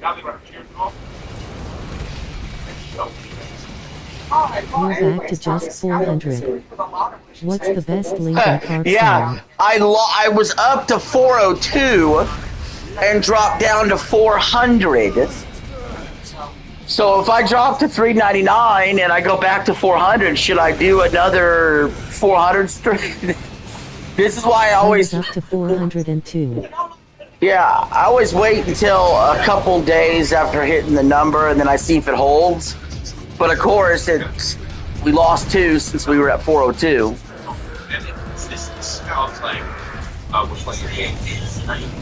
Oh no, thank you. Do a karaoke stream, please. We lost 2. Sure. $20. It wasn't fucking Tina this time. It was Fox. Fox told that to dump water so they can. She can see. So if you're going to fucking lie right. Start to record the water. Read my messages, please. I am. Do you have a PS5? Yeah, I'm streaming on it right now. This is how we're streaming it. Do you watch Family Guy? Yeah, I watched Family Guy for years.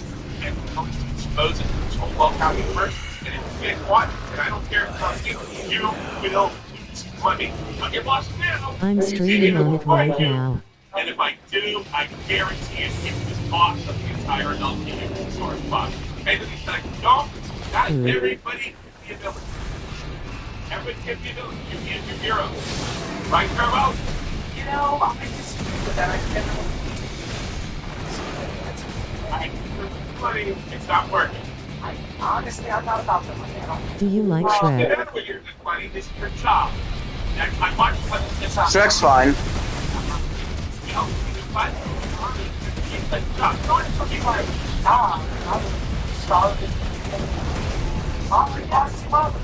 The final countdown. Shrek's fine.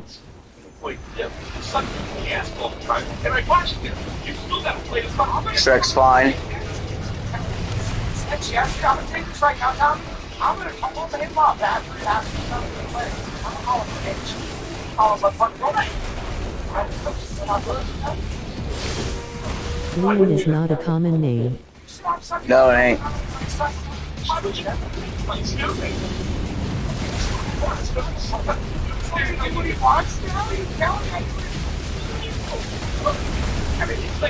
No, it ain't.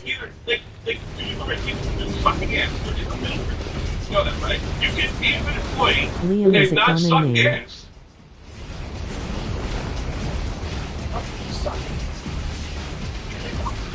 Oh, come on. You know he watches my show. Hello. Hello, hello. He's all legend.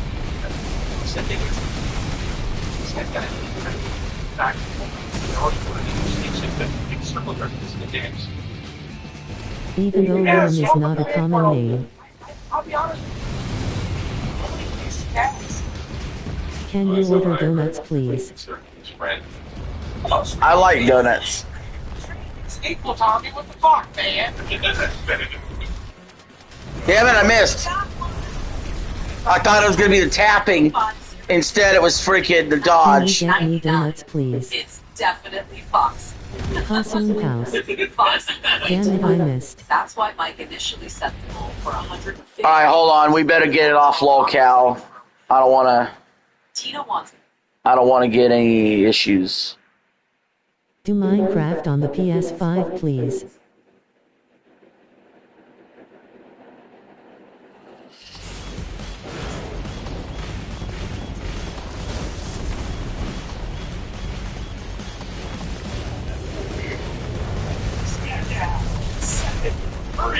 The Just Dance on the PS5, please. Review with me, mother. Just Dance, motherfucker. Do Jeopardy on the This PS5, please. SmackDown was taped after Monday Night Raw from Atlantic City this past Monday night. So for a lot of you, if you are hearing this upload before SmackDown Just airs Dance, on the motherfucker. USA Network, these are going to be results and spoilers. If you do not want to hear the results, spoilers, and DC's thoughts on this Do week's show Roblox on the ahead of time, PS5, please. then come back to the channel and come back to Brandon. this upload after SmackDown Brandon. airs on the USA Network. But The Anthem and I've done Roblox on the PS5. It's on one of the streams I've done. 2 hours this Friday night. Because Do Happy anything Wheels on on the the planet PS5, please. would be more meaningful. Happy Wheels? This I done garbage, Roblox on the playing in PS5. traffic, picking up a bad habit is more meaningful than watching this show. I assure you, we're gonna go over it. You're gonna see Fortnite how on the much PS5, real please. thought, if any, was put into this show. Wait till you hear what they gave you. Do Friday Night J-Pop on the SmackDown. PS5, Talk about please. phoning it in. I understand it's a game show. I understand. Do Call So of that's Duty on the more reason PS5, to please. put your best foot forward. Deliver your best show. Can we play on the so that when PS5, please? people read this on paper, We play in the PS5, please. results, they want to tune in. They're like, that sounds pretty damn gnarly. I gotta check it out. Instead, you talk about phoned it in. That's an understatement. So I'm gonna save you the time. We're gonna go over this show. 7/3/2026. Just weeks away from SummerSlam. That's what I want to start off with, right? A little bit of a They cold definitely open took before we inspiration get from the to old God of War games with the bosses in this game. Because on Monday night, Yeah, for sure. This Final Fantasy 16. Let's be honest about what this is. This is not an RPG. And this is a fucking action game. and you have Brockton Lesnar versus Boba Fett, and you have Liv Morgan and Io Scott. Which I get why people are upset about that. Fans are revolting against this card already. If they're RPG fans. This is an action game. One of those matches is a rematch. Now I understand, right? We see rematches. Because genres blend a lot. It's an action RPG because it has a skill tree. Right, but genres blend a lot. But what are you mostly? And this is mostly an action game. A lot of action games have RPG elements to them. But this game is a lot... Hold on, I gotta make my point. Rematches are going to Hold on. happen, no question. What you do, though... I gotta make my point on this real quick. Rematch is So, action games, or what I was going to say is, what you mostly are as a game is your top genre. Yeah, games genre blend quite a bit, right? But I would say this has a lot more in common with the God of War, with the Devil May Cry, with a Asura's Wrath, with a Bayonetta than it does freaking Final Fantasy Classic or it actually has less in common with Clair Obscure Expedition 33 than it does a God of War. You know what I'm saying?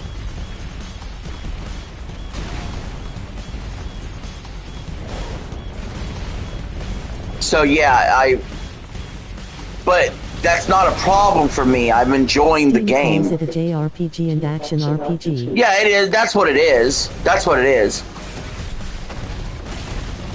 It has those RPG elements, but I'm saying, like, you could just drop the RPG part and I would not be bothered.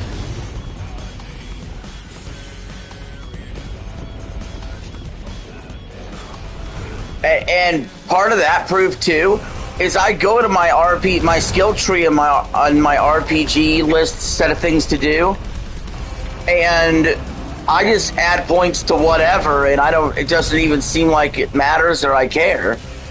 So Xenoblade Chronicles 3 is it's a true RPG. You're managing gems. You're managing multiple systems. That's what makes it an RPG. This game is what the God of War remake trilogy should be like.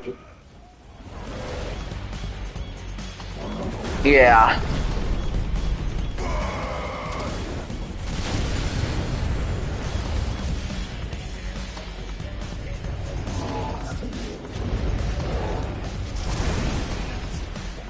Actually, it's funny because when I'm walking around a town, I almost feel like I'm playing an Assassin's Creed game. Hello.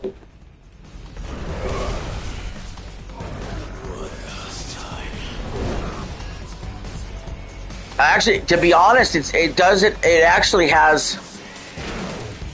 Oh wait, what's going on? Oh. To be honest, This stream is not PG. This stream is not PG. Yeah.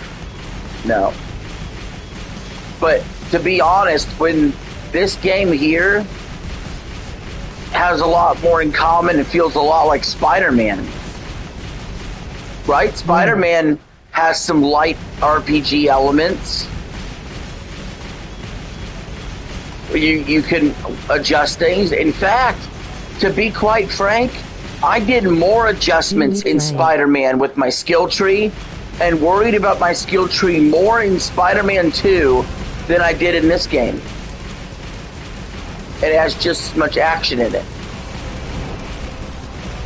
You know, big, huge, grandiose boss fights and stuff. Please.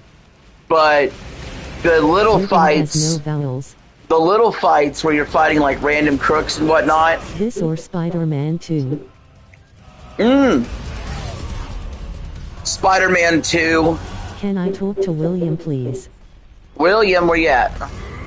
I would say Spider-Man 2 because short for William. I care more about the Spider-Man 2 story. I gotta be honest, 2. Eli, I don't know what it is, but the story of this game didn't capture my imagination. Like, the gameplay has me completely sold. But the actual super long, drawn-out cutscenes and the story part of the game, I've been half paying attention.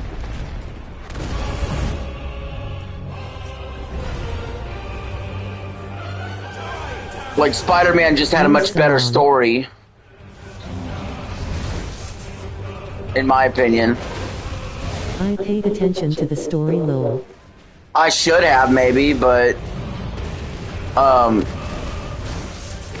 No, it's got the gameplay. I'm sure the story's a fine story, but... Xavier. Some of these, like, sometimes when the cutscenes are too long, or there's too many, sometimes I tune the fuck out, depending what it is, what's going on. To me, the story just feels, what I've seen of it never hooked me. It feels like it's just your basic medieval RPG setup. Now, to be fair, I didn't is an uncommon name. I didn't skip the cutscenes. I've had options to maybe skip the cutscenes, and I refused to do so. But that doesn't mean that my ADD style brain doesn't just tune out and not pay attention when a cutscene's dragging on for like 20 minutes. Paul is not a common name.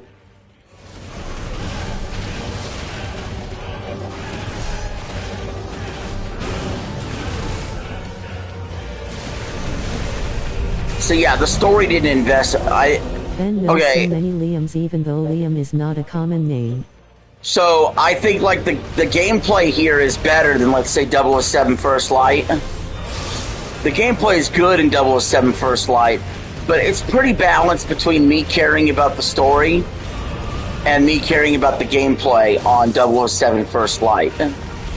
This is a better game than 007 First Light, but I wouldn't put it above Spider-Man 2. I consider Spider-Man 2 a 10 out of 10 because it has about the same greatness of gameplay, but with the story I care about. Birthday party. Like I said, I think you're looking at a game here that is sitting around Clair Obscur level. Can I go to Zach's birthday party, please? Happy 4th of July. Happy 4th of July. But yeah, you're looking at a game that I think it's around Clair Obscur level. I cared more about the Clair Obscur story.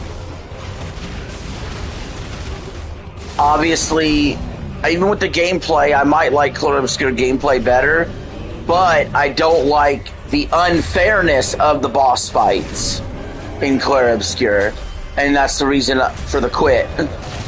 But here, these boss fights, they're grandiose, they're not unfair. As long as I can effectively dodge and attack, I can beat the bosses here. But the thing is, it's not what they don't. Luckily, they don't have the thing where, oh, if you miss once, you die instantly. Like, that's the kind of shit I hate.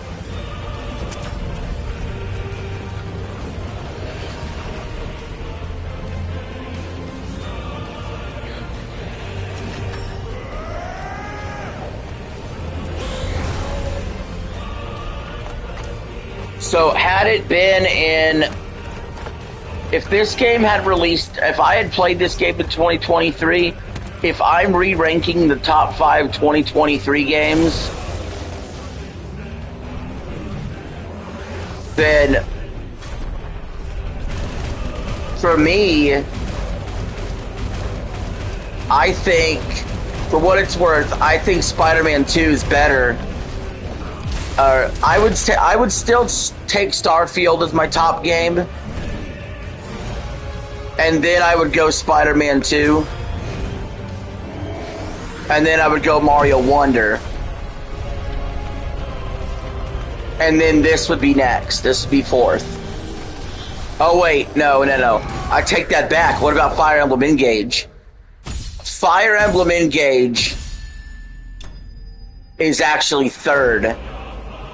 Mario Wonder is 4th, and this game is 5th. Tears of the Kingdom gets kicked down to 6th.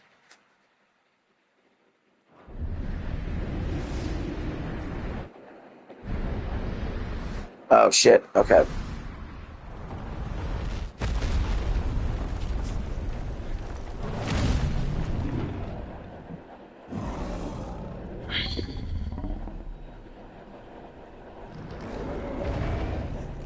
Yeah, Tears of the Kingdom gets kicked down to 6th.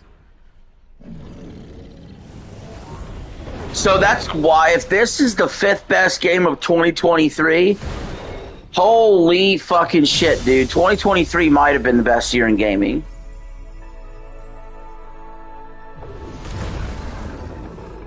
Because there's some years where this game is absolutely good enough to be a game of the year.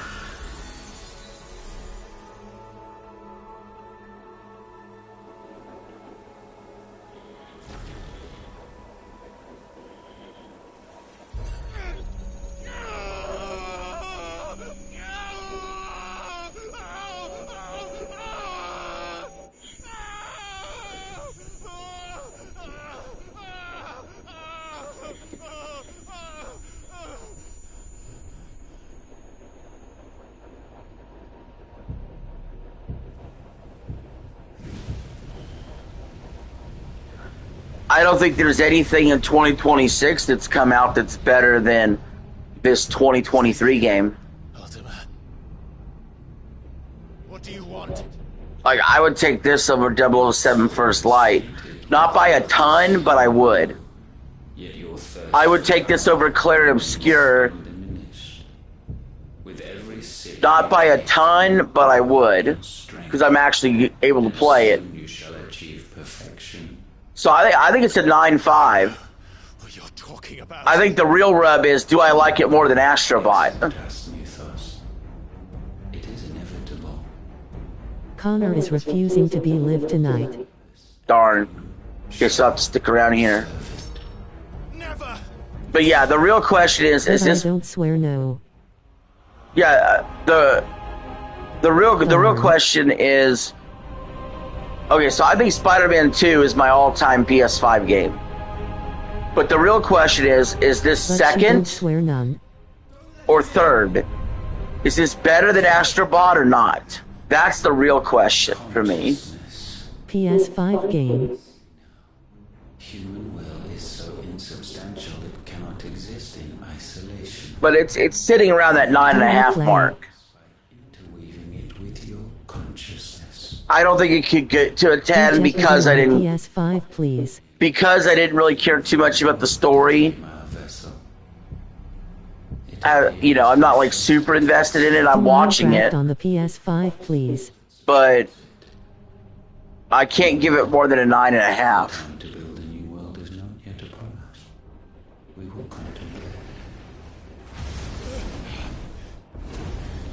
But there's games I've given a 10 to.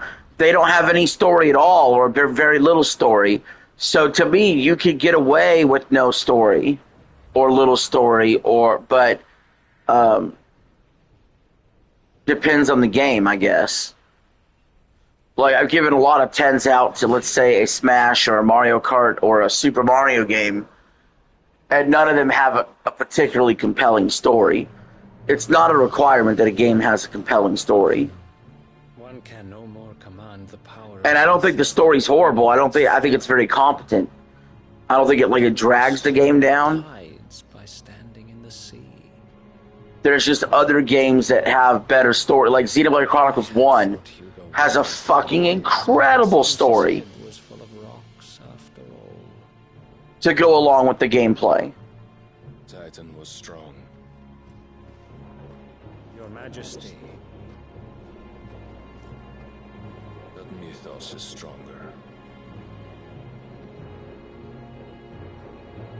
For 5 years, that man lived only for revenge. Clinging fast to a fiction, even as it swept him into the abyss.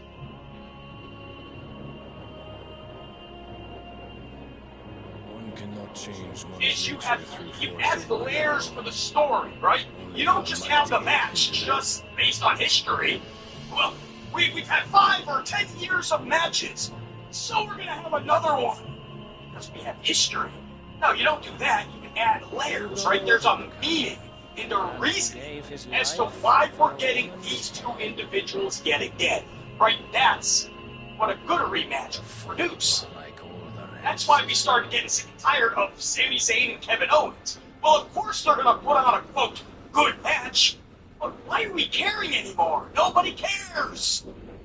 How many times can you see Sami Zayn and Kevin Owens do the same moves? It got so bad, guys. And I said the same thing about the Usos versus the New Day.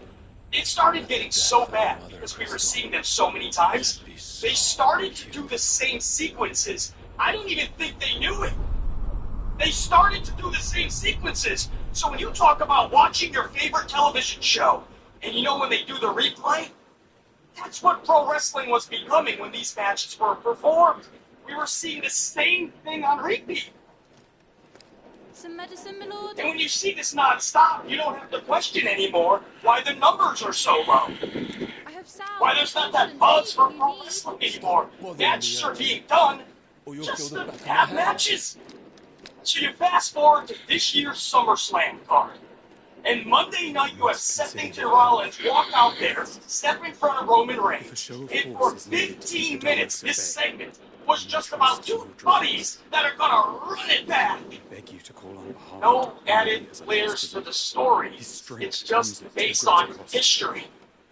History can be a part of a story, no question. Right? History can always be a part, it should be a part of a story if you're going to have rematches in the future.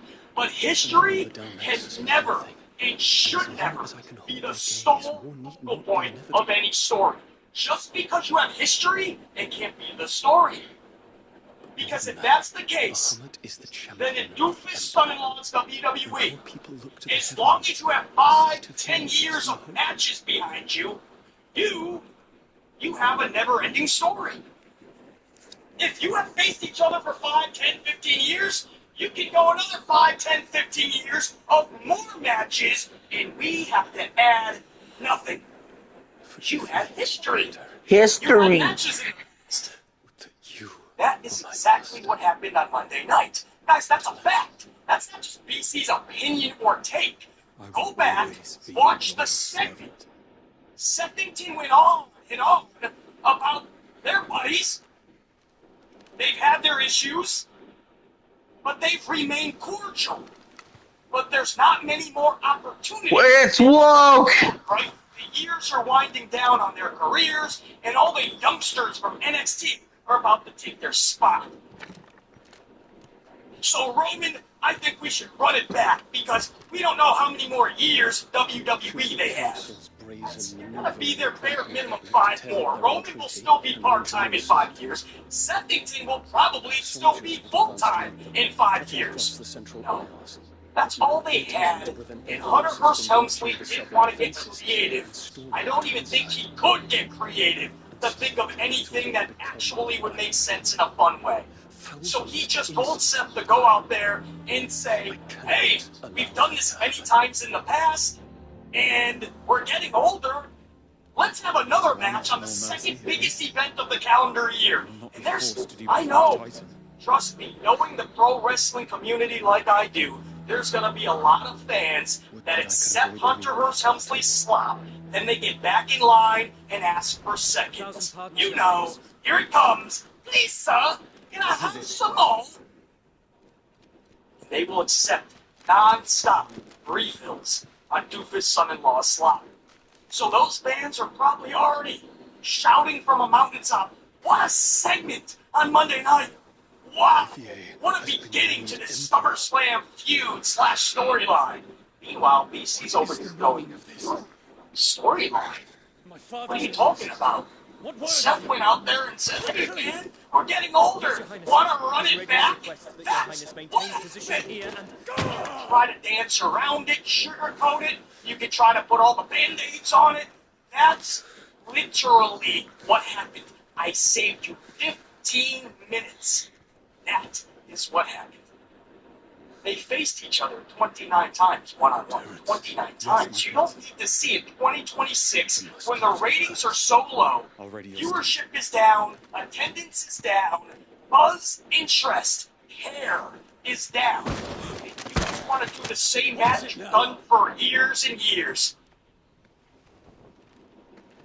That's why there's so many fans that are disengaged with this match.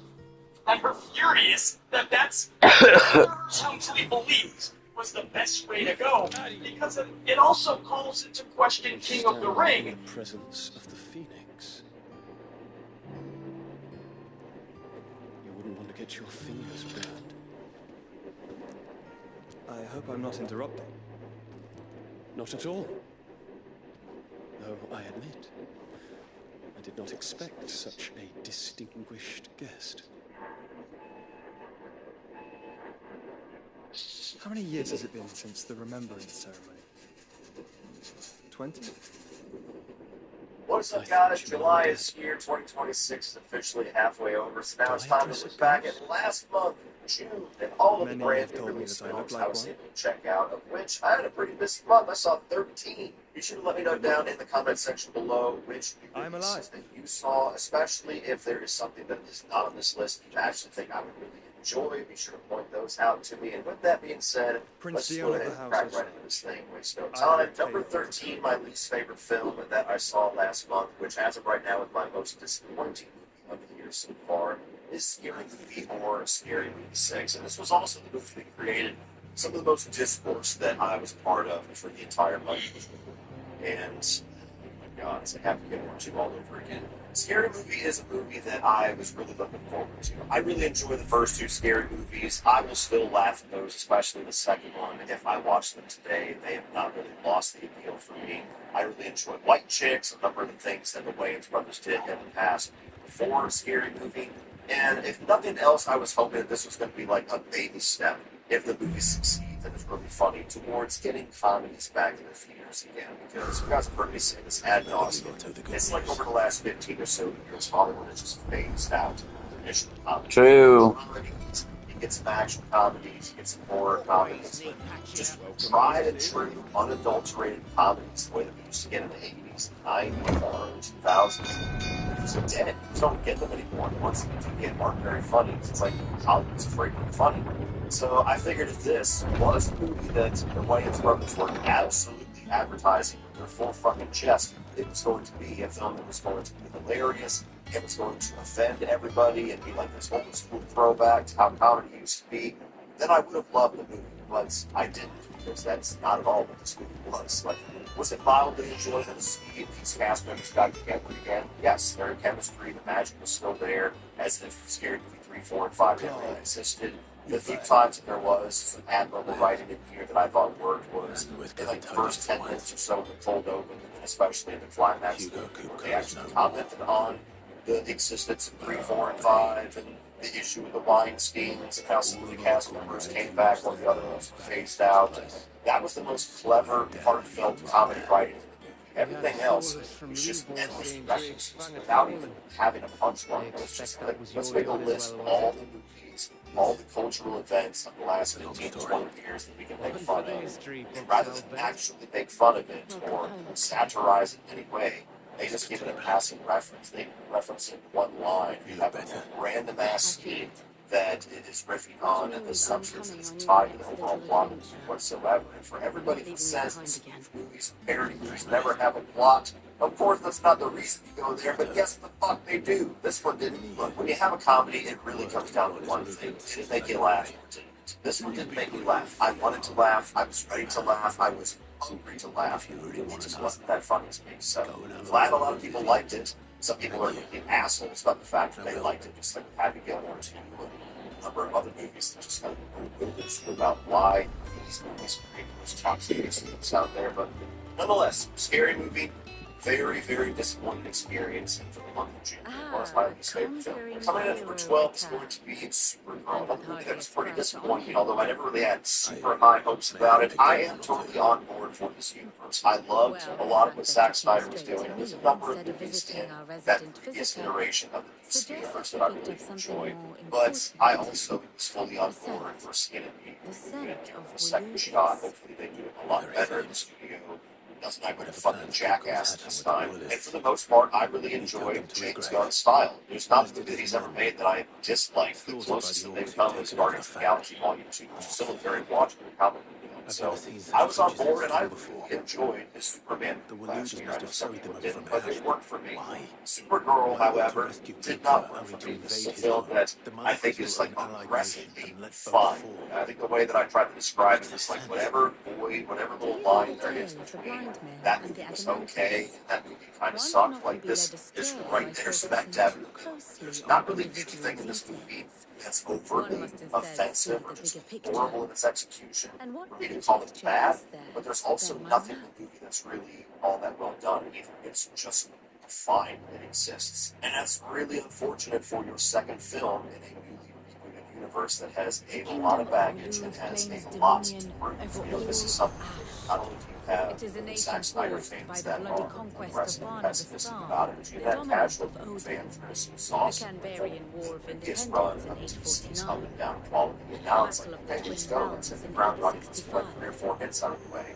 And when you have James Gunn kind of prefacing the entire of this universe with, we're not going to greenlight a movie to script is amazing, we're not going to use any like mediocre comic book films and a bunch of other things, and then Supergirl inevitably feels exactly like that. It's a screenplay that was way too early. It should have had more passes in every element of this movie. Every single one feels like something else that we've seen. A lot of it being Guardians of the Galaxy for James Gunn's style. And I don't know if that was him as the CEO whose mandates out there to try to make like a stylistic of this universe, or if it's just the filmmaker's choice to try to emulate the style of James Gunn's Superman. I don't know what play-wise, but this feels like something a bad cover version of James Gunn. None of the elements that work in his movies for most of us work.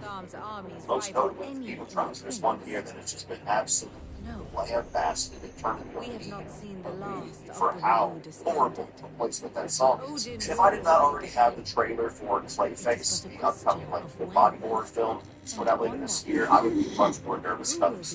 But that is what I can see feels very different than either of these two films. So maybe this is just a weird scheme. In summary, If this movie was I know great, I not thought to it was attend the weird royalist choice to follow Victoria the Cook. Superman. I know only that it is part of some Similar broader there to go scheme. back to back in less than a year. But at the end of the day, it's just one of those comic movies that is going to come and go. There is no it's need not to really wallow worth any in controversy. confusion. It's not worth any If one outrage. is to It's cure a also not worth sickness, one must first identify the symptoms. It And frustrates your me Lord for how Uncle many has volunteered to do great just that by female keeping an comic eye on the characters royalists' we have. movements. It seems like Wonder Woman was the only one that He's figured out really that throwing well himself into all this. the others. Maybe it's going to struggle. Indeed he I don't is. know where Which the means all that diagnosis of remains that for us is, to do but is it's await a his continuous report. issue that a lot of these movies are either bad or passively watchable. The people of the Hideaway They must deserve hear better. the This news. movie deserved better. The characters Justice deserve better. But has that's been not what we done. got. We got a very Hugo middle Kupka road, is okay, dead.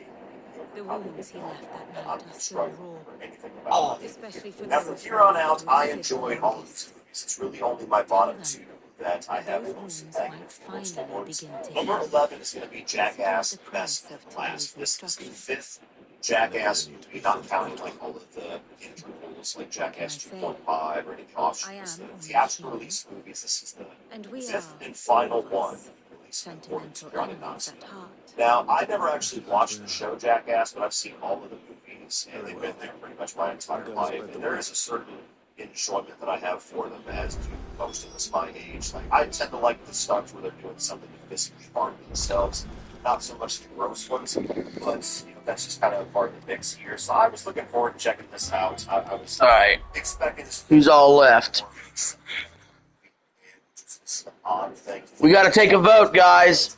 As a send-off, I was looking forward to it. I pretty much got what I was expecting. We got to take a vote. Should I quit the stream and quit streaming for tonight altogether? Should I quit the stream and go do soccer stream? Or should I just keep playing Final Fantasy 16?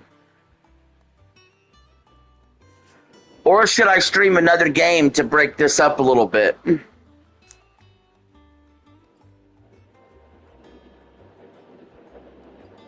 And then get back to it tomorrow or something. Let's look at my abilities.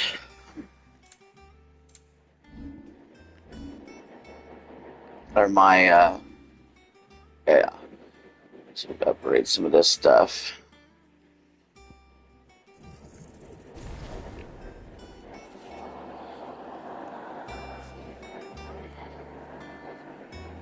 Oh, man. I could actually, if I really wanted to, I could play live commentary of Portugal versus Croatia while I'm still streaming. I just can't watch the game if I do that. Let's see.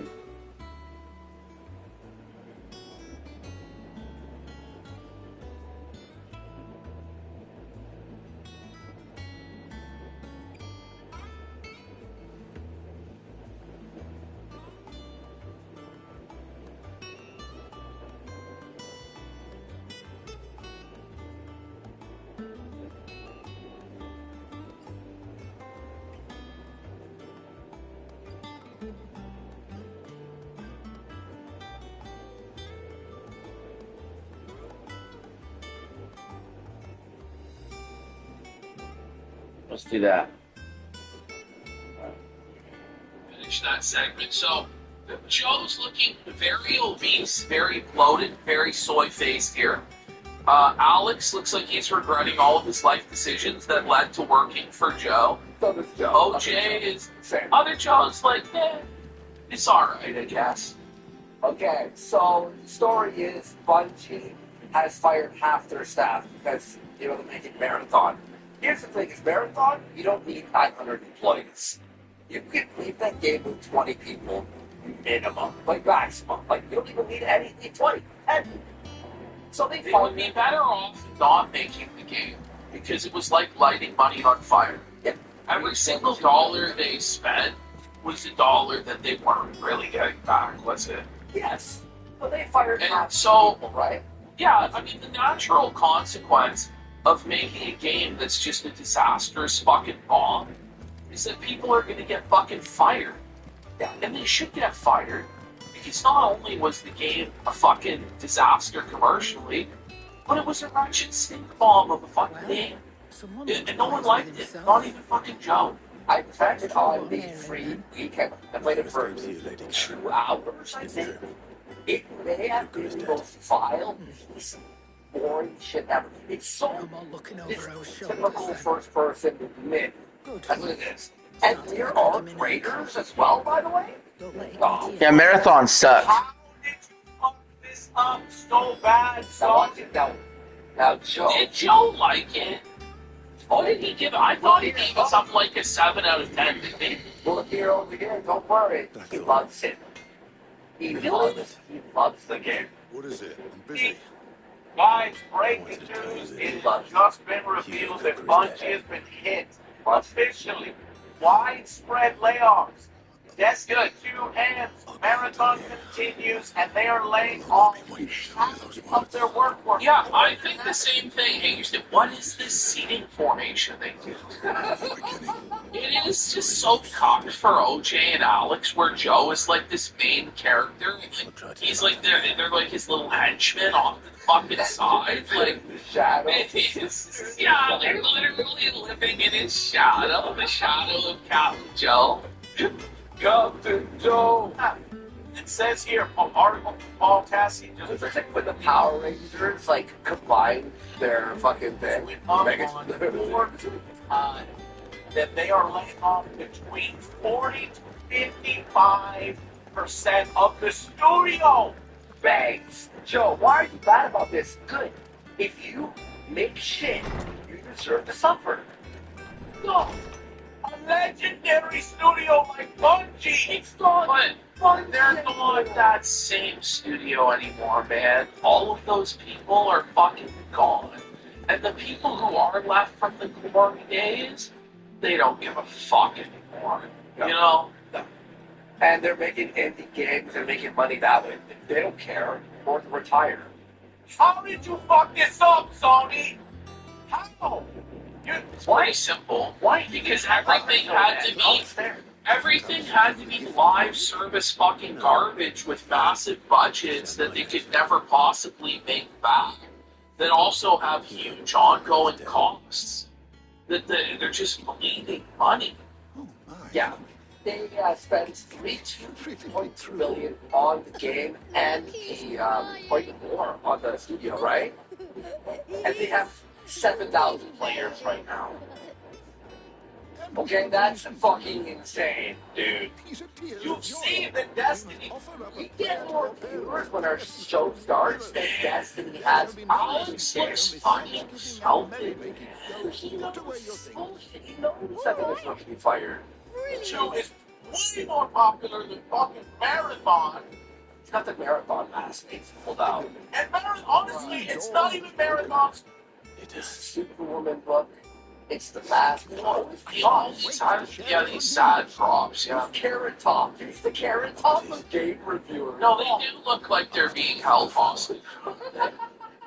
Ultima, come to me. I need to know what Marathon should never have been put. Have you learned anything?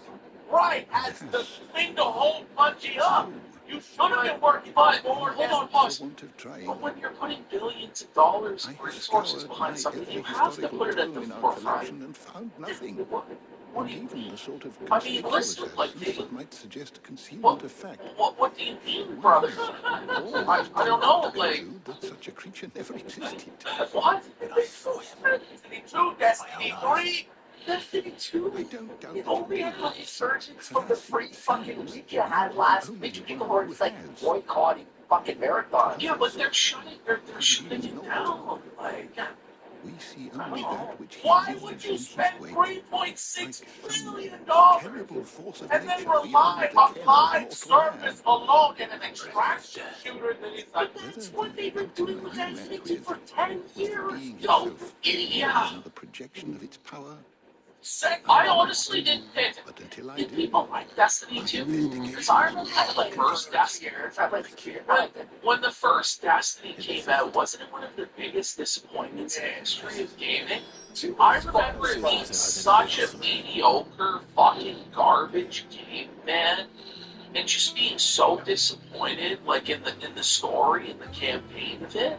It was, and then the multiplayer was like, I don't know, but I never even made it to the point where they started to do raids and stuff like that, because I did some raids. D2 was fun. It was a good, like, mind off, like, shut your brain off on a podcast and just, like, play, right? I wouldn't say it was, like, the greatest thing ever, but it was pretty fun. So does Destiny 2, what they're saying, it was a really big deal. Okay. Yeah. Well, it was 2 months. And now it's fun. But by the way, Ash, it's like, why is Fortnite losing all its players? Because it's 10 years old and it's wants new shit. I'm tired of, like, holding just, like, games up for 10, 15 years and being shocked. Why are the players dropping? Because it's a whole new generation of players now. Hundreds of talented people and really good game developers. Okay. Talented people. I think there's about 10 Twitter accounts that have tranny flags in the title, cheap near it, whatever, and they're like, I was a concept artist. What? They fired all the concept artists. Were they all talented? No, I mean not. No. And by the way, if they're so talented and their skills are in such demand, I'm sure they'll land on their feet somewhere. You know?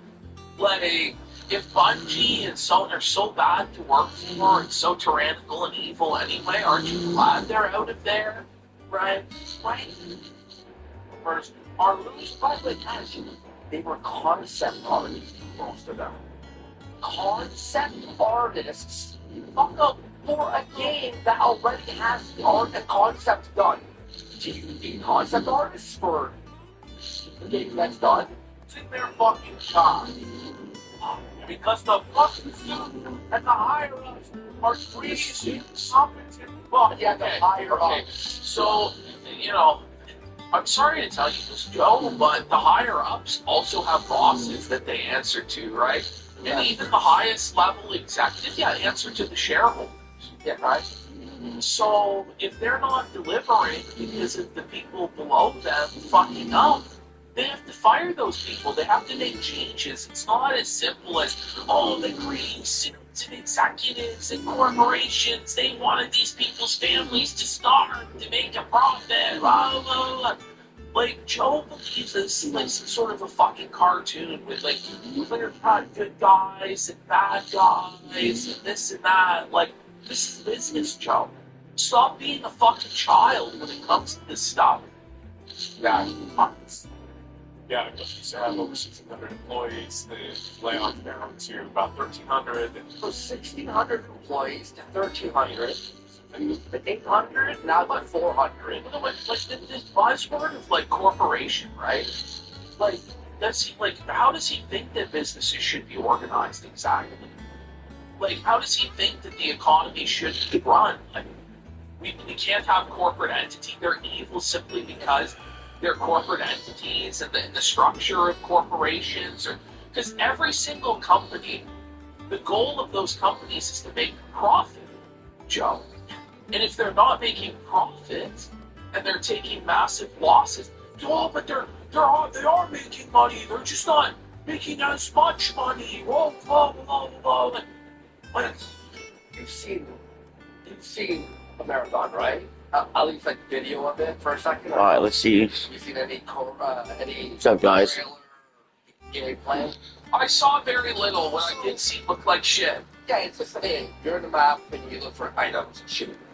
Well, let's get the. Hold on. Developers for that. All right, let's get the Spain Portugal in the background going. Wait a minute. Game 5 buddies are able to make on their fucking Unreal fucking engines. Let me by themselves. Here we go. What the fuck are they doing? 400. I am so tired of. So I could listen to the Croatia Portugal game. I'll listen to live commentary, restream the live commentary, talk with you guys, and play more Final Fantasy 16 because we're just fucking multitasking today. We're just at the point where we got to get shit done. We got to start clearing and beating some of these games. Get ready for college football. It's true.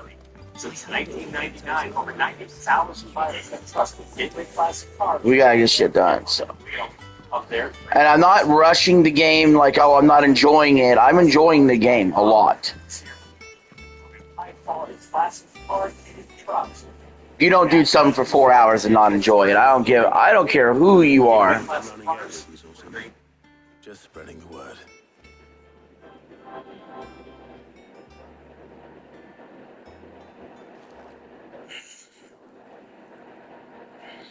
So, the Professor's got a soft side, has she? I'd never have guessed. No. She was right, though. Everyone was glad to hear the news. Ah, but you ain't told everyone. I can think of plenty of friends back at the old hideaway who'd sleep more peacefully for knowing. Not least of all Sid. You should tell him. We find ourselves in Toronto. The second of 3 matches today. Another UEFA battle. This time between Portugal and Croatia. We're spot against Spain in the round 16. Brought to Prize Picks. Use the code HMA. Play $5. Get 50. I can't remember the last time Chris she United visited here. the old Salt's grave. No changes from previous year. Starting line. Their line was 4-3-1. Same as always. Livakovic, the keeper. In the back. Perisic, Popovic, Shutalo, and Sarasic in the midfield. Popovic, Shutalovic, Patorina, Sucic, Nasic at top. Portugal, a couple changes from the last match against Colombia, but not. Whoa, wait a second, buddy. Hold up. Wait a minute.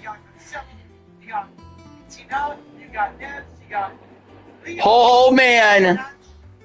Hold up a second here. There ain't no fucking way.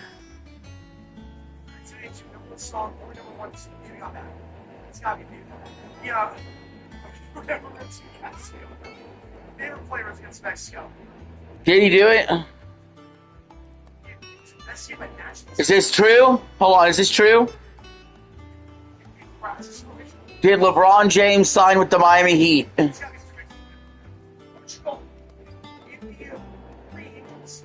No, that's fake news. God damn it.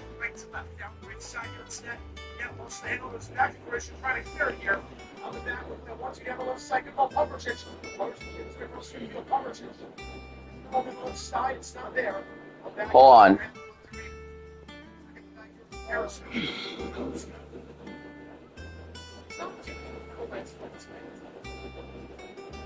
Go watch Portugal play.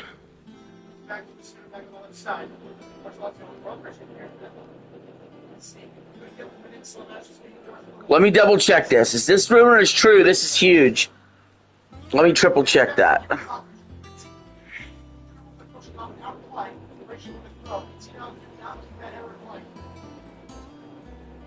No, it's not.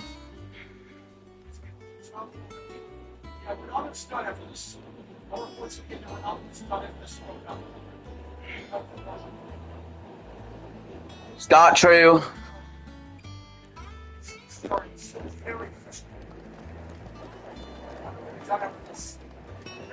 Side. With dribble down, it's a good ball. The box left side. Chance for a crossover pass. That's all. It's the shot. On the shot. All right, Portugal versus Croatia is live right now. See, I mean, one minute. So, I'm spending today. I now have two comments. And I'm set up for having six by some of the servers. A simple challenge. If that makes sense. If they don't come up with something soon. First on the left side of the table. During the match, you see it's all Alright, Clive? What do you want? I'm going to visit Sid, and I thought you might like to come with me. Sorry, too busy for all that right now. I've got to get this thermal displacement stack sorted. Thermal. Down the left flank. Displacement Now on a case on that one, just for opposite on the left. See? The what? Only the fastest, finest ship the approach world the has top ever block, seen. down blocks. One approval down the left side. Enterprise. The pace to get there. Then across the Bernouch, what a save. Me and my dad designed it together. Up 1-0. Where other vessels Great rely on opportunity there. fickle winds to drive them through the water, ours is fitted with mithril engines. And those things have got wings. Yes, I did. Yep. I may have upgraded the stats a bit more. Oh, good. The sack will be and then I've got choke. That's two center. What's that again? Got to do. Push on the right side. Oh my God, not. Yes. Luckily. That can't get there. It's like upper church. Alright, let's do this. I'm gonna end this stream, and I'm gonna fire up another one.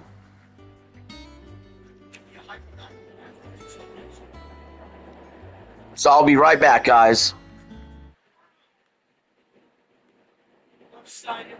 Well, let me save first. That'd be a smart thing to do.